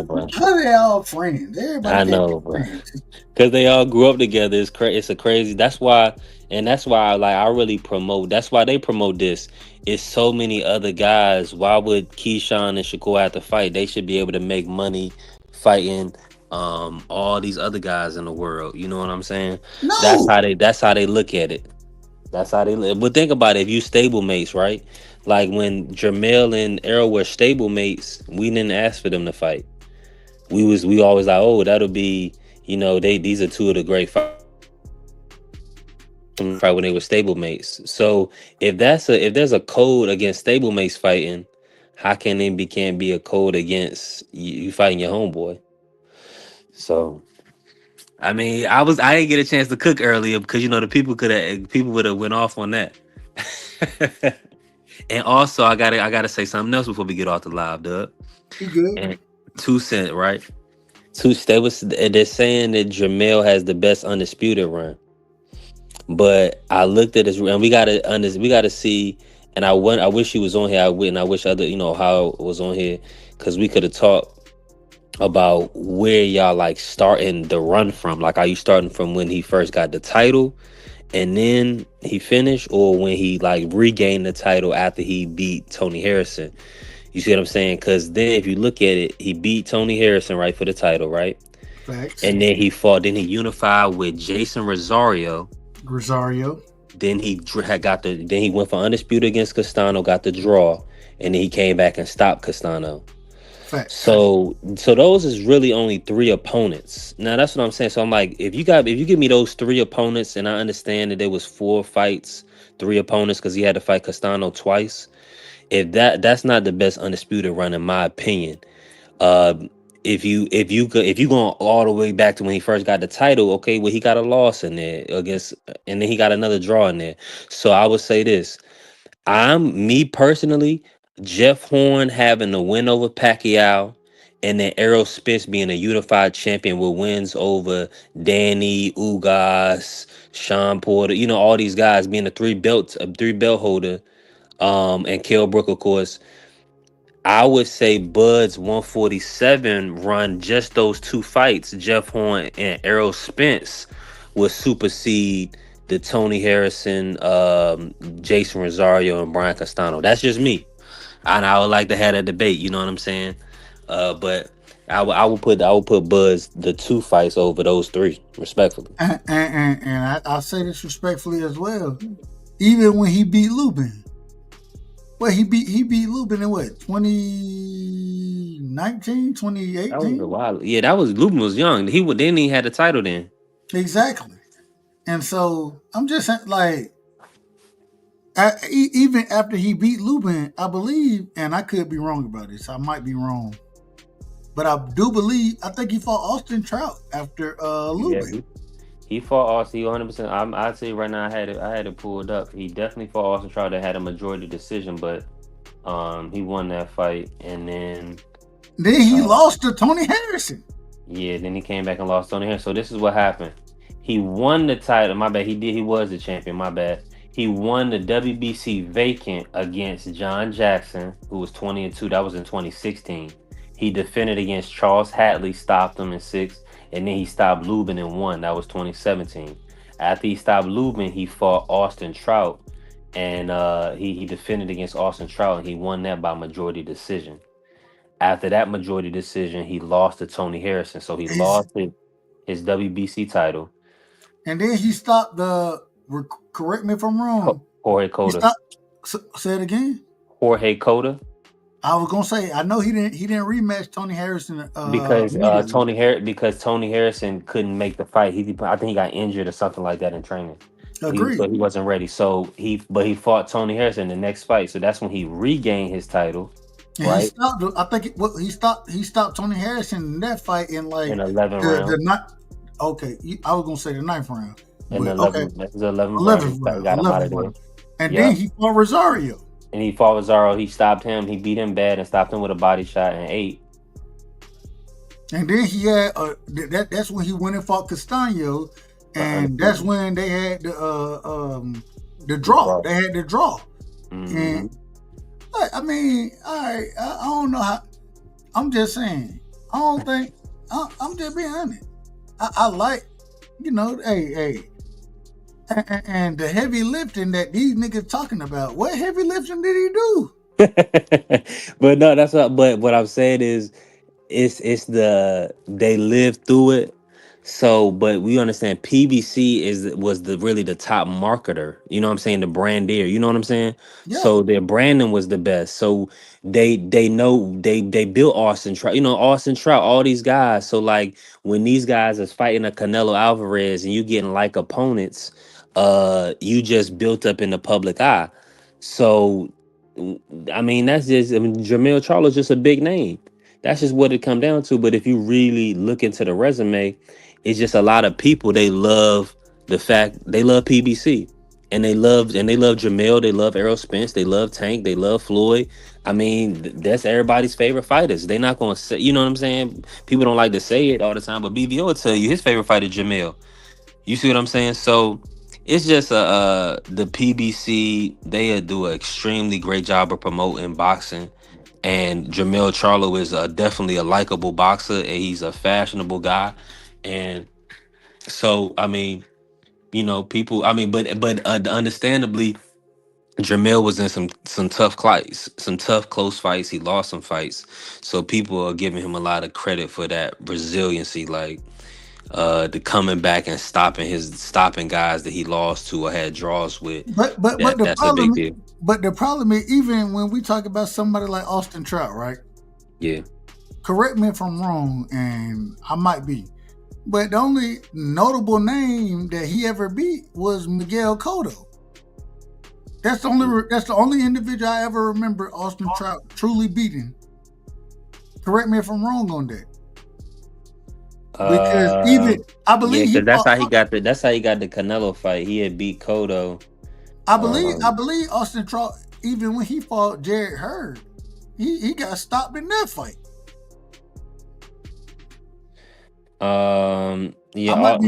Austin Trout got stopped by Jared Hurd in 10 rounds. Yeah. Yeah, he had already lost to Jermall Charlo, so Jermall had already beat him 2 years prior then Jermell fought him. And he lost, and Jared, not Jared Hurd, Lara. Trout. He also lost to Lara. Yep. That was in 2013. He fought the old guy. See, Austin Trout was around for a minute. Austin Trout is a good win though. Austin Trout is a really good win. I'm gonna be honest with you. Now, that's not a part of the undisputed run that I don't think people talking about. Agreed. Because if you're doing that, then you got to say when Devin Haney first got his title. You know what I'm saying? So I get to include Abdulayev, Jojo Diaz, Jorge Linares, Gamboa.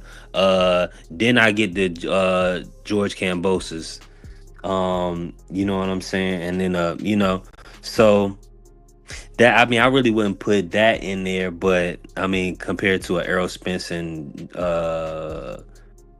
what's his name, Jeff Horn. So that's why I said the Bud argument. My argument is that the Bud 147, I'm putting an undefeated Errol Spence and an undefeated Jeff Horn. They got the Pacquiao win and then a 3-belt hold in Errol. Those 2 wins is better than Jermell's run at 140. But how they telling me that Jermell did the heavy lifting, but Errol didn't? Yeah, that's what I don't know. That's what I'm saying. I'm just getting on these arguments. I'm just hearing this stuff, so I'm looking it up. I'm researching it right now. You see what I'm saying? When on the live, because this is the first time I heard when Tucson said it, I was like, hold on.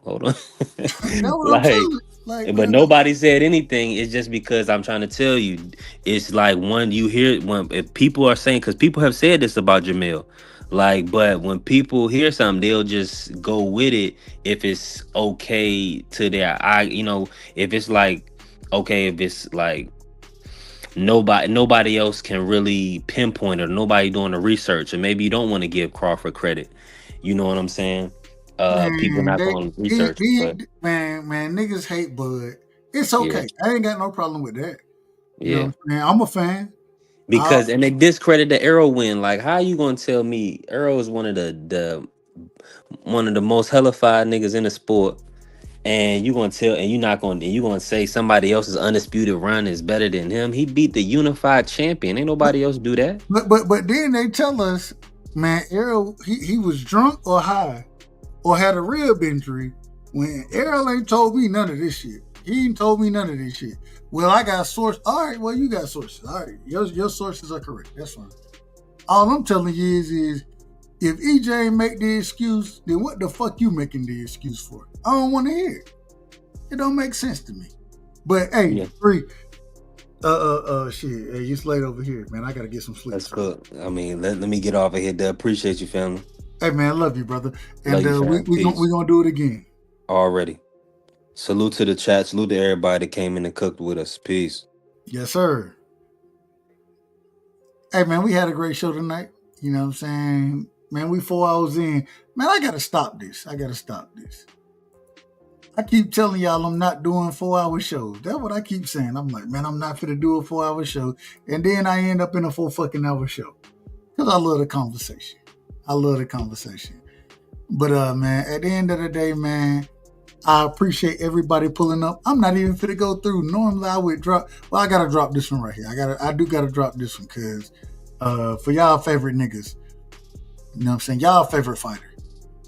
Nah, I ain't fit to do it. I ain't even gotta do it, man. Salute to everybody, man. Appreciate y'all, and we're gonna do it again. I gotta see me and D Free. We will be live tomorrow. We will be talking everything football. Y'all make sure y'all pull up on the show. And we'll see what happens, man. Much love and respect. Appreciate y'all. And man, just know when you're over here, you're rocking on the right side, man. Bud Crawford is a fight fan. And he's a fight fan's fighter. The Ennis Express is a runaway train. Ain't no pressure when you built for this. Man down! Round one! The truth hurts! Ladies and gentlemen, presenting the undefeated super flyweight from San Antonio, Texas, Jesse Bam Rodriguez!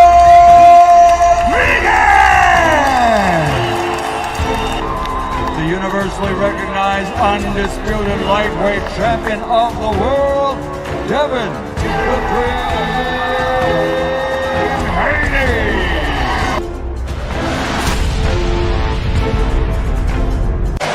You can't fight the power of Gervonta Tank Davis. What a scintillating display. Well, you question Deontay Wilder's power. The proof is in the banana pudding as he just turned the lights out. Cool boy Stephen Fulton Jr. The Ennis Express is a runaway train. Ladies and gentlemen, fighting out of Las Vegas, Nevada, here is the skill, the highly regarded